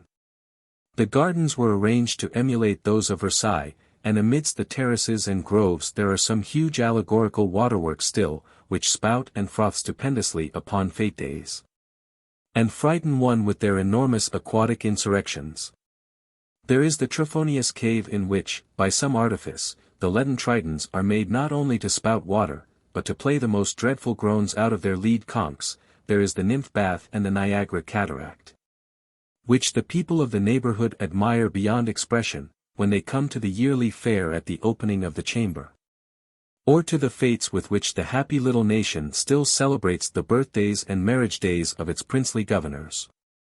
Then from all the towns of the duchy, which stretches for nearly 10 miles, from Bolkum, which lies on its western frontier bidding defiance to Prussia, from Grogwitz, where the prince has a hunting lodge, and where his dominions are separated by the Pump River from those of the neighboring Prince of Potsenthal. From all the little villages, which besides these 3 great cities, dot over the happy principality, from the farms and the mills along the Pump come troops of people in red petticoats and velvet headdresses, or with 3-cornered hats and pipes in their mouths, who flock to the residence and share in the pleasures of the fair and the festivities there. Then the theatre is open for nothing, then the waters of Monplaisir begin to play. It is lucky that there is company to behold them, for one would be afraid to see them alone. Then there come mountebanks and riding troops. The way in which his transparency was fascinated by one of the horse riders is well known, and it is believed that La Petite Vivandière, as she was called, was a spy in the French interest, and the delighted people are permitted to march through room after room of the grand ducal palace and admire the slippery floor, the rich hangings, and the spittoons at the doors of all the innumerable chambers. There is one pavilion at Monplaisir which Aurelius Victor XV had arranged, a great prince but too fond of pleasure, and which I am told is a perfect wonder of licentious elegance. It is painted with the story of Bacchus and Ariadne, and the table works in and out of the room by means of a windlass, so that the company was served without any intervention of domestics. But the place was shut up by Barbara, Aurelius XV's widow, a severe and devout princess of the house of Bolkum and regent of the duchy during her son's glorious minority, and after the death of her husband, cut off in the pride of his pleasures. The theatre of Pumpernickel is known and famous in that quarter of Germany. It languished a little when the present duke in his youth insisted upon having his own operas played there, and it is said one day, in a fury, from his place in the orchestra, when he attended a rehearsal, broke a bassoon on the head of the chapel master, who was conducting, and led too slow.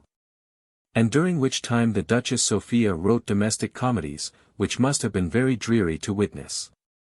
But the prince executes his music in private now, and the Duchess only gives away her plays to the foreigners of distinction who visit her kind little court. It is conducted with no small comfort and splendor. When there are balls, though there may be 400 people at supper, there is a servant in scarlet and lace to attend upon every 4, and everyone is served on silver. There are festivals and entertainments going continually on, and the Duke has his chamberlains and equerries, and the Duchess her mistress of the wardrobe and ladies of honor, just like any other and more potent potentates. The constitution is or was a moderate despotism, tempered by a chamber that might or might not be elected. I never certainly could hear of its sitting in my time at Pumpernickel. The Prime Minister had lodgings in a second floor, and the Foreign Secretary occupied the comfortable lodgings over Sweeback's conditorry. The army consisted of a magnificent band that also did duty on the stage, where it was quite pleasant to see the worthy fellows marching in Turkish dresses with rouge on and wooden scimitars. Or as Roman warriors with ophicleides and trombones, to see them again, I say, at night, after one had listened to them all the morning in the Aureliusplatz, where they performed opposite the café where we breakfasted. Besides the band, there was a rich and numerous staff of officers, and, I believe, a few men. Besides the regular sentries, 3 or 4 men, habited as hussars, used to do duty at the palace, but I never saw them on horseback, and oh fate, what was the use of cavalry in a time of profound peace? And whither the deuce should the hussars ride? Everybody that was noble of course, for as for the bourgeois we could not quite be expected to take notice of them, visited his neighbor. Madame de Burst received once a week, Madame de Schnurrbart had her night, the theatre was open twice a week, the court graciously received once, so that a man's life might in fact be a perfect round of pleasure in the unpretending pumpernickel way. That there were feuds in the place, no one can deny. Politics ran very high at Pumpernickel, and parties were very bitter. There was the Strumpf faction and the Letterlung party, the one supported by our envoy and the other by the French charge d'affaires, M. de Makepeace. Indeed it sufficed for our minister to stand up for Madame Strumpf, who was clearly the greater singer of the two, and had 3 more notes in her voice than Madame Letterlung her rival, it sufficed, I say, for our minister to advance any opinion to have it instantly contradicted by the French diplomatist. Everybody in the town was ranged in one or other of these factions. The Letterlung was a prettyish little creature certainly, and her voice, what there was of it, was very sweet, and there is no doubt that the Strumpf was not in her first youth and beauty, and certainly too stout. When she came on in the last scene of the Somnambula, for instance, in her night chemise with a lamp in her hand, and had to go out of the window, and pass over the plank of the mill, it was all she could do to squeeze out of the window. And the plank used to bend and creak again under her weight, but how she poured out the finale of the opera. And with what a burst of feeling she rushed into Elvino's arms, almost fit to smother him. Whereas the little Letterlung, but a truce to this gossip, the fact is that these 2 women were the 2 flags of the French and the English party at Pumpernickel, and the society was divided in its allegiance to those 2 great nations. We had on our side the Home Minister, the Master of the Horse, the Duke's private secretary, and the Prince's tutor. Whereas of the French party were the Foreign Minister, the Commander-in-Chief's lady, who had served under Napoleon, and the Hof-Marshal and his wife, who was glad enough to get the fashions from Paris, and always had them and her caps by M. de Makepeace's courier. The secretary of his chancery was little Grignac, a young fellow, as malicious as Satan, and who made caricatures of tapeworm in all the albums of the place. Their headquarters and table d'hôte were established at the Pariser Hof, the other inn of the town. And though, of course, these gentlemen were obliged to be civil in public, yet they cut at each other with epigrams that were as sharp as razors, as I have seen a couple of wrestlers in Devonshire. Lashing at each other's shins and never showing their agony upon a muscle of their faces. Neither Tapeworm nor Makepeace ever sent home a dispatch to his government without a most savage series of attacks upon his rival. For instance, on our side we would write, the interests of Great Britain in this place, and throughout the whole of Germany, are perilled by the continuance in office of the present French envoy. This man is of a character so infamous that he will stick at no falsehood, or hesitate at no crime, to attain his ends. He poisons the mind of the court against the English minister, represents the conduct of Great Britain in the most odious and atrocious light. And is unhappily backed by a minister whose ignorance and necessities are as notorious as his influence is fatal. On their side they would say, the tapeworm continues his system of stupid insular arrogance and vulgar falsehood against the greatest nation in the world. Yesterday he was heard to speak lightly of Her Royal Highness Madame the Duchess of Berry. On a former occasion he insulted the heroic Duke of Angoulême and dared to insinuate that HRH the Duke of Orleans was conspiring against the august throne of the Lilies.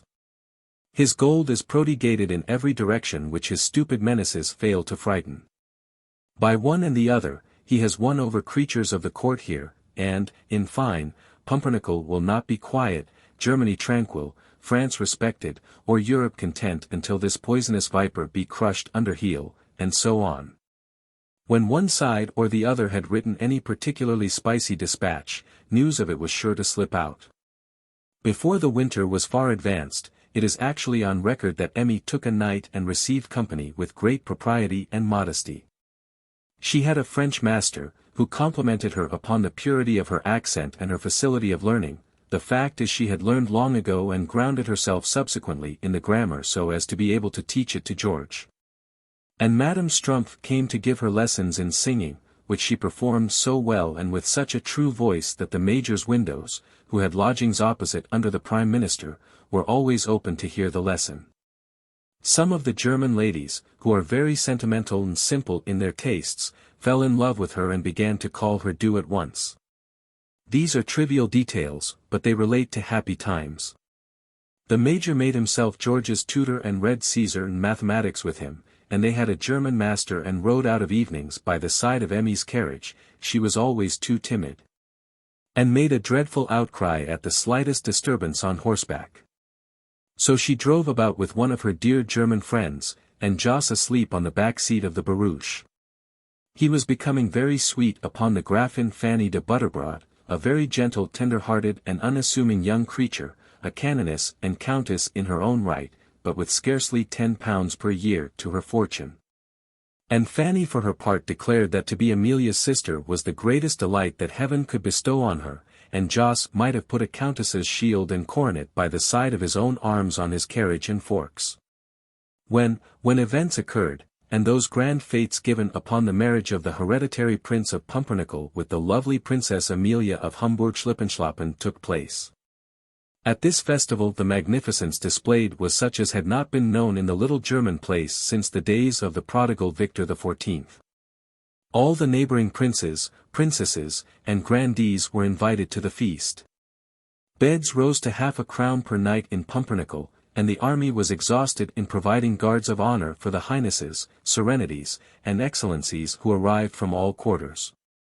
The princess was married by proxy, at her father's residence, by the Count de Schlusselbach. Snuff-boxes were given away in profusion, as we learned from the court jeweller, who sold and afterwards bought them again, and bushels of the Order of St. Michael of Pumpernickel were sent to the nobles of the court, while hampers of the cordons and decorations of the Wheel of St. Catherine of Schlippenschlappen were brought to ours. The French envoy got both. He is covered with ribbons like a prize cart horse, Tapeworm said, who was not allowed by the rules of his service to take any decorations. Let him have the cordons. But with whom is the victory? The fact is, it was a triumph of British diplomacy, the French party having proposed and tried their utmost to carry a marriage with a princess of the House of Potsdausen-Donnerwetter, whom, as a matter of course, we opposed. Everybody was asked to the fates of the marriage. Garlands and triumphal arches were hung across the road to welcome the young bride. The great St. Michael's fountain ran with uncommonly sour wine, while that in the artillery place frothed with beer. The great waters played. And poles were put up in the park and gardens for the happy peasantry, which they might climb at their leisure, carrying off watches, silver forks, prize sausages hung with pink ribbon, etc., at the top. Georgy got one, wrenching it off, having swarmed up the pole to the delight of the spectators, and sliding down with the rapidity of a fall of water. But it was for the glory's sake merely.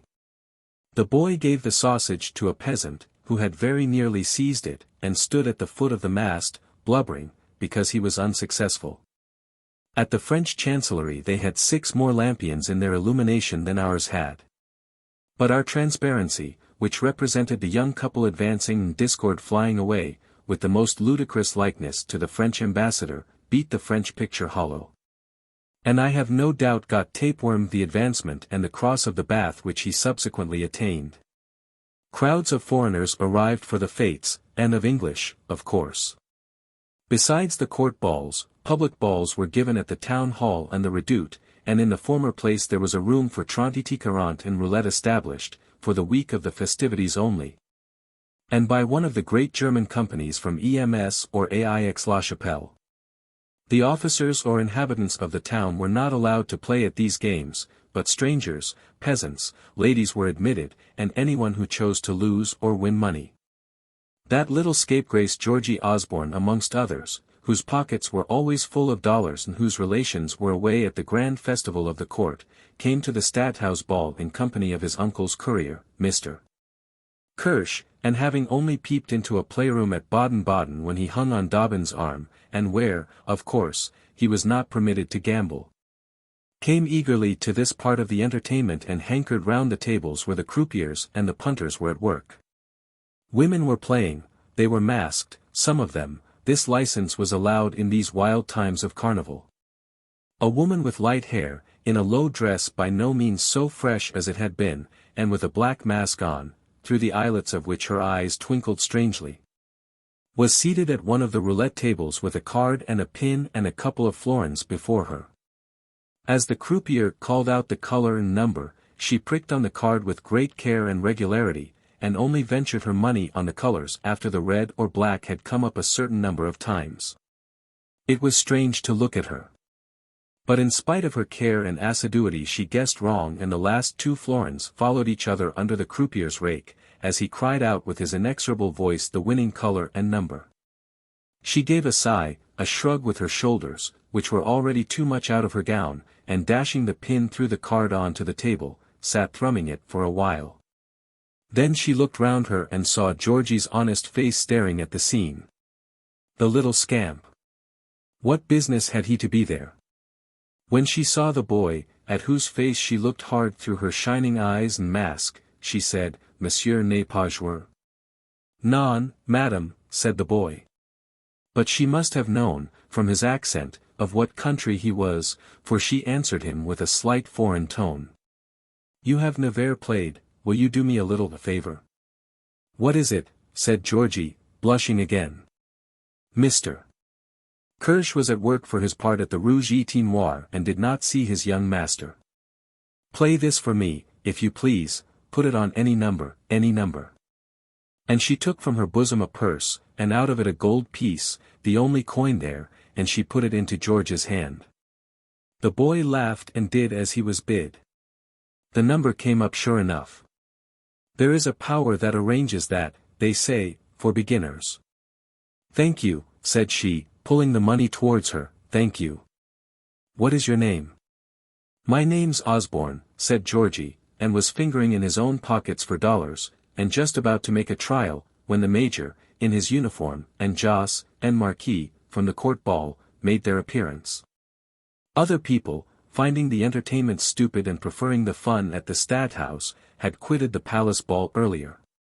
But it is probable the Major and Joss had gone home and found the boy's absence, for the former instantly went up to him and, taking him by the shoulder, pulled him briskly back from the place of temptation. Then, looking round the room, he saw Kirsch employed as we have said, and going up to him, asked how he dared to bring Mr. George to such a place. "Laissez-moi tranquille," said Mr. Kirsch, very much excited by play and wine. "Il faut s'amuser, parbleu. Je ne suis pas au service de monsieur." Seeing his condition, the Major did not choose to argue with the man, but contented himself with drawing away George and asking Joss if he would come away. He was standing close by the lady in the mask, who was playing with pretty good luck now, and looking on much interested at the game. "Hadn't you better come, Joss," the Major said, "with George and me?" "I'll stop and go home with that rascal, Kirsch," Joss said, and for the same reason of modesty, which he thought ought to be preserved before the boy, Dobbin did not care to remonstrate with Joss, but left him and walked home with Georgy. "Did you play?" asked the Major when they were out and on their way home. The boy said, "No." "Give me your word of honor as a gentleman that you never will." "Why," said the boy, "it seems very good fun." And, in a very eloquent and impressive manner, the Major showed him why he shouldn't, and would have enforced his precepts by the example of Georgy's own father, had he liked to say anything that should reflect on the other's memory. When he had housed him, he went to bed and saw his light, in the little room outside of Amelia's, presently disappear. Amelia's followed half an hour afterwards. I don't know what made the Major note it so accurately. Joss, however, remained behind over the play table. He was no gambler, but not averse to the little excitement of the sport now and then, and he had some Napoleons chinking in the embroidered pockets of his court waistcoat. He put down one over the fair shoulder of the little gambler before him, and they won. She made a little movement to make room for him by her side, and just took the skirt of her gown from a vacant chair there. "Come and give me good luck," she said, still in a foreign accent, quite different from that frank and perfectly English "thank you," with which she had saluted Georgy's coup in her favour.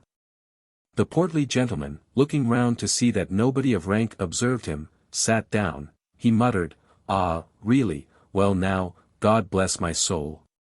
I'm very fortunate, I'm sure to give you good fortune," and other words of compliment and confusion. "Do you play much?" the foreign mask said. "I put a nap or two down," said Joss with a superb air, flinging down a gold piece.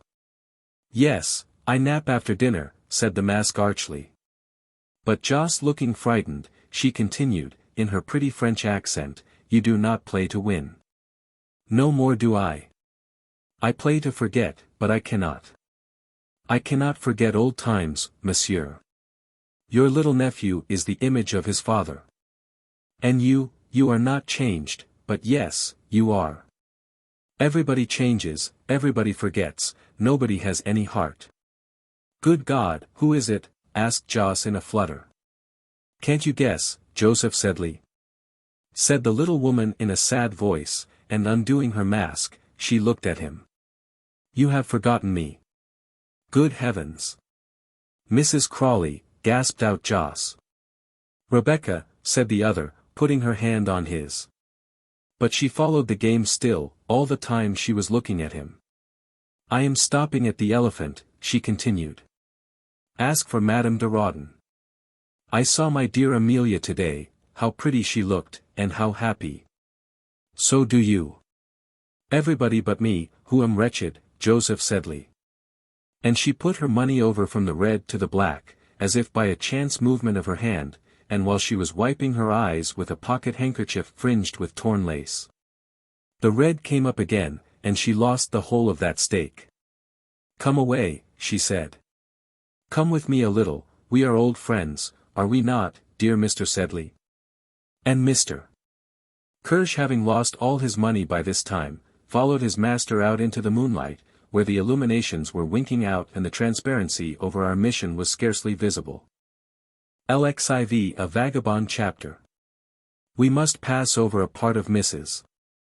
Rebecca Crawley's biography with that lightness and delicacy which the world demands, the moral world, that has, perhaps, no particular objection to vice, but an insuperable repugnance to hearing vice called by its proper name. There are things we do and know perfectly well in Vanity Fair, though we never speak of them, as the Aromanians worship the devil. But don't mention him, and a polite public will no more bear to read an authentic description of vice than a truly refined English or American female will permit the word breeches to be pronounced in her chaste hearing. And yet, madam, both are walking the world before our faces every day, without much shocking us. If you were to blush every time they went by, what complexions you would have.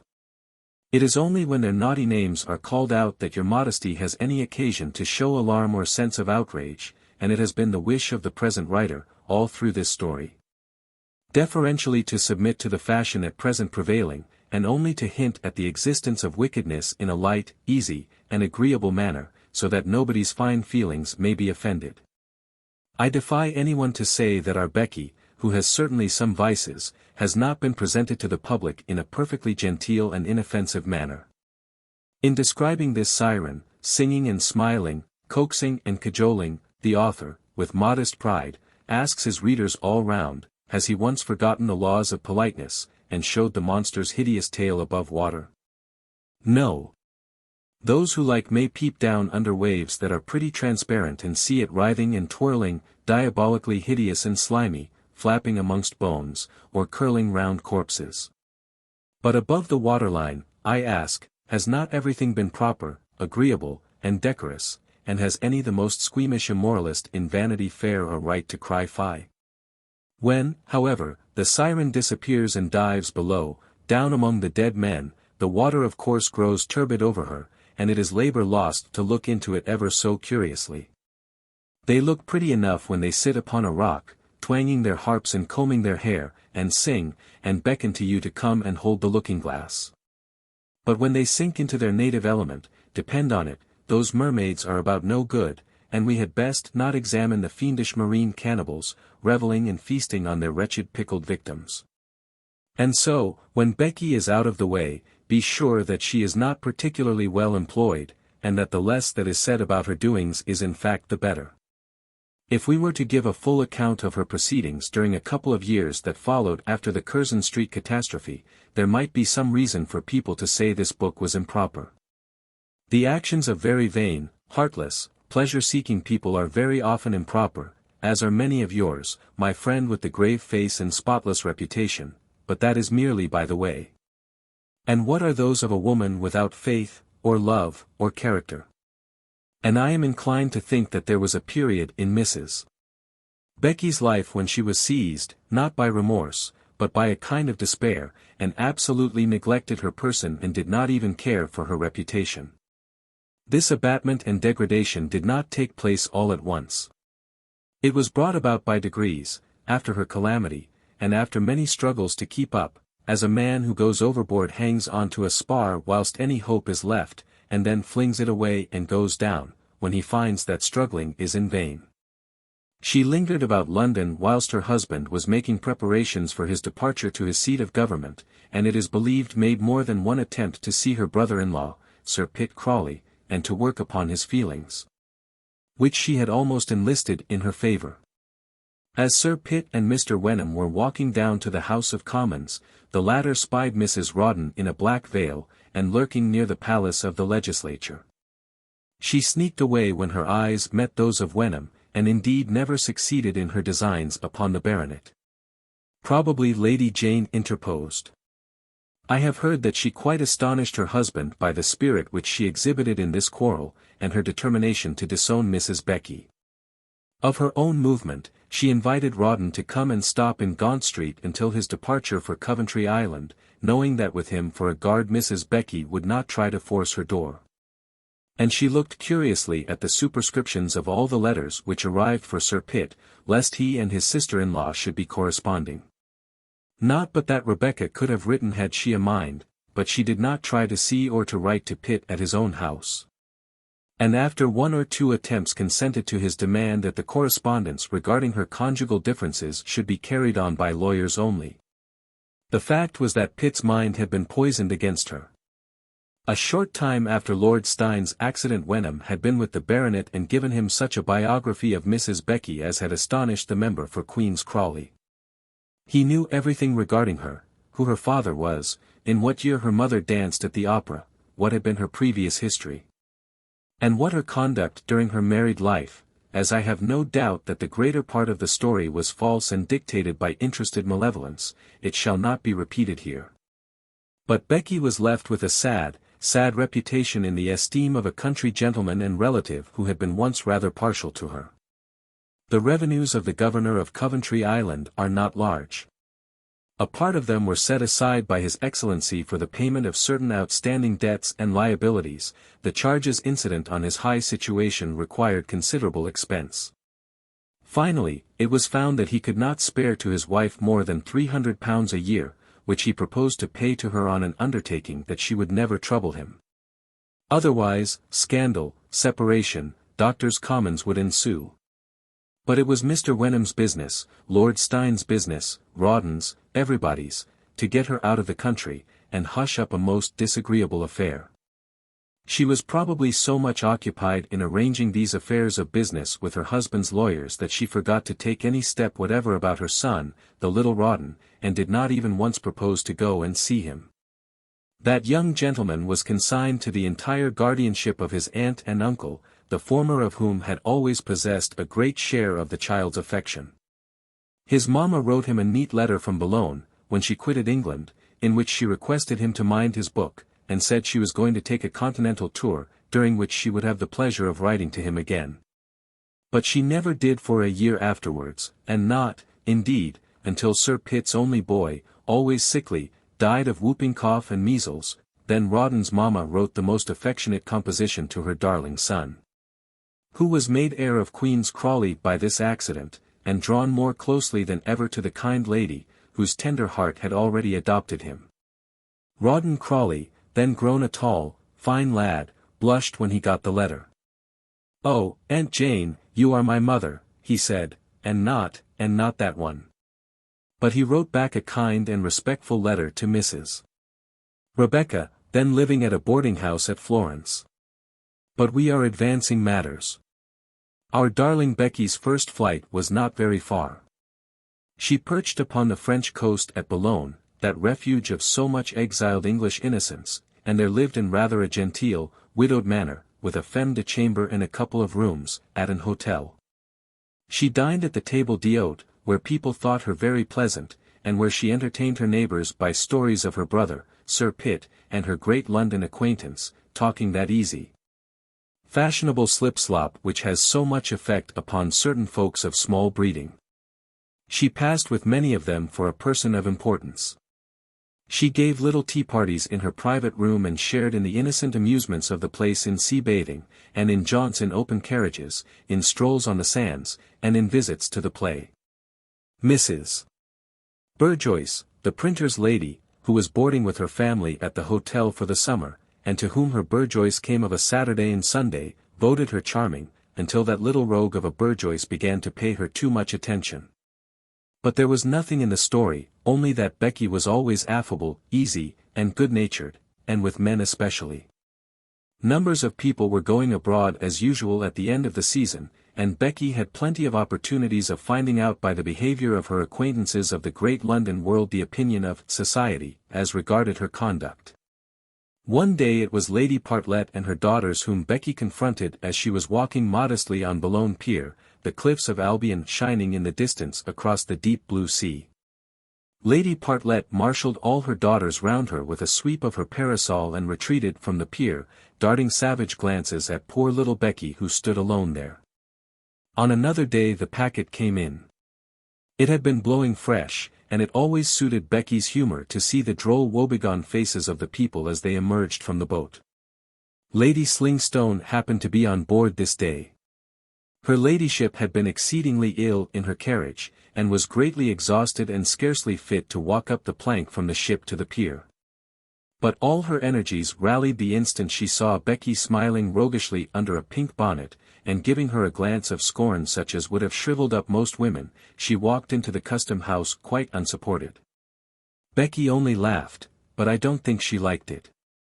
She felt she was alone, quite alone, and the far-off shining cliffs of England were impassable to her.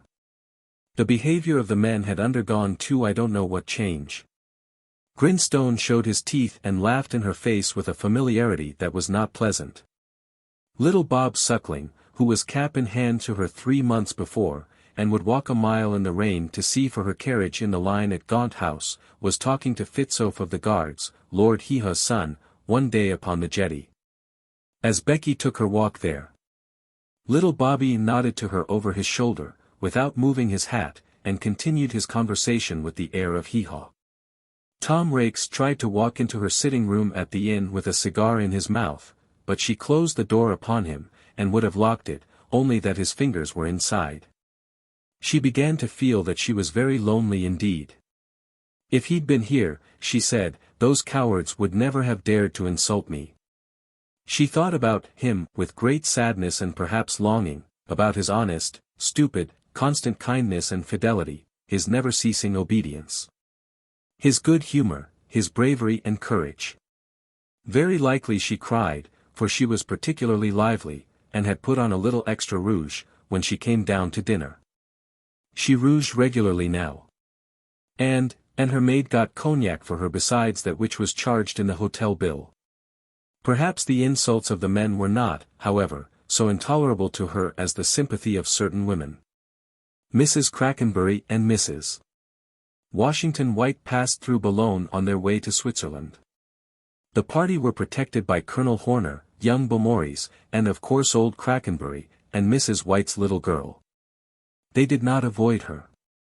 They giggled, cackled, tattled, condoled, consoled, and patronized her until they drove her almost wild with rage. To be patronized by them, she thought, as they went away simpering after kissing her. And she heard Beaumoris's laugh ringing on the stair and knew quite well how to interpret his hilarity. It was after this visit that Becky, who had paid her weekly bills, Becky who had made herself agreeable to everybody in the house, who smiled at the landlady, called the waiters monsieur, and paid the chambermaids in politeness and apologies.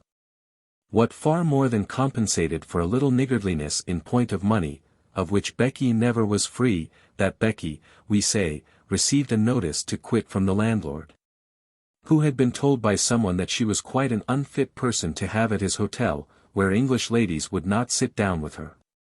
And she was forced to fly into lodgings of which the dullness and solitude were most wearisome to her.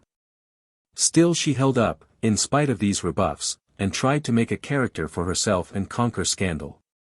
She went to church very regularly and sang louder than anybody there. She took up the cause of the widows of the shipwrecked fishermen, and gave work and drawings for the Quashable Mission. She subscribed to the Assembly and wouldn't waltz. In a word, she did everything that was respectable, and that is why we dwell upon this part of her career with more fondness than upon subsequent parts of her history, which are not so pleasant. She saw people avoiding her, and still laboriously smiled upon them. You never could suppose from her countenance what pangs of humiliation she might be enduring inwardly. Her history was after all a mystery. Parties were divided about her. Some people who took the trouble to busy themselves in the matter said that she was the criminal, whilst others vowed that she was as innocent as a lamb and that her odious husband was in fault. She won over a good many by bursting into tears about her boy and exhibiting the most frantic grief when his name was mentioned, or she saw anybody like him. She gained good Mrs. Alderney's heart in that way, who was rather the Queen of British Boulogne and gave the most dinners and balls of all the residents there, by weeping when Master Alderney came from Dr. Swishtail's academy to pass his holidays with his mother. He and her Rawdon were of the same age, and so like, Becky said in a voice choking with agony. Whereas there was 5 years difference between the boys' ages, and no more likeness between them than between my respected reader and his humble servant. Wenham, when he was going abroad, on his way to Kissingen to join Lord Steyne, enlightened Mrs. Alderney on this point and told her how he was much more able to describe little Rawdon than his mamma, who notoriously hated him and never saw him. How he was 13 years old, while little Alderney was but 9, fair, while the other darling was dark, in a word, caused the lady in question to repent of her good humour. Whenever Becky made a little circle for herself with incredible toils and labour, somebody came and swept it down rudely, and she had all her work to begin over again. It was very hard, lonely and disheartening. There was Mrs. Newbright, who took her up for some time, attracted by the sweetness of her singing at church and by her proper views upon serious subjects, concerning which in former days, at Queen's Crawley, Mrs. Becky had had a good deal of instruction. Well, she not only took tracts, but she read them. She worked flannel petticoats for the Quashibos, cotton nightcaps for the Coconut Indians, painted hand-screens for the conversion of the Pope and the Jews, sat under Mr. Rolls on Wednesdays, Mr. Huggleton on Thursdays, attended 2 Sunday services at church, besides Mr. Baller, the Darbyite, in the evening, and all in vain.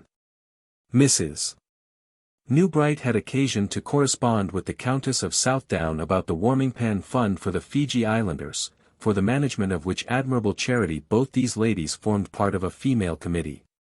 And having mentioned her sweet friend, Mrs.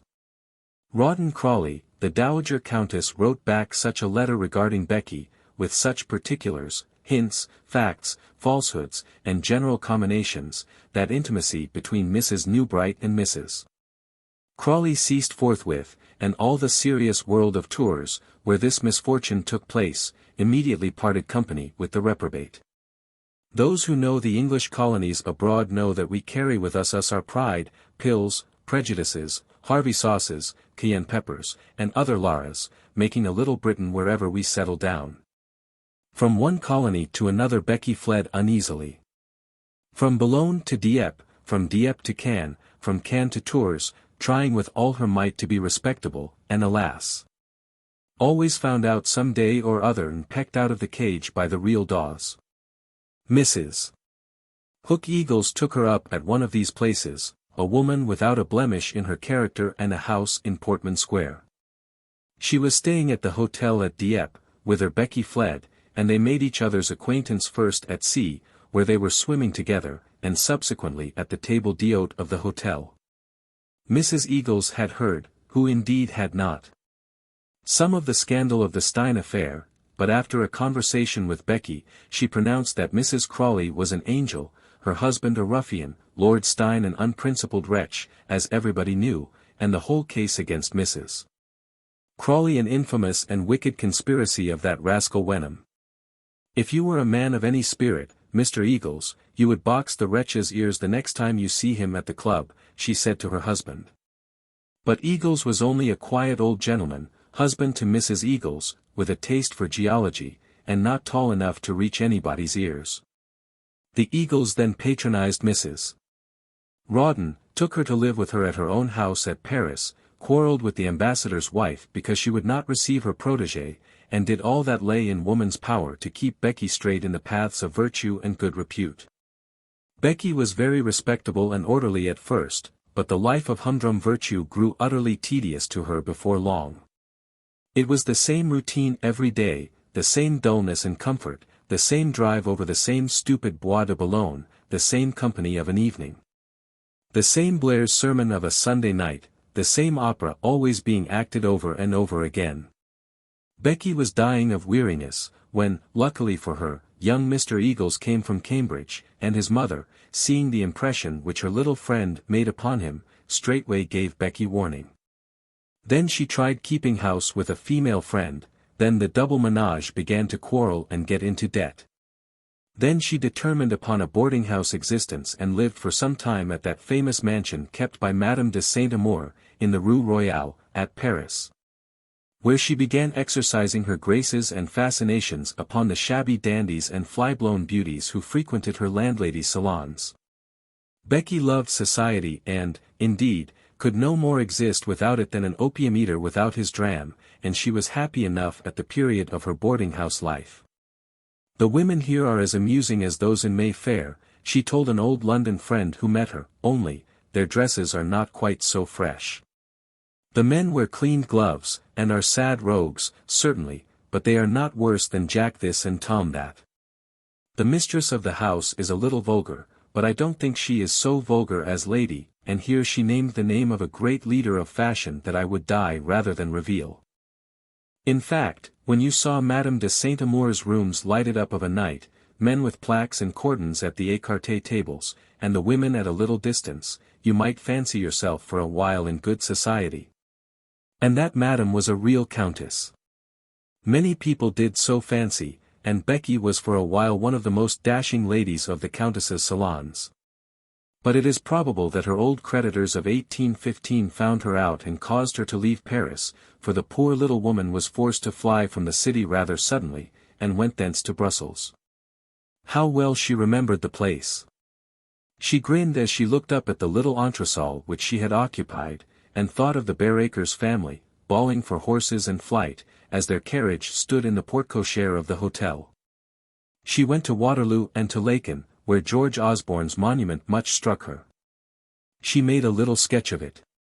That poor Cupid, she said, how dreadfully he was in love with me, and what a fool he was. I wonder whether little Emmy is alive. It was a good little creature, and that fat brother of hers. I have his funny fat picture still among my papers. They were kind simple people. At Brussels Becky arrived, recommended by Madame de Saint-Amour to her friend, Madame la Comtesse de Borodino, widow of Napoleon's general, the famous Count de Borodino, who was left with no resource by the deceased hero but that of a table d'hôte and an écarté table.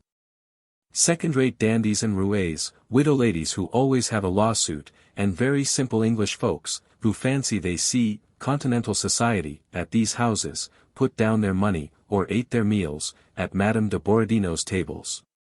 The gallant young fellows treated the company round to champagne at the table d'hôte, rode out with the women, or hired horses on country excursions, clubbed money to take boxes at the play or the opera. bent over the fair shoulders of the ladies at the écarté tables, and wrote home to their parents in Devonshire about their felicitous introduction to foreign society. Here, as at Paris, Becky was a boarding-house queen, and ruled in select pensions. She never refused the champagne, or the bouquets, or the drives into the country, or the private boxes.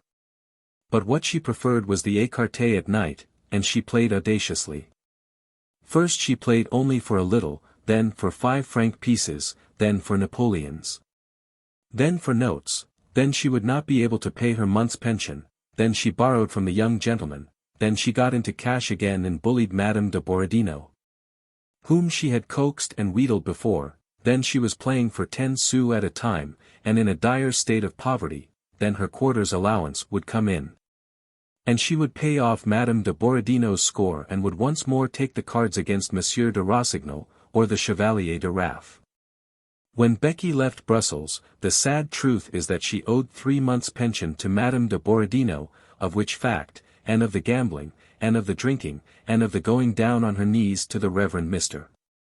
Muff, minister Anglican, and borrowing money of him, and of her coaxing and flirting with Milor Noodle, son of Sir Noodle, pupil of the Reverend Mr. Muff, whom she used to take into her private room, and of whom she won large sums at écarté, of which fact, I say, and of 100 of her other knaveries, the Countess de Borodino informs every English person who stops at her establishment, and announces that Madame Rawdon was no better than a vipera.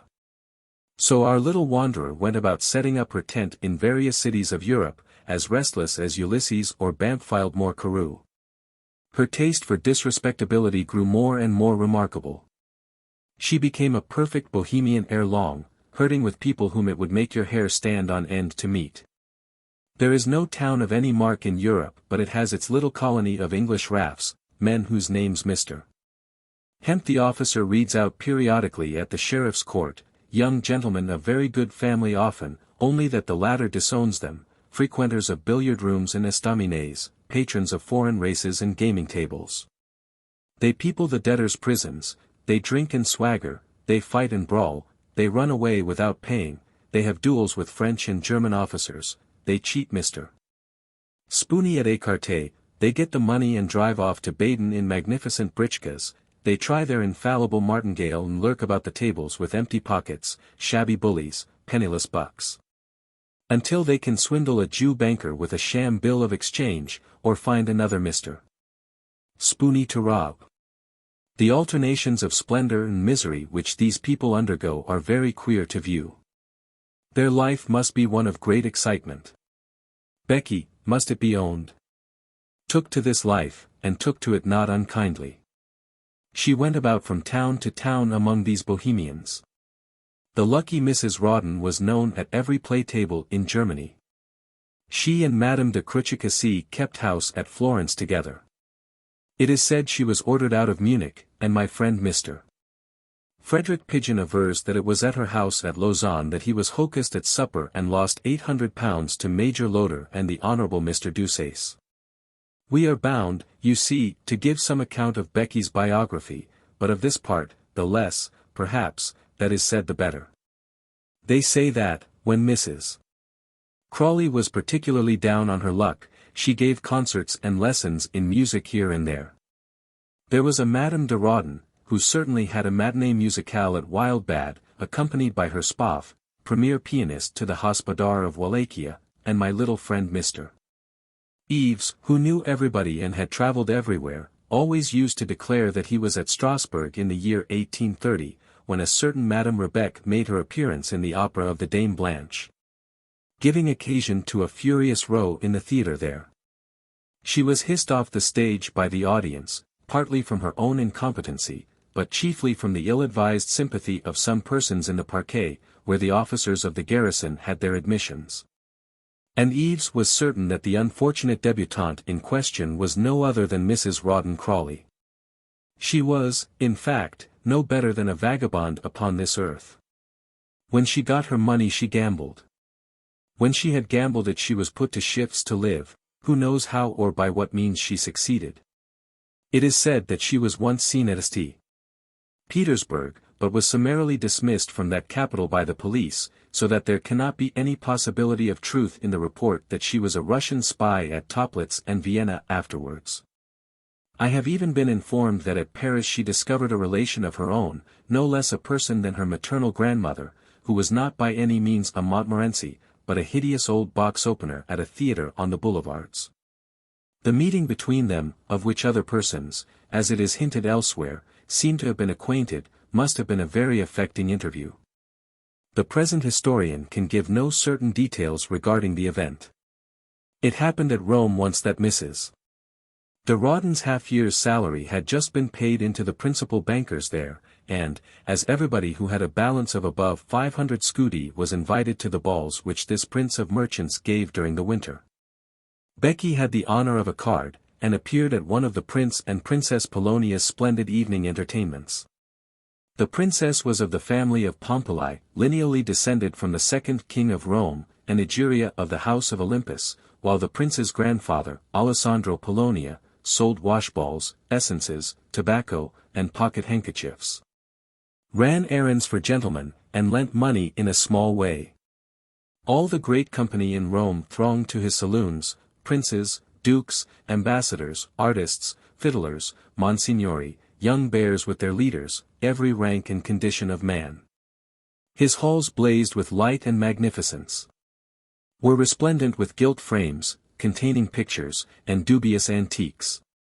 And the enormous gilt crown and arms of the princely owner, a gold mushroom on a crimson field, the color of the pocket handkerchiefs which he sold, and the silver fountain of the Pompili family shone all over the roof, doors, and panels of the house, and over the grand velvet baldachins prepared to receive popes and emperors. So Becky, who had arrived in the diligence from Florence, and was lodged at an inn in a very modest way, got a card for Prince Polonia's entertainment, and her maid dressed her with unusual care. And she went to this fine ball leaning on the arm of Major Loder, with whom she happened to be travelling at the time, the same man who shot Prince Rivoli at Naples the next year, and was caned by Sir John Buckskin for carrying 4 kings in his hat besides those which he used in playing at écarté, and this pair went into the rooms together, and Becky saw a number of old faces which she remembered in happier days, when she was not innocent, but not found out. Major Loder knew a great number of foreigners, keen-looking whiskered men with dirty striped ribbons in their buttonholes, and a very small display of linen, but his own countrymen, it might be remarked, eschewed the Major. Becky, too, knew some ladies here and there, French widows, dubious Italian countesses, whose husbands had treated them ill, for, what shall we say, we who have moved among some of the finest company of Vanity Fair, of this refuse and sediment of rascals? If we play, let it be with clean cards, and not with this dirty pack. But every man who has formed one of the innumerable army of travellers has seen these marauding irregulars hanging on, like Nym and Pistol, to the main force, wearing the king's colours and boasting of his commission, but pillaging for themselves, and occasionally gibbeted by the roadside. Well, she was hanging on the arm of Major Loder, and they went through the rooms together, and drank a great quantity of champagne at the buffet, where the people, and especially the Major's irregular corps, struggled furiously for refreshments, of which when the pair had had enough, they pushed on until they reached the Duchess's own pink velvet saloon, at the end of the suite of apartments, where the statue of the Venus is, and the great Venice looking-glasses, framed in silver, and where the princely family were entertaining their most distinguished guests at a round table at supper. It was just such a little select banquet as that of which Becky recollected that she had partaken at Lord Steyne's, and there he sat at Polonia's table, and she saw him. The scar cut by the diamond on his white, bald, shining forehead made a burning red mark, his red whiskers were dyed of a purple hue, which made his pale face look still paler. He wore his collar and orders, his blue ribbon and garter. He was a greater prince than any there, though there was a reigning duke and a royal highness, with their princesses, and near his lordship was seated the beautiful Countess of Belladonna, née de Glandier, whose husband, the Count Paolo della Belladonna, so well known for his brilliant entomological collections, had been long absent on a mission to the Emperor of Morocco. When Becky beheld that familiar and illustrious face, how vulgar all of a sudden did Major Loder appear to her, and how that odious Captain Rook did smell of tobacco. In one instant she reassumed her fine ladyship and tried to look and feel as if she were in May Fair once more. That woman looks stupid and ill-humoured, she thought. I am sure she can't amuse him. No, he must be bored by her, he never was by me. 100 such touching hopes, fears, and memories palpitated in her little heart, as she looked with her brightest eyes, the rouge which she wore up to her eyelids made them twinkle, towards the great nobleman. Of a Star and Garter night Lord Stein used also to put on his grandest manner and to look and speak like a great prince, as he was. Becky admired him smiling sumptuously, easy, lofty, and stately. Ah, bon Dieu, what a pleasant companion he was, what a brilliant wit, what a rich fund of talk, what a grand manner. And she had exchanged this for Major Loder, reeking of cigars and brandy and water, and Captain Rook with his horse-jockey jokes and prize-ring slang, and their like. I wonder whether he will know me, she thought. Lord Stein was talking and laughing with a great and illustrious lady at his side, when he looked up and saw Becky. She was all over in a flutter as their eyes met, and she put on the very best smile she could muster, and dropped him a little, timid, imploring curtsy. He stared aghast at her for a minute, as Macbeth might on beholding Banquo's sudden appearance at his ball supper, and remained looking at her with open mouth, when that horrid Major Loder pulled her away. Come away into the supper-room, Mrs. R. was that gentleman's remark. Seeing these knobs grubbing away has made me peckish too. Let's go and try the old governor's champagne. Becky thought the Major had had a great deal too much already. The day after she went to walk on the Pincian Hill, the Hyde Park of the Roman idlers, possibly in hopes to have another sight of Lord Stein. But she met another acquaintance there, it was Mr. Fiche, his lordship's confidential man, who came up nodding to her rather familiarly and putting a finger to his hat. I knew that madam was here, he said, I followed her from her hotel. I have some advice to give madam. From the Marquis of Stein? Becky asked, resuming as much of her dignity as she could muster, and not a little agitated by hope and expectation. No, said the valet, it is from me. Rome is very unwholesome. Not at this season, Monsieur Fiche, not till after Easter. I tell madam it is unwholesome now. There is always malaria for some people. That cursed marsh wind kills many at all seasons. Look, Madame Crawley, you were always bon enfant, and I have an interest in you, parole d'honneur. Be warned. Go away from Rome, I tell you, or you will be ill and die. Becky laughed, though in rage and fury. What? Assassinate poor little me? She said. How romantic. Does my lord carry bravos for couriers, and stilettos in the furgons? Bah! I will stay, if but to plague him. I have those who will defend me whilst I am here. It was Monsieur Fiche's turn to laugh now. Defend you, he said, and who? The Major, the Captain, any one of those gambling men whom Madame sees would take her life for 100 louis. We know things about Major Loder, he is no more a major than I am my lord the Marquis, which would send him to the galleys or worse. We know everything and have friends everywhere. We know whom you saw at Paris, and what relations you found there. Yes, Madame may stare, but we do. How was it that no minister on the continent would receive Madame?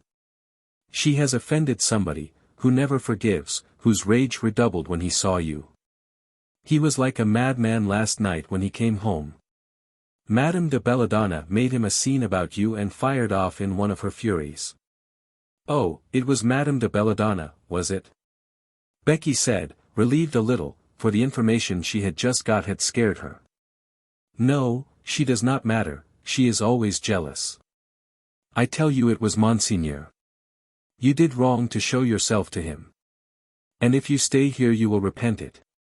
Mark my words. Go. Here is my lord's carriage, and seizing Becky's arm, he rushed down an alley of the garden as Lord Stein's barouche, blazing with heraldic devices, came whirling along the avenue, borne by the almost priceless horses. And bearing Madame de Belladonna lolling on the cushions, dark, sulky, and blooming, a King Charles in her lap, a white parasol swaying over her head, and old Stein stretched at her side with a livid face and ghastly eyes. Hate, or anger, or desire caused them to brighten now and then still, but ordinarily, they gave no light. And seemed tired of looking out on a world of which almost all the pleasure and all the best beauty had palled upon the worn-out wicked old man. Monseigneur has never recovered the shock of that night, never, Monsieur Fiche whispered to Mrs. Crawley as the carriage flashed by, and she peeped out at it from behind the shrubs that hid her. That was a consolation at any rate, Becky thought. Whether my lord really had murderous intentions towards Mrs. Becky, as Monsieur Fiche said, since Monseigneur's death he has returned to his native country, where he lives much respected, and has purchased from his prince the title of Baron Fiche, and the factotum objected to have to do with assassination. Or whether he simply had a commission to frighten Mrs. Crawley out of a city where his lordship proposed to pass the winter, and the sight of her would be eminently disagreeable to the great nobleman, is a point which has never been ascertained, but the threat had its effect upon the little woman.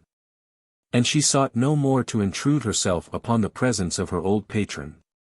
Everybody knows the melancholy end of that nobleman, which befell at Naples 2 months after the French Revolution of 1830.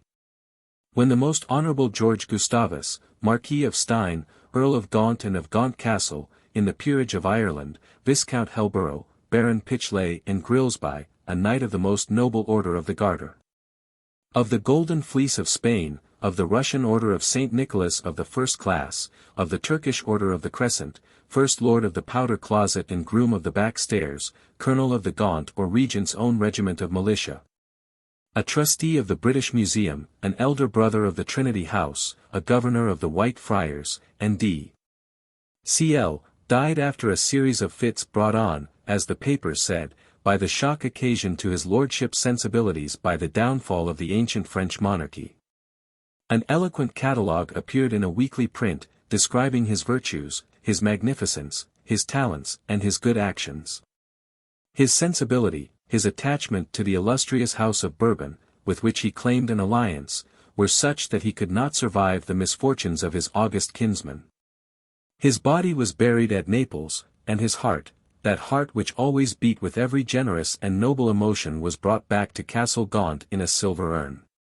In him, Mr. Wagg said, the poor and the fine arts have lost a beneficent patron, society one of its most brilliant ornaments, and England one of her loftiest patriots and statesmen, etc., etc.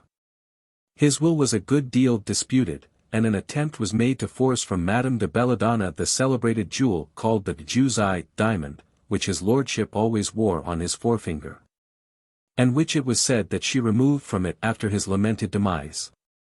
But his confidential friend and attendant, Monsieur Fiche, proved that the ring had been presented to the said Madame de Belladonna 2 days before the Marquis's death, as were the banknotes, jewels, Neapolitan and French bonds, etc., found in his lordship's secrétaire and claimed by his heirs from that injured woman. LXV. Full of business and pleasure. The day after the meeting at the play-table, Jos had himself arrayed with unusual care and splendor. And without thinking it necessary to say a word to any member of his family regarding the occurrences of the previous night, or asking for their company in his walk, he sallied forth at an early hour, and was presently seen making inquiries at the door of the Elephant Hotel.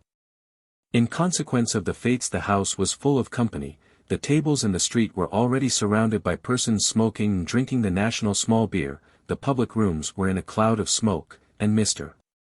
Jos having, in his pompous way, and with his clumsy German, made inquiries for the person of whom he was in search, was directed to the very top of the house, above the first-floor rooms where some travelling pedlars had lived, and were exhibiting their jewellery and brocades.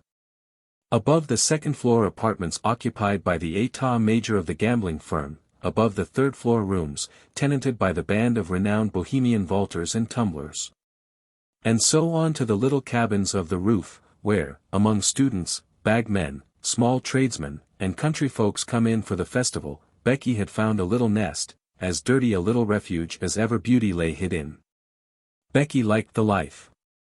She was at home with everybody in the place, pedlars, punters, tumblers, students and all. She was of a wild, roving nature, inherited from father and mother, who were both bohemians, by taste and circumstance. If a lord was not by, she would talk to his courier with the greatest pleasure. The din, the stir, the drink, the smoke, the tattle of the Hebrew pedlars, the solemn, braggart ways of the poor tumblers, the sournois talk of the gambling table officials, the songs and swagger of the students. And the general buzz and hum of the place had pleased and tickled the little woman, even when her luck was down and she had not wherewithal to pay her bill. How pleasant was all the bustle to her now that her purse was full of the money which little Georgy had won for her the night before. As Joss came creaking and puffing up the final stairs, and was speechless when he got to the landing, and began to wipe his face and then to look for No. 92, the room where he was directed to seek for the person he wanted, the door of the opposite chamber, number 90, was open, and a student, in jackboots and a dirty schlafrock, was lying on the bed smoking a long pipe. Whilst another student in long yellow hair and a braided coat, exceeding smart and dirty too, was actually on his knees at number 92, bawling through the keyhole supplications to the person within. "Go away," said a well-known voice, which made Joss thrill. "I expect somebody, I expect my grandpapa. He mustn't see you there." "Angel Englanderin," bellowed the kneeling student with the whitey-brown ringlets and the large finger ring, "do take compassion upon us. Make an appointment. Dine with me and Fritz at the inn in the park. We will have roast pheasants and porter, plum pudding and French wine. We shall die if you don't." "That we will," said the young nobleman on the bed. And this colloquy Joss overheard, though he did not comprehend it, for the reason that he had never studied the language in which it was carried on. "Numero 92, s'il vous plaît," Joss said in his grandest manner, when he was able to speak. "Quatre font tous," said the student, starting up, and he bounced into his own room, where he locked the door, and where Joss heard him laughing with his comrade on the bed. The gentleman from Bengal was standing, disconcerted by this incident, when the door of the 92 opened of itself and Becky's little head peeped out full of archness and mischief. She lighted on Joss. "It's you," she said, coming out. "How I have been waiting for you." "Stop. Not yet, in 1 minute you shall come in." In that instant she put a rouge pot, a brandy bottle, and a plate of broken meat into the bed, gave one smooth to her hair, and finally let in her visitor. She had, by way of morning robe, a pink domino, a trifle faded and soiled, and marked here and there with pomaturn. But her arms shone out from the loose sleeves of the dress very white and fair, and it was tied round her little waist so as not ill to set off the trim little figure of the wearer. She led Joss by the hand into her garret. "Come in," she said. "Come and talk to me. Sit yonder on the chair," and she gave the civilian's hand a little squeeze and laughingly placed him upon it. As for herself, she placed herself on the bed, not on the bottle and plate, you may be sure, on which Joss might have reposed, had he chosen that seat, and so there she sat and talked with her old admirer. "How little years have changed you," she said with a look of tender interest. "I should have known you anywhere. What a comfort it is amongst strangers to see once more the frank honest face of an old friend." The frank honest face, to tell the truth, at this moment bore any expression but one of openness and honesty. It was, on the contrary, much perturbed and puzzled in look. Joss was surveying the queer little apartment in which he found his old flame. One of her gowns hung over the bed, another depending from a hook of the door, her bonnet obscured half the looking-glass, on which, too, lay the prettiest little pair of bronze boots. A French novel was on the table by the bedside, with a candle, not of wax. Becky thought of popping that into the bed too, but she only put in the little paper nightcap with which she had put the candle out on going to sleep. "I should have known you anywhere," she continued, "a woman never forgets some things. And you were the first man I ever saw." "Was I really?" said Joss. "God bless my soul, you don't say so." "When I came with your sister from Chiswick, I was scarcely more than a child," Becky said. "How is that, dear love?" "Oh, Her husband was a sad wicked man, and of course it was of me that the poor dear was jealous. As if I cared about him, Hago. When there was somebody, but no, don't let us talk of old times, and she passed her handkerchief with the tattered lace across her eyelids. Is not this a strange place, she continued, for a woman, who has lived in a very different world too, to be found in? I have had so many griefs and wrongs, Joseph Sedley, I have been made to suffer so cruelly that I am almost made mad sometimes. I can't stay still in any place, but wander about always restless and unhappy. All my friends have been false to me, all. There is no such thing as an honest man in the world. I was the truest wife that ever lived, though I married my husband out of pique, because somebody else, but never mind that.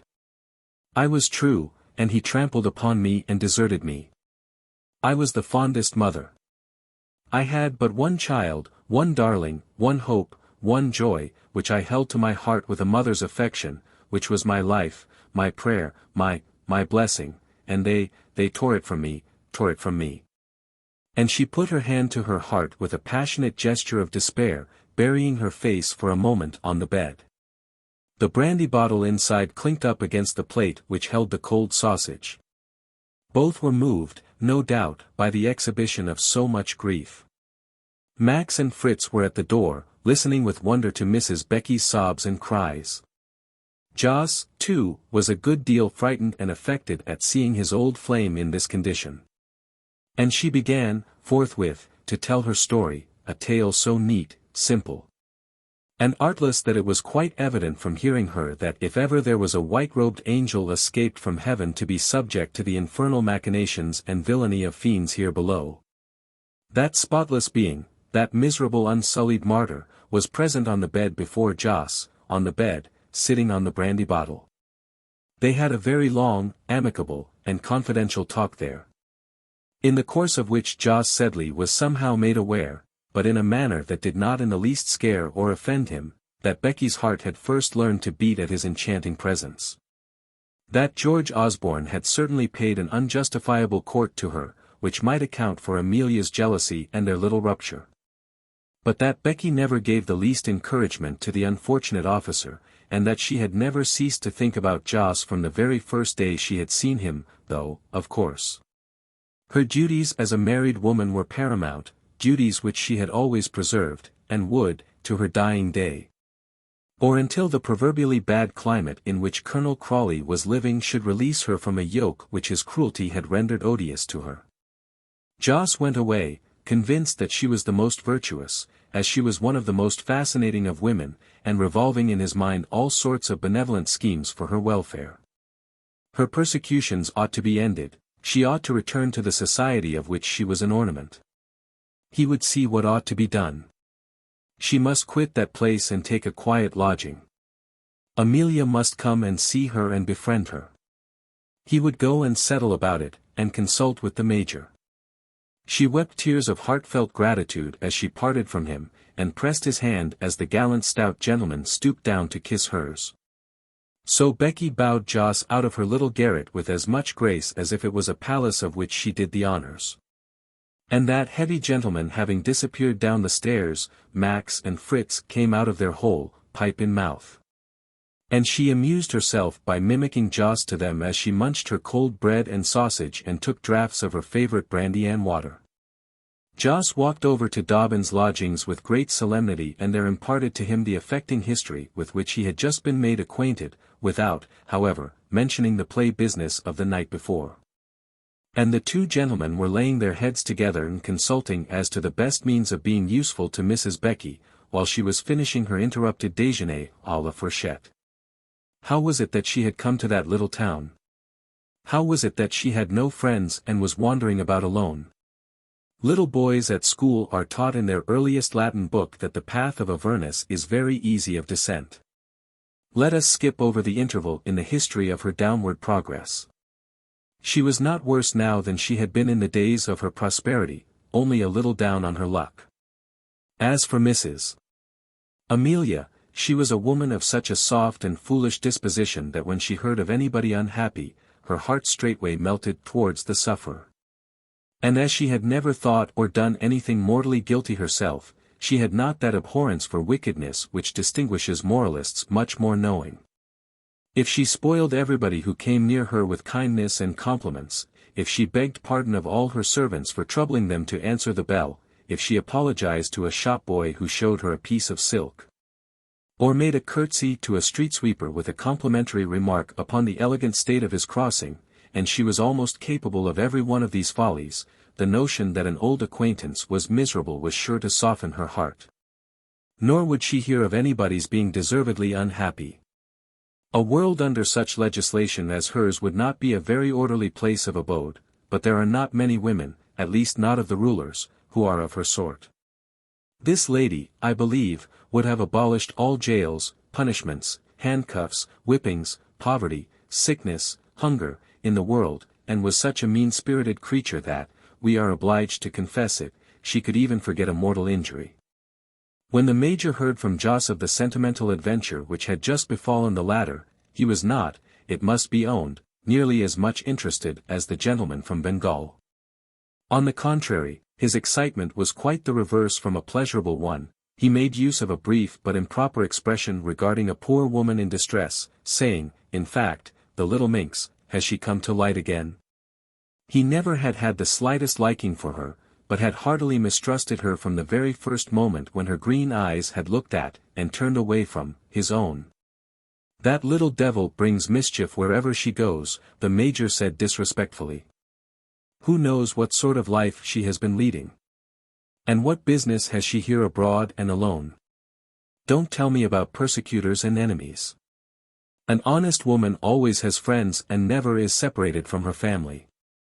Why has she left her husband? He may have been disreputable and wicked, as you say. He always was. I remember the confounded blackleg and the way in which he used to cheat and hoodwink poor George.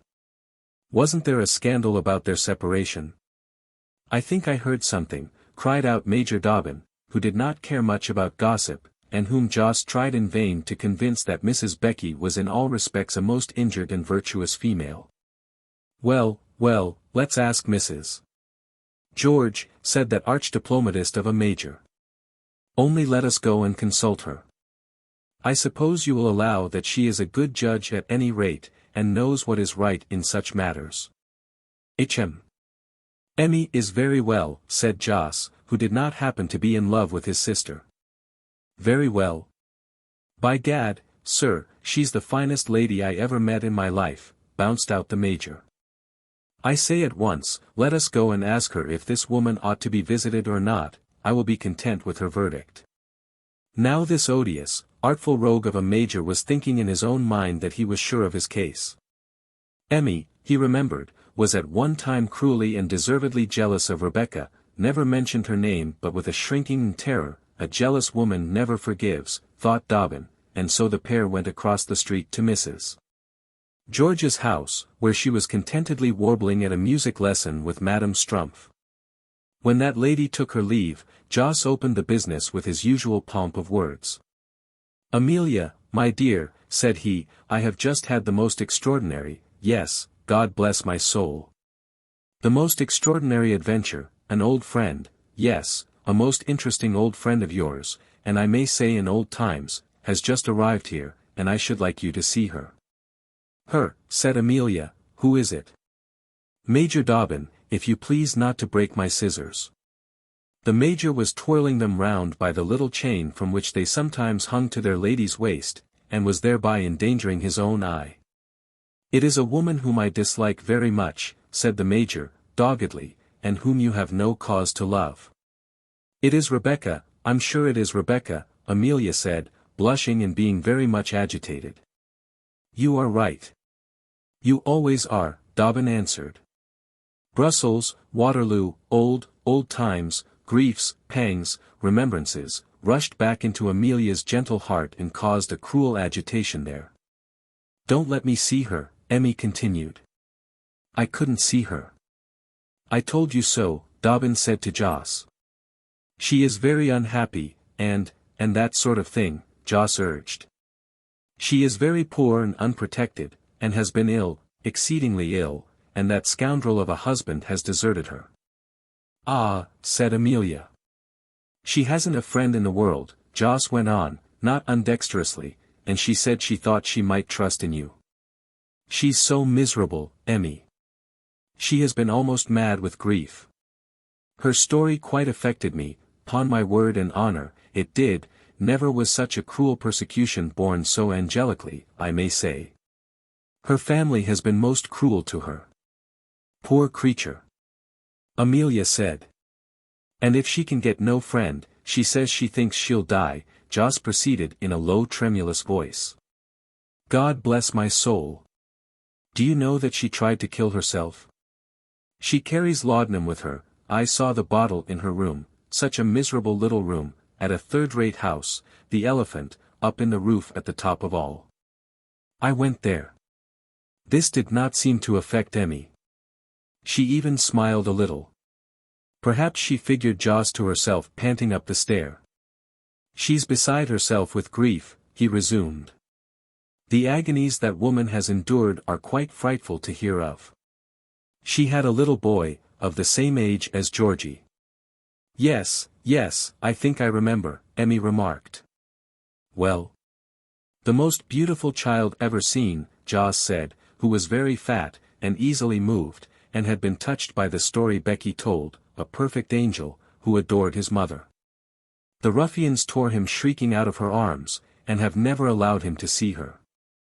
Dear Joseph, Emmy cried out, starting up at once, let us go and see her this minute.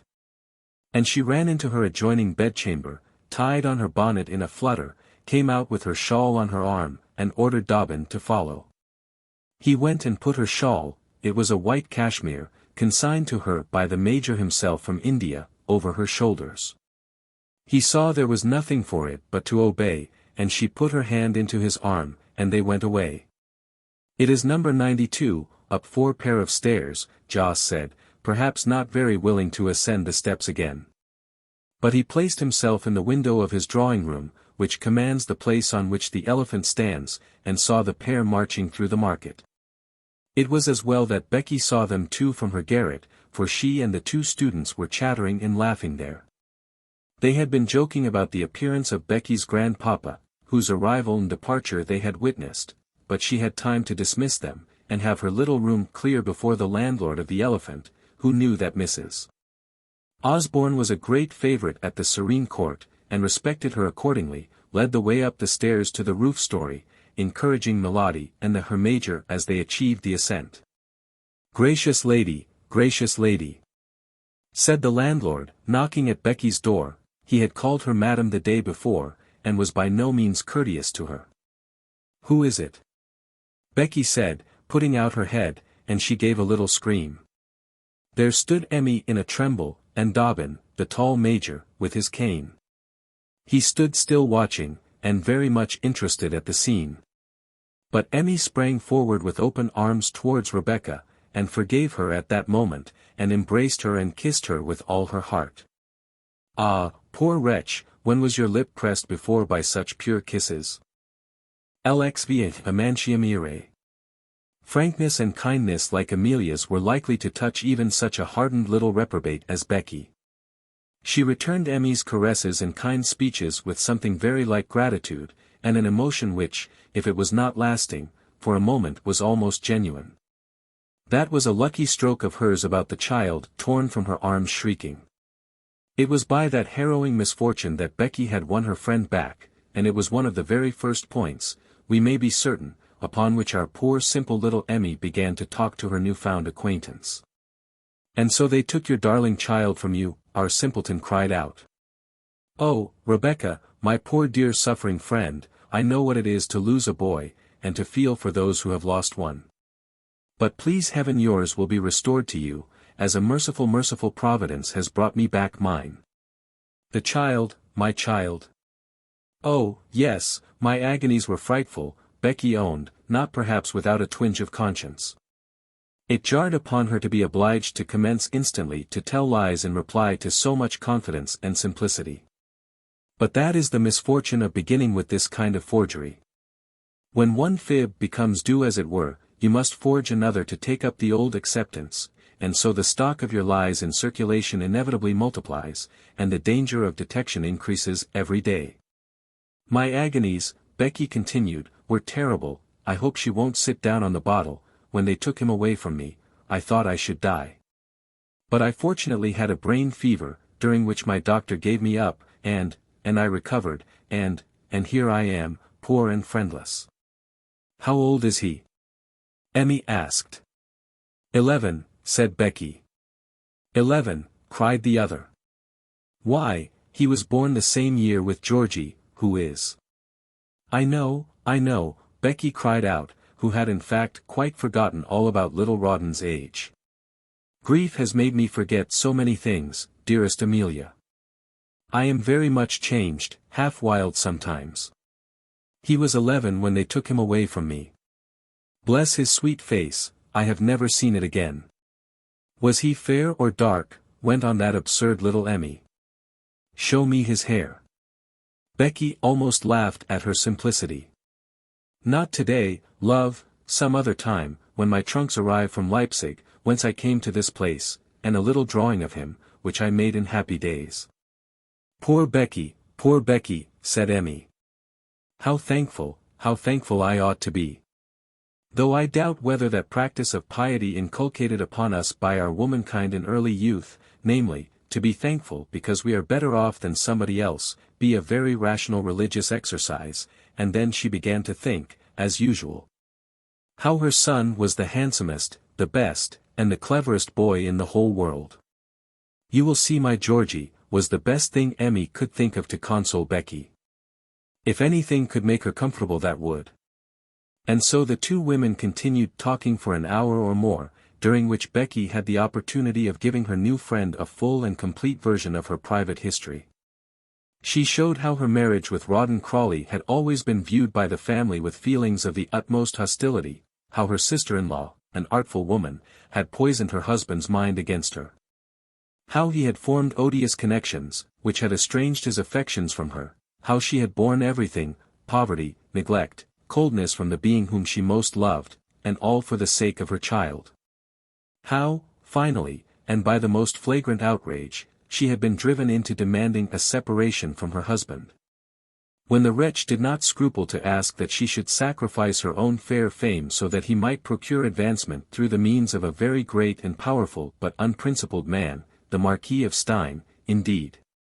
The atrocious monster. This part of her eventful history Becky gave with the utmost feminine delicacy and the most indignant virtue. Forced to fly her husband's roof by this insult, the coward had pursued his revenge by taking her child from her. And thus Becky said she was a wanderer, poor, unprotected, friendless, and wretched. Emmy received this story, which was told at some length, as those persons who are acquainted with her character may imagine that she would. She quivered with indignation at the account of the conduct of the miserable Rawdon and the unprincipled Stein. Her eyes made notes of admiration for every one of the sentences in which Becky described the persecutions of her aristocratic relatives and the falling away of her husband. Becky did not abuse him. She spoke rather in sorrow than in anger. She had loved him only too fondly, and was he not the father of her boy? And as for the separation scene from the child, while Becky was reciting it, Emmy retired altogether behind her pocket handkerchief. So that the consummate little tragedian must have been charmed to see the effect which her performance produced on her audience.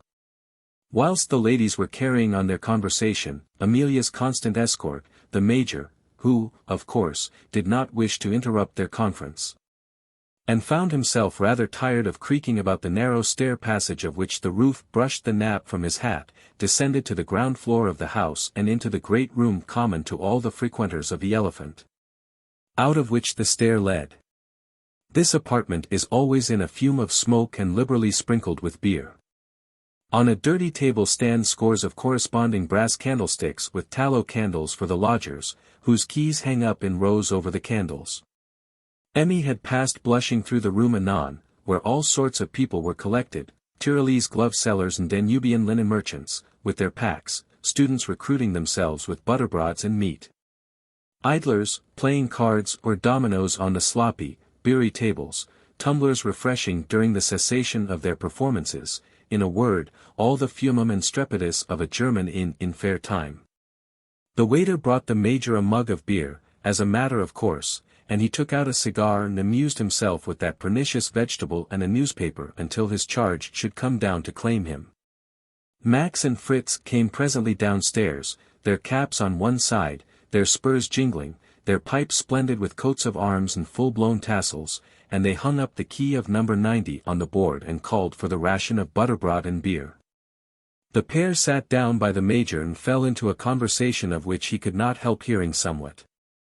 It was mainly about Fuchs and Philister, and duels and drinking bouts at the neighboring University of Schoppenhausen, from which renowned seat of learning they had just come in the Eilwagen, with Becky, as it appeared, by their side. And in order to be present at the bridal fetes at Pumpernickel. The title Engländerin seems to be en base de Genoisance, said Max, who knew the French language, to Fritz, his comrade. After the fat grandfather went away, there came a pretty little compatriot. I heard them chattering and whimpering together in the little woman's chamber. We must take the tickets for her concert, Fritz said. Hast thou any money, Max? Bah, said the other, the concert is a concert in nubibus. Hans said that she advertised one at Leipzig, and the Burschen took many tickets. But she went off without singing. She said in the coach yesterday that her pianist had fallen ill at Dresden. She cannot sing, it is my belief, her voice is as cracked as thine, O thou beer-soaking renowner. It is cracked, I hear her trying out of her window a schrecklich English ballad, called De Rose upon de Balcony. Soften and singen go not together, observed Fritz with the red nose, who evidently preferred the former amusement. No, thou shalt take none of her tickets. She won money at the Trente and Quarante last night. I saw her, she made a little English boy play for her. We will spend thy money there or at the theatre, or we will treat her to French wine or cognac in the Aurelius garden, but the tickets we will not buy. What sayest thou? Yet, another mug of beer, and one and another successively having buried their blonde whiskers in the mawkish draught, curled them and swaggered off into the fair. The Major, who had seen the key of No. 90 put up on its hook and had heard the conversation of the two young university bloods, was not at a loss to understand that their talk related to Becky. The little devil is at her old tricks, he thought, and he smiled as he recalled old days, when he had witnessed the desperate flirtation with Joss and the ludicrous end of that adventure. He and George had often laughed over it subsequently, and until a few weeks after George's marriage, when he also was caught in the little Circe's toils, and had an understanding with her which his comrade certainly suspected, but preferred to ignore. William was too much hurt or ashamed to ask to fathom that disgraceful mystery, although once, and evidently with remorse on his mind, George had alluded to it. It was on the morning of Waterloo, as the young men stood together in front of their line, surveying the black masses of Frenchmen who crowned the opposite heights, and as the rain was coming down. I have been mixing in a foolish intrigue with a woman, George said. I am glad we were marched away. If I drop, I hope Emmy will never know of that business. I wish to God it had never been begun. And William was pleased to think, and had more than once soothed poor George's widow with the narrative, that Osborne, after quitting his wife, and after the action of Quatre Bras, on the first day, spoke gravely and affectionately to his comrade of his father and his wife. On these facts, too, William had insisted very strongly in his conversations with the elder Osborne, and had thus been the means of reconciling the old gentleman to his son's memory, just at the close of the elder man's life. And so this devil is still going on with her intrigues, thought William. I wish she were 100 miles from here. She brings mischief wherever she goes. And he was pursuing these forebodings and this uncomfortable train of thought, with his head between his hands, and the Pumpernickel Gazette of last week unread under his nose, when somebody tapped his shoulder with a parasol. And he looked up and saw Mrs. Amelia. This woman had a way of tyrannizing over Major Dobbin, for the weakest of all people will domineer over somebody, and she ordered him about, and patted him, and made him fetch and carry just as if he was a great Newfoundland dog. He liked, so to speak, to jump into the water if she said, "Hi, Dobbin, and to trot behind her with her reticule in his mouth. This history has been written to very little purpose if the reader has not perceived that the Major was a spoony. "Why did you not wait for me, sir, to escort me downstairs?" she said, giving a little toss of her head in a most sarcastic curtsy. "I couldn't stand up in the passage," he answered with a comical deprecatory look. And, delighted to give her his arm and to take her out of the horrid smoky place, he would have walked off without even so much as remembering the waiter. Had not the young fellow run after him and stopped him on the threshold of the Elephant to make him pay for the beer which he had not consumed. Emmy laughed. She called him a naughty man, who wanted to run away in debt, and, in fact, made some jokes suitable to the occasion in the small beer. She was in high spirits and good humor, and tripped across the marketplace very briskly. She wanted to see Joss that instant. The Major laughed at the impetuous affection Mrs. Amelia exhibited, for, in truth, it was not very often that she wanted her brother, that instant. They found the civilian in his saloon on the first floor. He had been pacing the room, and biting his nails, and looking over the marketplace towards the Elephant 100 times at least during the past hour, whilst Emmy was closeted with her friend in the garret and the Major was beating the tattoo on the sloppy tables of the public room below. And he was, on his side too, very anxious to see Mrs. Osborne. "Well," said he. "The poor dear creature, how she has suffered." Emmy said. "God bless my soul, yes," Joss said, wagging his head, so that his cheeks quivered like jellies. "She may have Payne's room, who can go upstairs," Emmy continued. Payne was a staid English maid and personal attendant upon Mrs. Osborne, to whom the courier, as in duty bound, paid court, and whom Georgy used to lark dreadfully with accounts of German robbers and ghosts. She passed her time chiefly in grumbling, in ordering about her mistress, and in stating her intention to return the next morning to her native village of Clapham. "She may have Payne's room," Emmy said. "Why, you don't mean to say you are going to have that woman into the house," bounced out the Major, jumping up. "Of course we are," said Amelia in the most innocent way in the world. "Don't be angry and break the furniture, Major Dobbin. Of course we are going to have her here." "Of course, my dear," Joss said. "The poor creature, after all her sufferings," Emmy continued, "her horrid banker broken and run away. Her husband, wicked wretch, having deserted her and taken her child away from her, here she doubled her two little fists and held them in a most menacing attitude before her. So that the Major was charmed to see such a dauntless virago, the poor dear thing. Quite alone and absolutely forced to give lessons in singing to get her bread, and not have her here." "Take lessons, my dear Mrs. George," cried the Major, "but don't have her in the house. I implore you don't." "Pooh," said Joss. "You who are always good and kind, always used to be at any rate, I'm astonished at you, Major William," Amelia cried. "Why, what is the moment to help her but when she is so miserable? Now is the time to be of service to her. The oldest friend I ever had, and not." "She was not always your friend, Amelia," the Major said, for he was quite angry. This allusion was too much for Emmy, who, looking the Major almost fiercely in the face, said, "For shame, Major Dobbin." And after having fired this shot, she walked out of the room with a most majestic air and shut her own door briskly on herself and her outraged dignity. "To allude to that," she said, when the door was closed. "Oh, it was cruel of him to remind me of it," and she looked up at George's picture, which hung there as usual, with the portrait of the boy underneath. "It was cruel of him. If I had forgiven it, ought he to have spoken? No.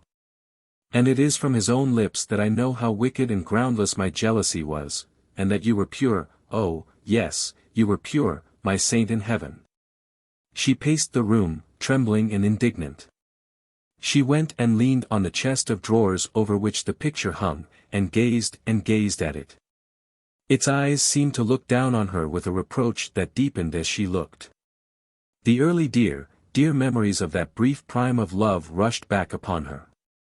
The wound which years had scarcely cicatrized bled afresh, and oh, how bitterly. She could not bear the reproaches of the husband there before her. It couldn't be. Never, never.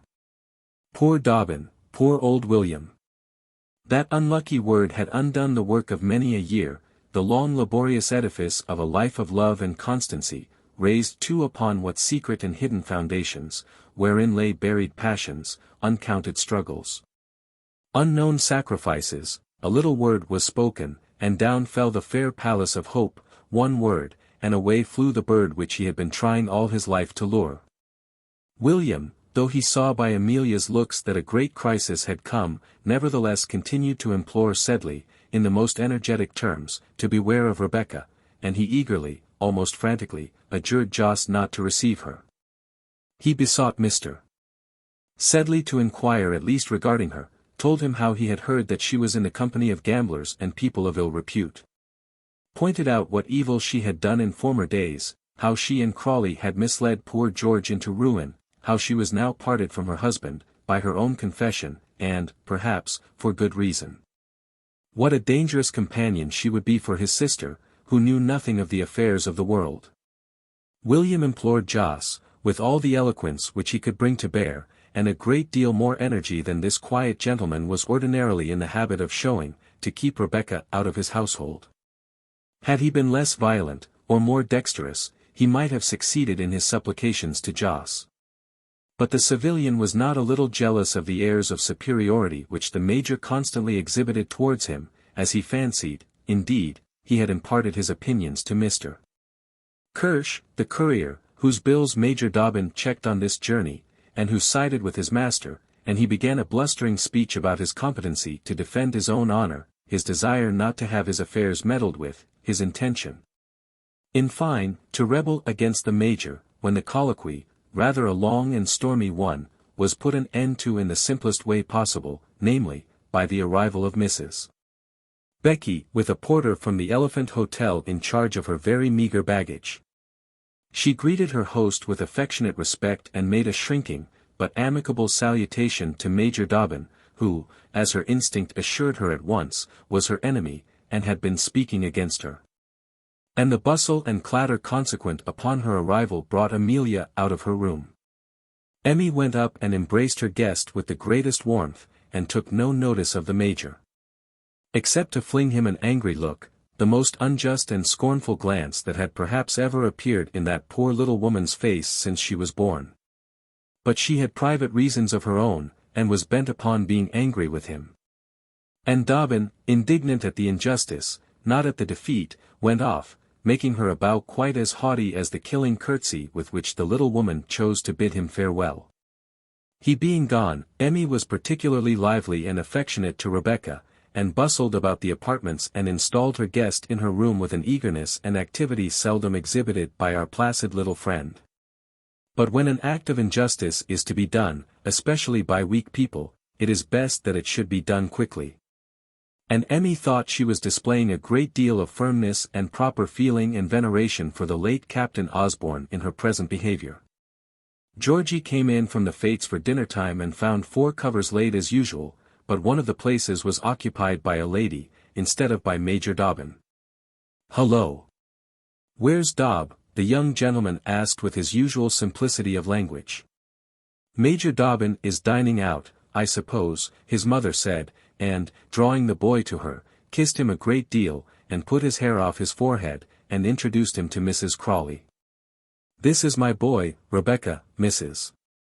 Osborne said, as much as to say, can the world produce anything like that?" Becky looked at him with rapture and pressed his hand fondly. "Dear boy," she said, "he is just like my—" Emotion choked her further utterance, but Amelia understood, as well as if she had spoken, that Becky was thinking of her own blessed child. However, the company of her friend consoled Mrs. Crawley, and she ate a very good dinner. During the repast, she had occasion to speak several times, when Georgy eyed her and listened to her. At the desert Emmy was gone out to superintend further domestic arrangements. Jos was in his great chair dozing over Galignani. Georgy and the new arrival sat close to each other. He had continued to look at her knowingly more than once, and at last he laid down the nutcrackers. "I say, said Georgy. What do you say? Becky said, laughing. You're the lady I saw in the mask at the Rouge et Noir. Hush. You little sly creature, Becky said, taking up his hand and kissing it. Your uncle was there too, and Mama mustn't know. Oh, no, not by no means, answered the little fellow. You see we are quite good friends already, Becky said to Emmy, who now re-entered, and it must be owned that Mrs. Osborne had introduced a most judicious and amiable companion into her house. William, in a state of great indignation, though still unaware of all the treason that was in store for him, walked about the town wildly until he fell upon the Secretary of Legation, Tapeworm, who invited him to dinner. As they were discussing that meal, he took occasion to ask the secretary whether he knew anything about a certain Mrs. Rawdon Crawley, who had, he believed, made some noise in London. And then Tapeworm, who of course knew all the London gossip, and was besides a relative of Lady Gaunt, poured out into the astonished Major's ears such a history about Becky and her husband as astonished the querist. And supplied all the points of this narrative, for it was at that very table years ago that the present writer had the pleasure of hearing the tale. Tufto, Stein, the Crawleys, and their history, everything connected with Becky and her previous life passed under the record of the bitter diplomatist. He knew everything and a great deal besides, about all the world. In a word, he made the most astounding revelations to the simple-hearted Major. When Dobbin said that Mrs. Osborne and Mr. Sedley had taken her into their house, Tapeworm burst into a peal of laughter which shocked the Major. And asked if they had not better send into the prison and take in one or two of the gentlemen in shaved heads and yellow jackets who swept the streets of Pumpernickel, chained in pairs, to board and lodge. And act as tutor to that little scapegrace Georgy. This information astonished and horrified the Major not a little. It had been agreed in the morning, before meeting with Rebecca, that Amelia should go to the court ball that night. There would be the place where he should tell her. The Major went home, and dressed himself in his uniform, and repaired to court, in hopes to see Mrs. Osborne. She never came. When he returned to his lodgings all the lights in the Sedley tenement were put out. He could not see her till the morning. I don't know what sort of a night's rest he had with this frightful secret in bed with him. At the earliest convenient hour in the morning he sent his servant across the way with a note, saying that he wished very particularly to speak with her. A message came back to say that Mrs. Osborne was exceedingly unwell and was keeping her room. She, too, had been awake all that night. She had been thinking of a thing which had agitated her mind 100 times before. 100 times on the point of yielding, she had shrunk back from a sacrifice which she felt was too much for her. She couldn't, in spite of his love and constancy in her own acknowledged regard, respect, and gratitude. What are benefits, what is constancy, or merit? One curl of a girl's ringlet, one hair of a whisker, will turn the scale against them all in a minute. They did not weigh with Emmy more than with other women. She had tried them. Wanted to make them pass, could not, and the pitiless little woman had found a pretext, and determined to be free. When at length, in the afternoon, the Major gained admission to Amelia, instead of the cordial and affectionate greeting, to which he had been accustomed now for many a long day, he received the salutation of a curtsy, and of a little gloved hand. Retracted the moment after it was accorded to him. Rebecca, too, was in the room, and advanced to meet him with a smile and an extended hand. Dobbin drew back rather confusedly. I beg your pardon, he said. But I am bound to tell you that it is not as your friend that I am come here now. Pooh! Damn, don't let us have this sort of thing. Joss cried out, alarmed, and anxious to get rid of a scene. I wonder what Major Dobbin has to say against Rebecca. Amelia said in a low, clear voice with a slight quiver in it, and a very determined look about the eyes. I will not have this sort of thing in my house, Joss again interposed. I say I will not have it, and Dobbin, I beg, sir, you'll stop it. And he looked round, trembling and turning very red, and gave a great puff, and made for his door. Dear friend! Rebecca said with angelic sweetness, do hear what Major Dobbin has to say against me. I will not hear it, I say, squeaked out Joss at the top of his voice, and, gathering up his dressing gown, he was gone. We are only two women, Amelia said. You can speak now, sir.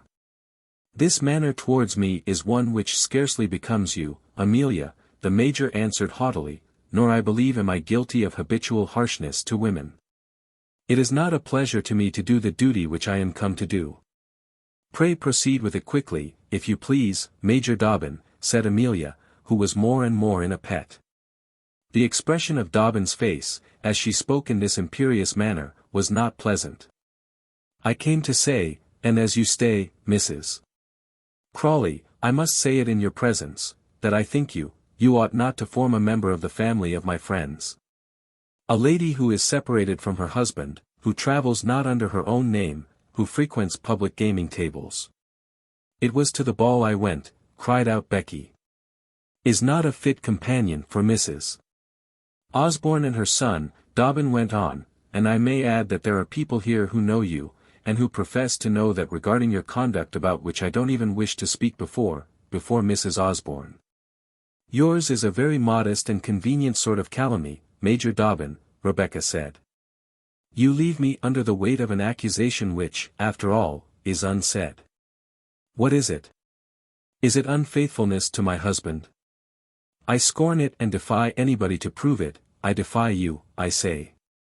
My honor is as untouched as that of the bitterest enemy who ever maligned me. Is it of being poor, forsaken, wretched, that you accuse me?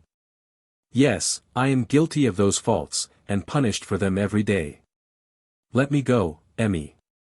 It is only to suppose that I have not met you, and I am no worse today than I was yesterday.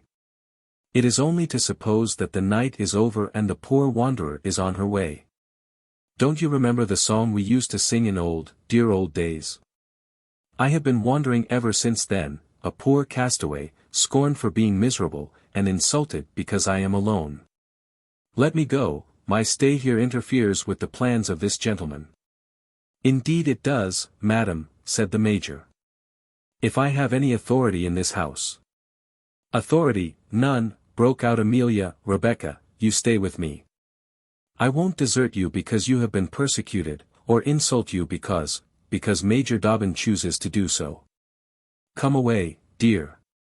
And the two women made towards the door. William opened it. As they were going out, however, he took Amelia's hand and said, Will you stay a moment and speak to me?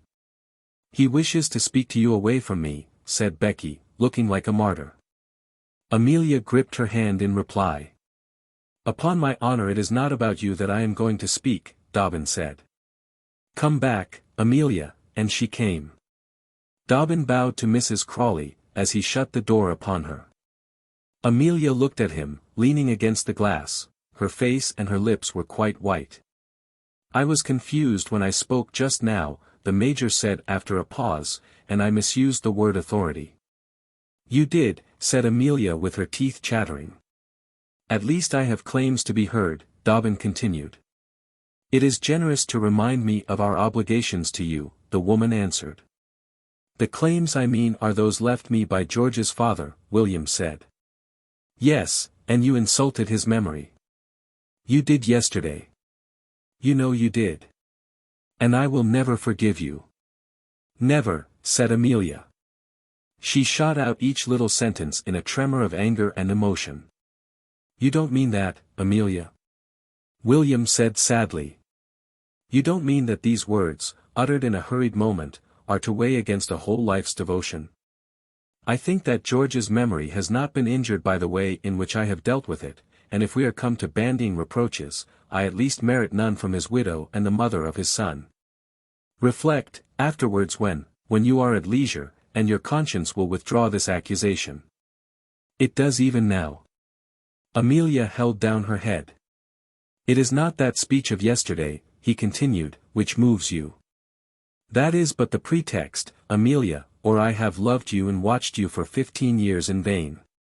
Have I not learned in that time to read all your feelings and look into your thoughts?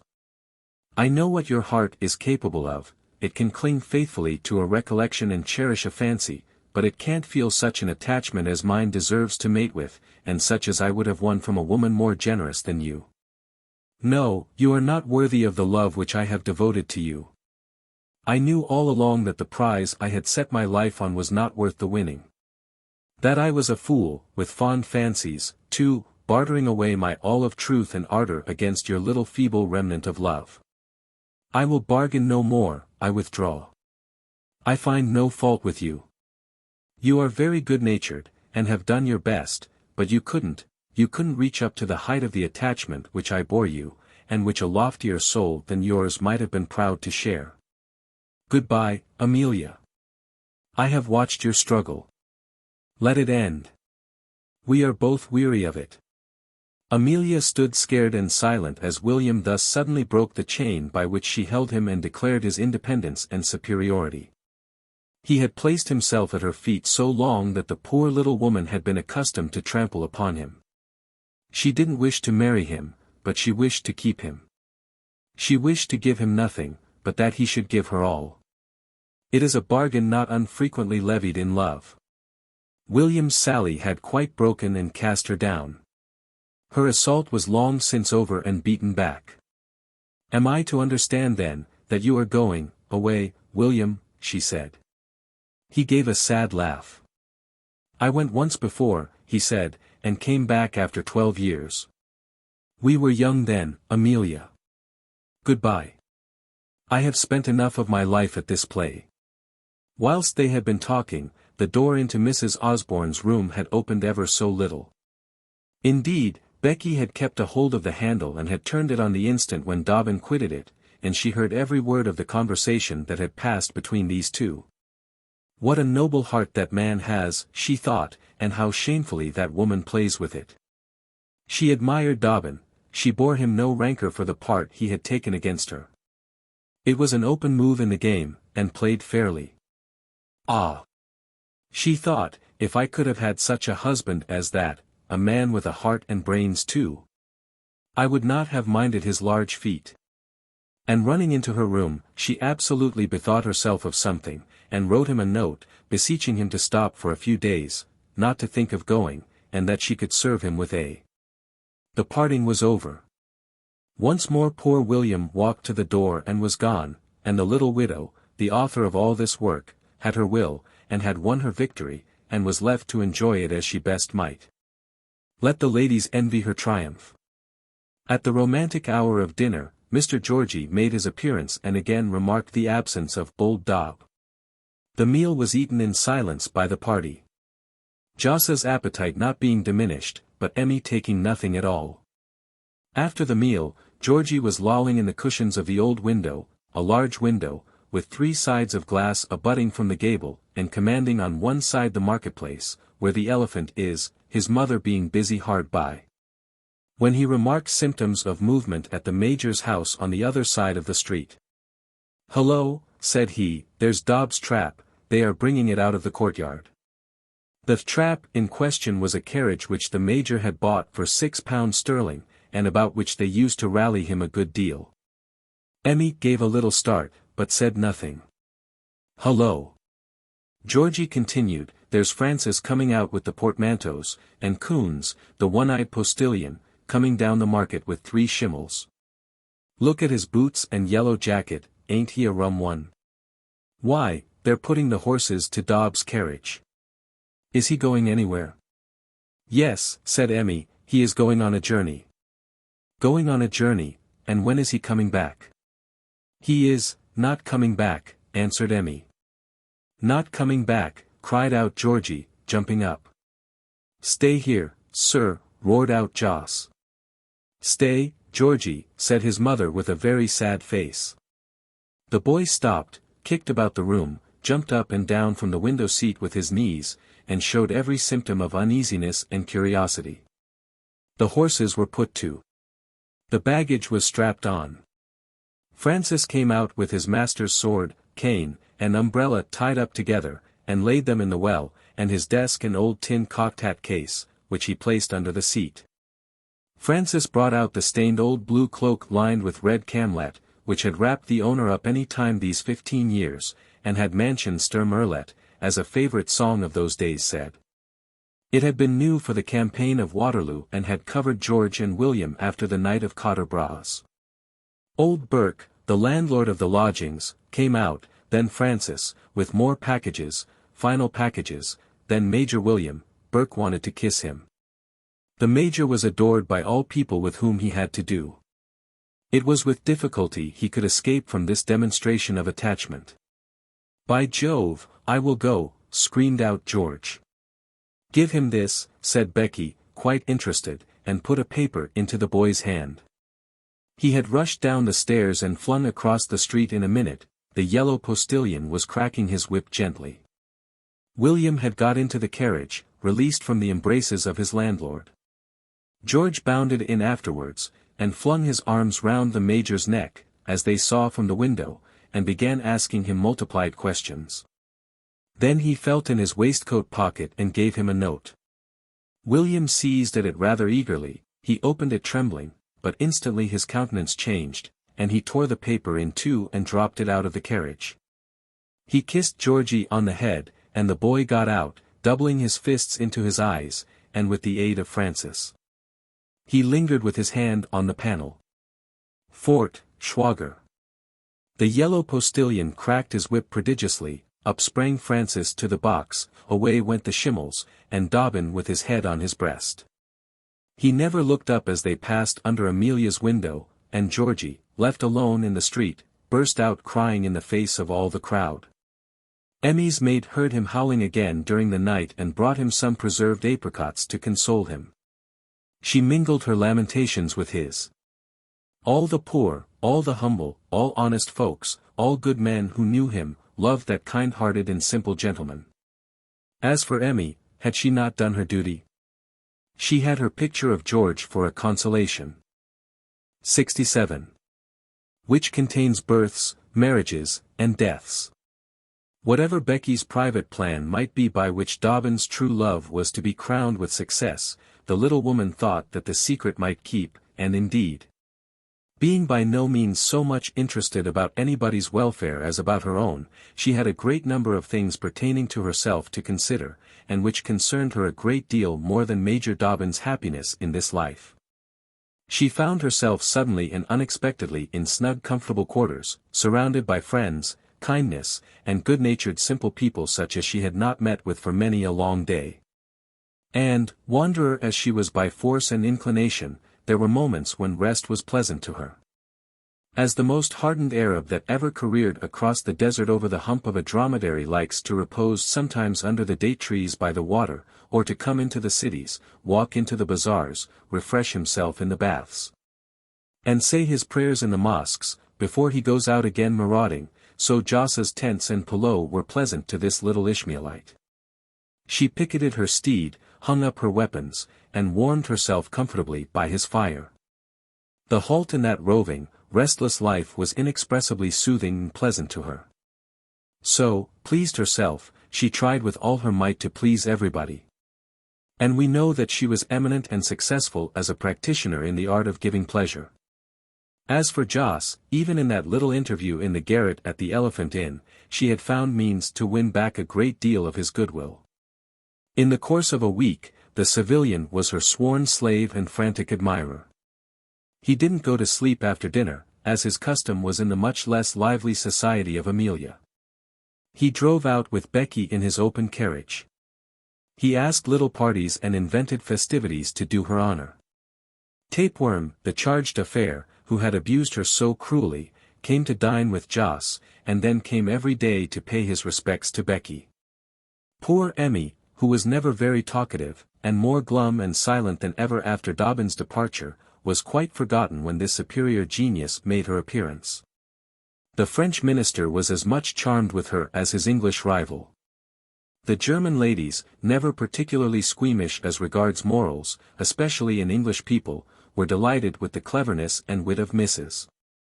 Osborne's charming friend, and though she did not ask to go to court, yet the most august and transparent personages there heard of her fascinations and were quite curious to know her. When it became known that she was noble, of an ancient English family, that her husband was a colonel of the guard, excellens and governor of an island, only separated from his lady by one of those trifling differences which are of little account in a country where Werther is still read and the Wolverwandschaften of Goethe is considered an edifying moral book. Nobody thought of refusing to receive her in the very highest society of the little duchy. And the ladies were even more ready to call her due and to swear eternal friendship for her than they had been to bestow the same inestimable benefits upon Amelia. Love and liberty are interpreted by those simple Germans in a way which honest folks in Yorkshire and Somersetshire little understand, and a lady might, in some philosophic and civilized towns, be divorced ever so many times from her respective husbands and keep her character in society. Jos's house never was so pleasant since he had a house of his own as Rebecca caused it to be. She sang, she played, she laughed, she talked in 2 or 3 languages, she brought everybody to the house, and she made Jos believe that it was his own great social talents and wit which gathered the society of the place round about him. As for Emmy, who found herself not in the least mistress of her own house, except when the bills were to be paid, Becky soon discovered the way to soothe and please her. She talked to her perpetually about Major Dobbin sent about his business, and made no scruple of declaring her admiration for that excellent, high-minded gentleman, and of telling Emmy that she had behaved most cruelly regarding him. Emmy defended her conduct and showed that it was dictated only by the purest religious principles, that a woman once, etc., and to such an angel as him whom she had had the good fortune to marry, was married forever.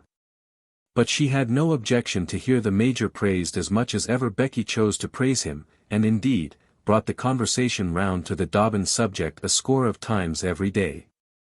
Means were easily found to win the favour of Georgy and the servants.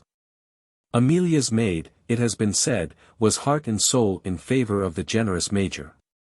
Having at first disliked Becky for being the means of dismissing him from the presence of her mistress, she was reconciled to Mrs. Crawley subsequently, because the latter became William's most ardent admirer and champion. And in those nightly conclaves in which the 2 ladies indulged after their parties, and while Miss Payne was brushing their airs, as she called the yellow locks of the one and the soft brown tresses of the other, this girl always put in her word for that dear good gentleman Major Dobbin. Her advocacy did not make Amelia angry any more than Rebecca's admiration of him. She made George write to him constantly and persisted in sending Mamma's kind love in a postscript. And as she looked at her husband's portrait of knights, it no longer reproached her, perhaps she reproached it, now William was gone. Emmy was not very happy after her heroic sacrifice. She was very distrait, nervous, silent, and ill to please. The family had never known her so peevish. She grew pale and ill. She used to try to sing certain songs, Einsam bin ich nicht allein, was one of them, that tender love song of Weber's which in old-fashioned days, young ladies, and when you were scarcely born, showed that those who lived before you knew too how to love and to sing, certain songs, I say, to which the Major was partial. And as she warbled them in the twilight in the drawing-room, she would break off in the midst of the song, and walk into her neighbouring apartment, and there, no doubt, take refuge in the miniature of her husband. Some books still subsisted, after Dobbin's departure, with his name written in them, a German dictionary, for instance, with William Dobbin, Th. Reg., in the flyleaf, a guide-book with his initials, and 1 or 2 other volumes which belonged to the Major. Emmy cleared these away and put them on the drawers, where she placed her workbox, her desk, her Bible, and prayer book, under the pictures of the 2 Georges. And the Major, on going away, having left his gloves behind him, it is a fact that Georgy, rummaging his mother's desk some time afterwards, found the gloves neatly folded up and put away in what they call the secret drawers of the desk. Not caring for society, and moping there a great deal, Emmy's chief pleasure in the summer evenings was to take long walks with Georgy, during which Rebecca was left to the society of Mr. Joseph, and then the mother and son used to talk about the Major in a way which even made the boy smile. She told him that she thought Major William was the best man in all the world, the gentlest and the kindest, the bravest and the humblest. Over and over again she told him how they owed everything which they possessed in the world to that kind friend's benevolent care of them, how he had befriended them all through their poverty and misfortunes, watched over them when nobody cared for them, How all his comrades admired him though he never spoke of his own gallant actions, how Georgy's father trusted him beyond all other men, and had been constantly befriended by the good William. "Why, when your papa was a little boy," she said, "he often told me that it was William who defended him against a tyrant at the school where they were, and their friendship never ceased from that day until the last, when your dear father fell." "Did Dobbin kill the man who killed papa?" Georgy said. "I'm sure he did, or he would if he could have caught him, wouldn't he, mother? When I'm in the army, won't I hate the French? That's all." In such colloquies the mother and the child passed a great deal of their time together. The artless woman had made a confidant of the boy. He was as much William's friend as everybody else who knew him well. "By the way, Mrs. Becky, not to be behindhand in sentiment, had got a miniature too hanging up in her room, to the surprise and amusement of most people, and the delight of the original, who was no other than our friend Joss. On her first coming to favor the Sedleys with a visit, the little woman, who had arrived with a remarkably small shabby kit, was perhaps ashamed of the meanness of her trunks and bandboxes, and often spoke with great respect about her baggage left behind at Leipzig, which she must have from that city. When a traveler talks to you perpetually about the splendor of his luggage, which he does not happen to have with him, my son, beware of that traveler. He is, 10 to 1, an impostor. Neither Joss nor Emmy knew this important maxim. It seemed to them of no consequence whether Becky had a quantity of very fine clothes in invisible trunks. But as her present supply was exceedingly shabby, Emmy supplied her out of her own stores, or took her to the best milliner in the town and there fitted her out. It was no more torn collars now, I promise you, and faded silks trailing off at the shoulder. Becky changed her habits with her situation in life. The rouge pot was suspended, another excitement to which she had accustomed herself was also put aside, or at least only indulged in privacy. As when she was prevailed on by Joss of a summer evening, Emmy and the boy being absent on their walks, to take a little spirit and water.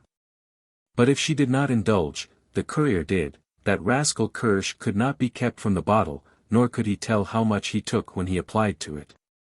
He was sometimes surprised himself at the way in which Mr. Sedley's cognac diminished. Well, this is a painful subject. Becky did not very likely indulge so much as she used before she entered a decorous family. At last the much bragged about boxes arrived from Leipzig, 3 of them not by any means large or splendid. Nor did Becky appear to take out any sort of dresses or ornaments from the boxes when they did arrive. But out of one, which contained a mass of her papers, it was that very box which Rawdon Crawley had ransacked in his furious hunt for Becky's concealed money, she took a picture with great glee, which she pinned up in her room, and to which she introduced Joss. It was the portrait of a gentleman in pencil, his face having the advantage of being painted up in pink. He was riding on an elephant away from some coconut trees and a pagoda. It was an Eastern scene. "God bless my soul, it is my portrait," Joss cried out. It was he indeed, blooming in youth and beauty, in a nankeen jacket of the cut of 1804. It was the old picture that used to hang up in Russell Square. "I bought it," said Becky in a voice trembling with emotion. "I went to see if I could be of any use to my kind friends. I have never parted with that picture, I never will." "Won't you?" Joss cried with a look of unutterable rapture and satisfaction. "Did you really now value it for my sake?" "You know I did, well enough," said Becky, "but why speak, why think, why look back? It is too late now." That evening's conversation was delicious for Joss. Emmy only came in to go to bed very tired and unwell. Joss and his fair guest had a charming tête-à-tête, and his sister could hear, as she lay awake in her adjoining chamber, Rebecca singing over to Joss the old songs of 1815. He did not sleep, for a wonder, that night, any more than Amelia. It was June, and, by consequence, high season in London. Joss, who read the incomparable Galignani, the exile's best friend, through every day, used to favor the ladies with extracts from his paper during their breakfast. Every week in this paper there is a full account of military movements, in which Joss, as a man who had seen service, was especially interested. On one occasion he read out, "Arrival of the th Regiment. Gravesend, June 20th. The Ramchunder, East Indiaman, came into the river this morning, having on board 14 officers, and 132 rank and file of this gallant corps. They have been absent from England 14 years, having been embarked the year after Waterloo, in which glorious conflict they took an active part, and having subsequently distinguished themselves in the Burmese War. The veteran colonel, Sir Michael O'Dowd, K.C.B., with his lady and sister, landed here yesterday, with Captains Poskey, Stubble, Macraw, Maloney, Lieutenants Smith, Jones, Thompson, F. Thompson, Ensigns Hicks and Grady. The band on the pier playing the national anthem, and the crowd loudly cheering the gallant veterans as they went into Waite's Hotel, where a sumptuous banquet was provided for the defenders of Old England. During the repast, which we need not say was served up in Waite's best style, the cheering continued so enthusiastically that Lady O'Dowd and the colonel came forward to the balcony and drank the healths of their fellow countrymen in a bumper of Waite's best claret. On a second occasion Joss read a brief announcement. Major Dobbin had joined the th Regiment at Chatham, and subsequently he promulgated accounts of the presentations at the drawing-room of Colonel Sir Michael O'Dowd, K.C.B., Lady O'Dowd, by Mrs. Malloy Maloney of Ballymallany, and Miss Glorvina O'Dowd, by Lady O'Dowd. Almost directly after this, Dobbin's name appeared among the lieutenant colonels, for old Marshal Tiptoff had died during the passage of the th from Madras. And the sovereign was pleased to advance Colonel Sir Michael O'Dowd to the rank of Major General on his return to England, with an intimation that he should be colonel of the distinguished regiment which he had so long commanded. Amelia had been made aware of some of these movements. The correspondence between George and his guardian had not ceased by any means. William had even written once or twice to her since his departure, but in a manner so unconstrainedly cold that the poor woman felt now in her turn that she had lost her power over him and that, as he had said, he was free. He had left her, and she was wretched. The memory of his almost countless services, and lofty and affectionate regard, now presented itself to her and rebuked her day and night. She brooded over those recollections according to her wont, saw the purity and beauty of the affection with which she had trifled, and reproached herself for having flung away such a treasure. It was gone indeed. William had spent it all out. He loved her no more, he thought, as he had loved her. He never could again. That sort of regard, which he had proffered to her for so many faithful years, can't be flung down and shattered and mended so as to show no scars. The little heedless tyrant had so destroyed it. No, William thought again and again, it was myself I deluded and persisted in cajoling. Had she been worthy of the love I gave her, she would have returned it long ago. It was a fond mistake. Isn't the whole course of life made up of such? And suppose I had won her, should I not have been disenchanted the day after my victory? Why pine, or be ashamed of my defeat? The more he thought of this long passage of his life, the more clearly he saw his deception. I'll go into harness again, he said, and do my duty in that state of life in which it has pleased heaven to place me. I will see that the buttons of the recruits are properly bright and that the sergeants make no mistakes in their accounts. I will dine at mess and listen to the Scotch surgeon telling his stories. When I am old and broken, I will go on half pay, and my old sisters shall scold me. I have jelly at und gelibet, as the girl in Wallenstein says. I am done. Pay the bills and get me a cigar, find out what there is at the play tonight, Francis. Tomorrow we cross by the Batavia. He made the above speech, whereof Francis only heard the last two lines, pacing up and down the bunches at Rotterdam. The Batavia was lying in the basin. He could see the place on the quarterdeck where he and Emmy had sat on the happy voyage out. What had that little Mrs. Crawley to say to him? Pshaw, tomorrow we will put to sea, and return to England, home, and duty. After June all the little court society of Pumpernickel used to separate, according to the German plan, and make for 100 watering places, where they drank at the wells, rode upon donkeys, gambled at the redoutes if they had money and a mind, rushed with hundreds of their kind to gourmandize at the tables d'hôte, and idled away the summer. The English diplomatists went off to Teoplitz and Kissingen, their French rivals shut up their chancellery and whisked away to their darling Boulevard de Gand. The transparent reigning family took to the waters, or retired to their hunting lodges. Everybody went away having any pretensions to politeness, and of course, with them, Dr. von Glauber, the court doctor, and his baroness. The seasons for the baths were the most productive periods of the doctor's practice. He united business with pleasure, and his chief place of resort was Ostend, which is much frequented by Germans. And where the doctor treated himself and his spouse to what he called a dib in the sea.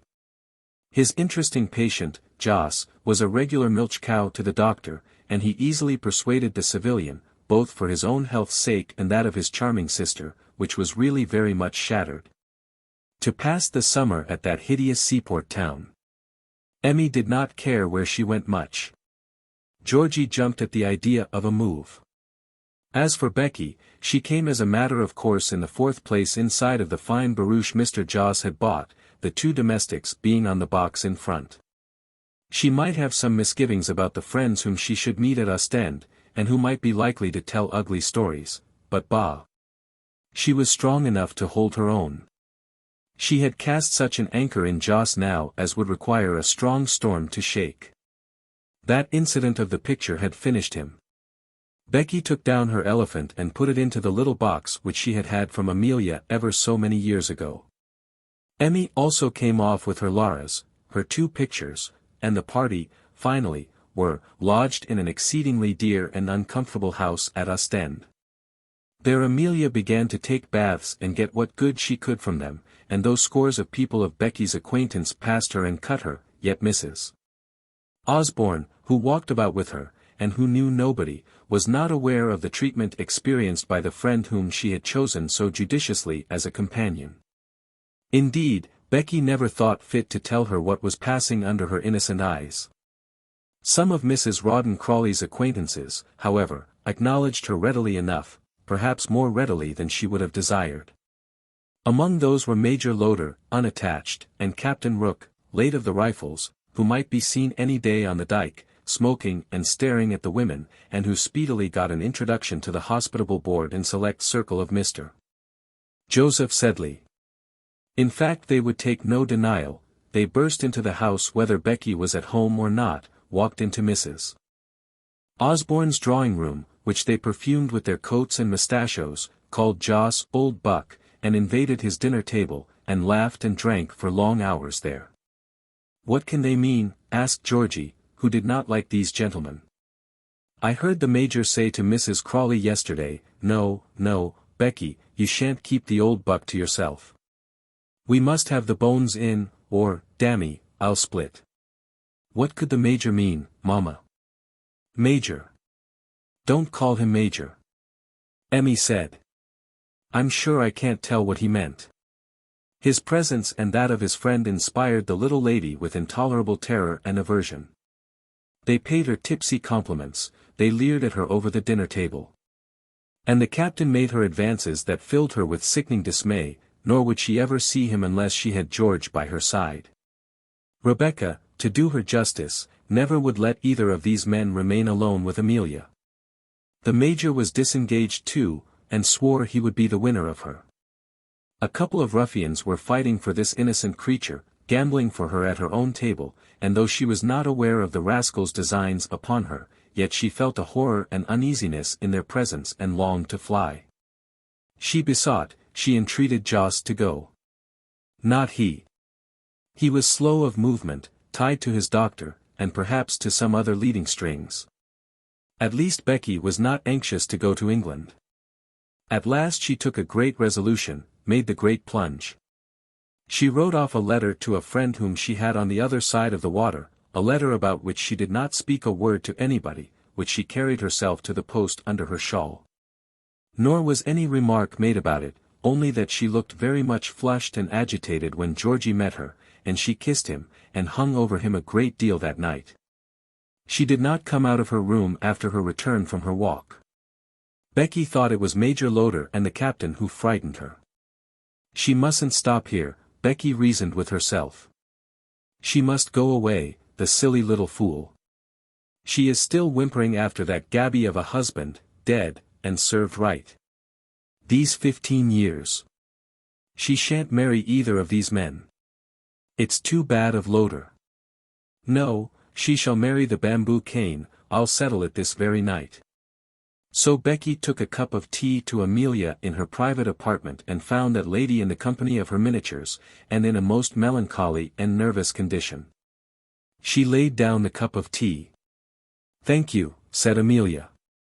"Listen to me, Amelia," said Becky, marching up and down the room before the other and surveying her with a sort of contemptuous kindness. "I want to talk to you. You must go away from here and from the impertinences of these men. I won't have you harassed by them, and they will insult you if you stay. I tell you they are rascals, men fit to send to the hulks. Never mind how I know them. I know everybody. Joss can't protect you, he is too weak and wants a protector himself. You are no more fit to live in the world than a baby in arms. You must marry, or you and your precious boy will go to ruin. You must have a husband, you fool. And one of the best gentlemen I ever saw has offered you 100 times, and you have rejected him, you silly, heartless, ungrateful little creature." I tried my best, indeed I did, Rebecca," said Amelia deprecatingly, "but I couldn't forget," and she finished the sentence by looking up at the portrait. "Couldn't forget him," cried out Becky, "that selfish humbug, that low-bred cockney dandy, that padded booby, who had neither wit, nor manners, nor heart, and was no more to be compared to your friend with the bamboo cane than you are to Queen Elizabeth. Why, the man was weary of you, and would have jilted you, but that Dobbin forced him to keep his word. He owned it to me. He never cared for you. He used to sneer about you to me, time after time, and made love to me the week after he married you. It's false.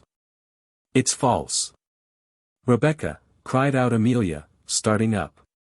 "Look there, you fool," Becky said, still with provoking good humor, and taking a little paper out of her belt, she opened it and flung it into Emmy's lap.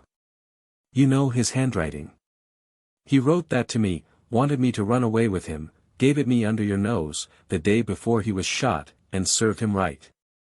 Becky repeated. Emmy did not hear her, she was looking at the letter. It was that which George had put into the bouquet and given to Becky on the night of the Duchess of Richmond's ball. It was as she said, the foolish young man had asked her to fly. Emmy's head sank down, and for almost the last time in which she shall be called upon to weep in this history, she commenced that work. Her head fell to her bosom, and her hands went up to her eyes.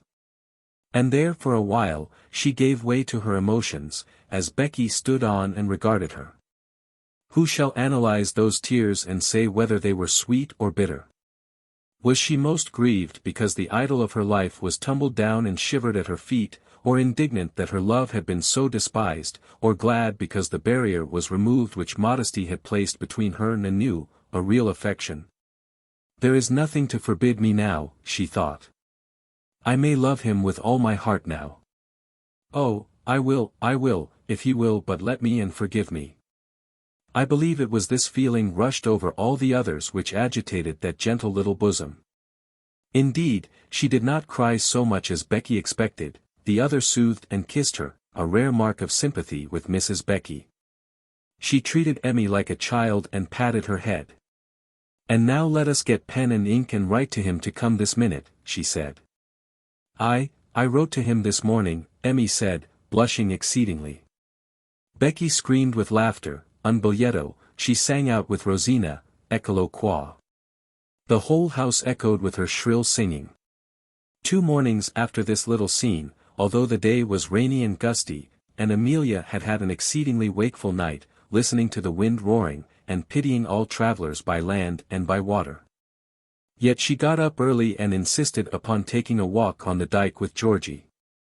And there she paced as the rain beat into her face, and she looked out westward across the dark sea line and over the swollen billows which came tumbling and frothing to the shore.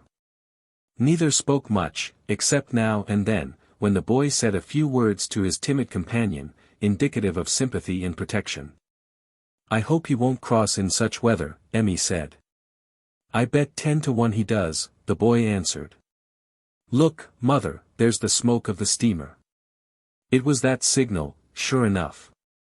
But though the steamer was under way, he might not be on board, he might not have got the letter, he might not choose to come. 100 fears poured one over the other into the little heart, as fast as the waves on to the dike. The boat followed the smoke into sight. Georgy had a dandy telescope and got the vessel under view in the most skillful manner.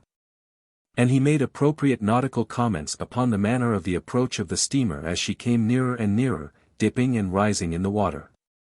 The signal of an English steamer in sight went fluttering up to the mast on the pier. I dare say Mrs. Amelia's heart was in a similar flutter. Emmy tried to look through the telescope over George's shoulder, but she could make nothing of it. She only saw a black eclipse bobbing up and down before her eyes. George took the glass again and raked the vessel. "How she does pitch," he said. "There goes a wave slap over her bows. There's only 2 people on deck besides the steersman. There's a man lying down, and a chap in a cloak with a hooray. It's Dob, by jingo." He clapped to the telescope and flung his arms round his mother. "As for that lady, let us say what she did in the words of a favorite poet, delta alpha caparo nu epsilon nu gamma epsilon lambda alpha sigma sigma alpha. She was sure it was William. It could be no other. What she had said about hoping that he would not come was all hypocrisy. Of course he would come, what could he do else but come? She knew he would come. The ship came swiftly nearer and nearer. As they went in to meet her at the landing place at the quay, Emmy's knees trembled so that she scarcely could run. She would have liked to kneel down and say her prayers of thanks there. Oh, she thought, she would be all her life saying them. It was such a bad day that as the vessel came alongside of the quay there were no idlers abroad, scarcely even a commissioner on the lookout for the few passengers in the steamer. That young scapegrace George had fled too, and as the gentleman in the old cloak lined with red stuff stepped on to the shore, there was scarcely anyone present to see what took place. Which was briefly this. A lady in a dripping white bonnet and shawl, with her 2 little hands out before her, went up to him, and in the next minute she had altogether disappeared under the folds of the old cloak. And was kissing one of his hands with all her might. Whilst the other, I suppose, was engaged in holding her to his heart, which her head just about reached, and in preventing her from tumbling down. She was murmuring something about, "Forgive, dear William, dear, dear, dearest friend, kiss, kiss, kiss," and so forth, and in fact went on under the cloak in an absurd manner. When Emmy emerged from it, she still kept tight hold of one of William's hands, and looked up in his face. It was full of sadness and tender love and pity. She understood its reproach and hung down her head. "It was time you sent for me, dear Amelia," he said. "You will never go again, William?" "No, never," he answered, and pressed the dear little soul once more to his heart. As they issued out of the custom-house precincts, Georgy broke out on them, with his telescope up to his eye, and a loud laugh of welcome. He danced round the couple and performed many facetious antics as he led them up to the house. Joss wasn't up yet, Becky not visible, though she looked at them through the blinds. Georgy ran off to see about breakfast. Emmy, whose shawl and bonnet were off in the passage in the hands of Mrs. Payne, now went to undo the clasp of William's cloak, and, "We will, if you please, go with George, and look after breakfast for the Colonel. The vessel is in port. He has got the prize he has been trying for all his life. The bird has come in at last. There it is with its head on his shoulder, billing and cooing close up to his heart, with soft outstretched fluttering wings. This is what he has asked for every day and hour for 18 years. This is what he pined after. Here it is, the summit, the end, the last page of the 3rd volume. Goodbye, Colonel, God bless you, honest William. Farewell, dear Amelia, grow green again, tender little parasite, round the rugged old oak to which you cling." Perhaps it was compunction towards the kind and simple creature, who had been the first in life to defend her, perhaps it was a dislike to all such sentimental scenes, but Rebecca, satisfied with her part in the transaction, never presented herself before Colonel Dobbin and the lady whom he married. Particular business, she said, took her to Bruges, whither she went, and only Georgy and his uncle were present at the marriage ceremony. When it was over, and Georgy had rejoined his parents, Mrs. Becky returned, just for a few days, to comfort the solitary bachelor, Joseph Sedley. He preferred a continental life, he said, and declined to join in housekeeping with his sister and her husband. Emmy was very glad in her heart to think that she had written to her husband before she read or knew of that letter of George's. "I knew it all along," William said, "but could I use that weapon against the poor fellow's memory? It was that which made me suffer so when you—" "Never speak of that day again," Emmy cried out, so contrite and humbled that William turned off the conversation by his account of Glorvina and dear old Peggy O'Dowd, with whom he was sitting when the letter of recall reached him. "If you hadn't sent for me," he added with a laugh, "who knows what Glorvina's name might be now? At present it is Glorvina Posky, now Mrs. Major Posky. She took him on the death of his first wife, having resolved never to marry out of the regiment. Lady O'Dowd is also so attached to it that, she says, if anything were to happen to Mick, bedad she'd come back and marry some of M. But the Major General is quite well and lives in great splendour at O'Dowdstown, with a pack of beagles, and, with the exception of perhaps their neighbour, Hoggarty of Castle Hoggarty, he is the first man of his county. Her ladyship still dances jigs, and insisted on standing up with the master of the horse at the Lord Lieutenant's last ball. Both she and Glorvina declared that Dobbin had used the latter shamefully, but Posky falling in, Glorvina was consoled, and a beautiful turban from Paris appeased the wrath of Lady O'Dowd. When Colonel Dobbin quitted the service, which he did immediately after his marriage, he rented a pretty little country place in Hampshire, not far from Queen's Crawley, where, after the passing of the Reform Bill, Sir Pitt and his family constantly resided now. All idea of a peerage was out of the question, the baronet's 2 seats in Parliament being lost. He was both out of pocket and out of spirits by that catastrophe, failed in his health, and prophesied the speedy ruin of the empire. Lady Jane and Mrs. Dobbin became great friends. There was a perpetual crossing of pony chaises between the Hall and the Evergreens, the Colonel's place, rented of his friend Major Ponto, who was abroad with his family. Her ladyship was godmother to Mrs. Dobbin's child, which bore her name, and was christened by the Rev.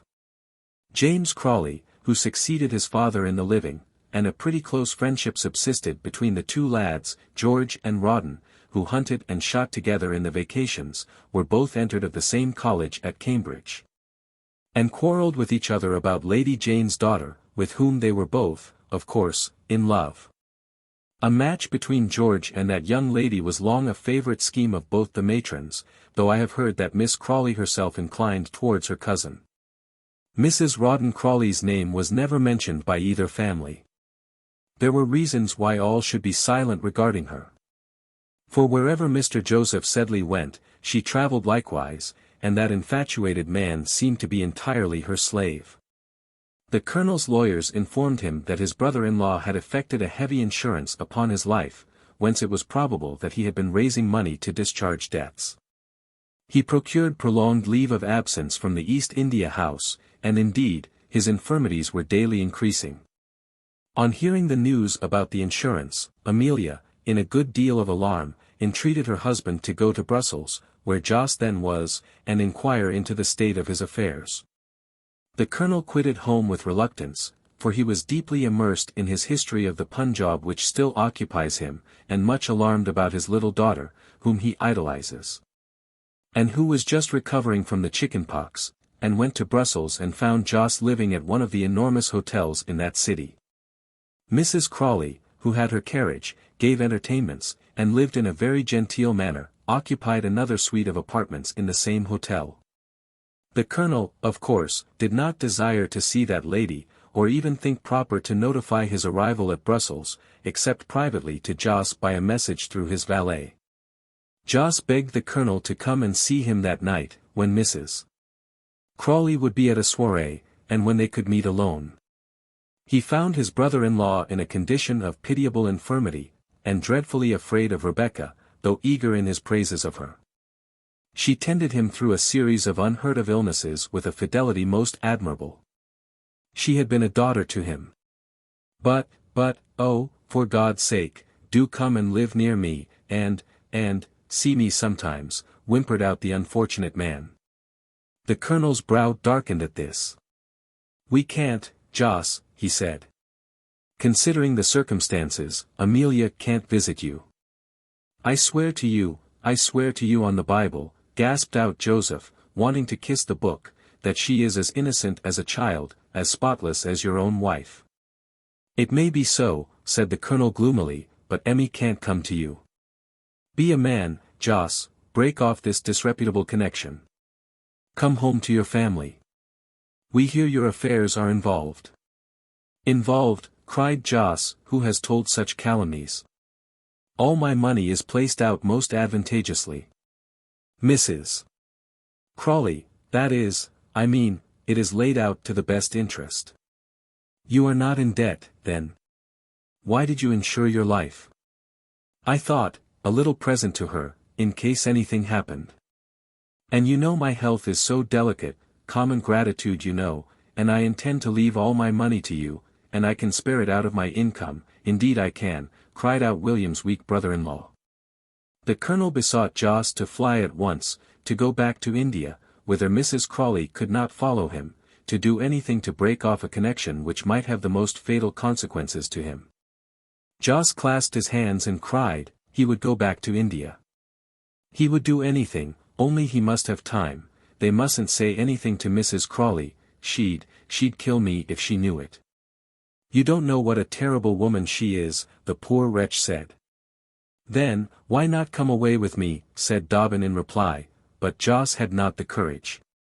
He would see Dobbin again in the morning, he must on no account say that he had been there. He must go now. Becky might come in. And Dobbin quitted him, full of forebodings. He never saw Joss more. 3 months afterwards Joseph Sedley died at Aix-la-Chapelle. It was found that all his property had been muddled away in speculations, and was represented by valueless shares in different bubble companies. All his available assets were the £2,000 for which his life was insured, and which were left equally between his beloved sister Amelia, wife of, etc. and his friend and invaluable attendant during sickness, Rebecca, wife of Lieutenant Colonel Rawdon Crawley, C.B., who was appointed administratrix. The solicitor of the insurance company swore it was the blackest case that ever had come before him, talked of sending a commission to Aix to examine into the death, and the company refused payment of the policy. But Mrs. or Lady Crawley, as she styled herself, came to town at once, attended with her solicitors, Messrs. Burke, Thurtle, and Hayes, of Thavies Inn, and dared the company to refuse the payment. They invited examination, they declared that she was the object of an infamous conspiracy, which had been pursuing her all through life, and triumphed finally. The money was paid, and her character established, but Colonel Dobbin sent back his share of the legacy to the insurance office and rigidly declined to hold any communication with Rebecca. She never was Lady Crawley, though she continued so to call herself. His Excellency Colonel Rawdon Crawley died of yellow fever at Coventry Island, most deeply beloved and deplored, and 6 weeks before the demise of his brother, Sir Pitt. The estate consequently devolved upon the present Sir Rawdon Crawley, Bart. He, too, has declined to see his mother, to whom he makes a liberal allowance, and who, besides, appears to be very wealthy.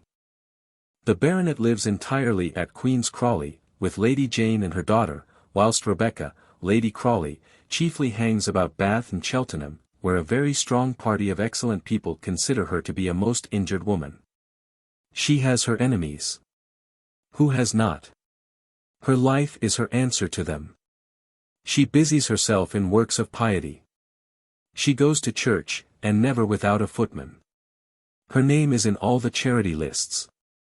The destitute orange girl, the neglected washerwoman, the distressed muffin man find in her a fast and generous friend. She is always having stalls at fancy fairs for the benefit of these hapless beings. Emmy, her children, and the colonel, coming to London some time back, found themselves suddenly before her at one of these fairs. She cast down her eyes demurely and smiled as they started away from her. Emmy scurrying off on the arm of George, now grown a dashing young gentleman, and the colonel seizing up his little Janie, of whom he is fonder than of anything in the world, fonder even than of his history of the Punjab. Fonder than he is of me, Emmy thinks with a sigh. But he never said a word to Amelia that was not kind and gentle, or thought of a want of hers that he did not try to gratify. Ah! Vanitas vanitatum. Which of us is happy in this world? Which of us has his desire? Or, having it, is satisfied? Come, children, let us shut up the box and the puppets, for our play is played out. The end.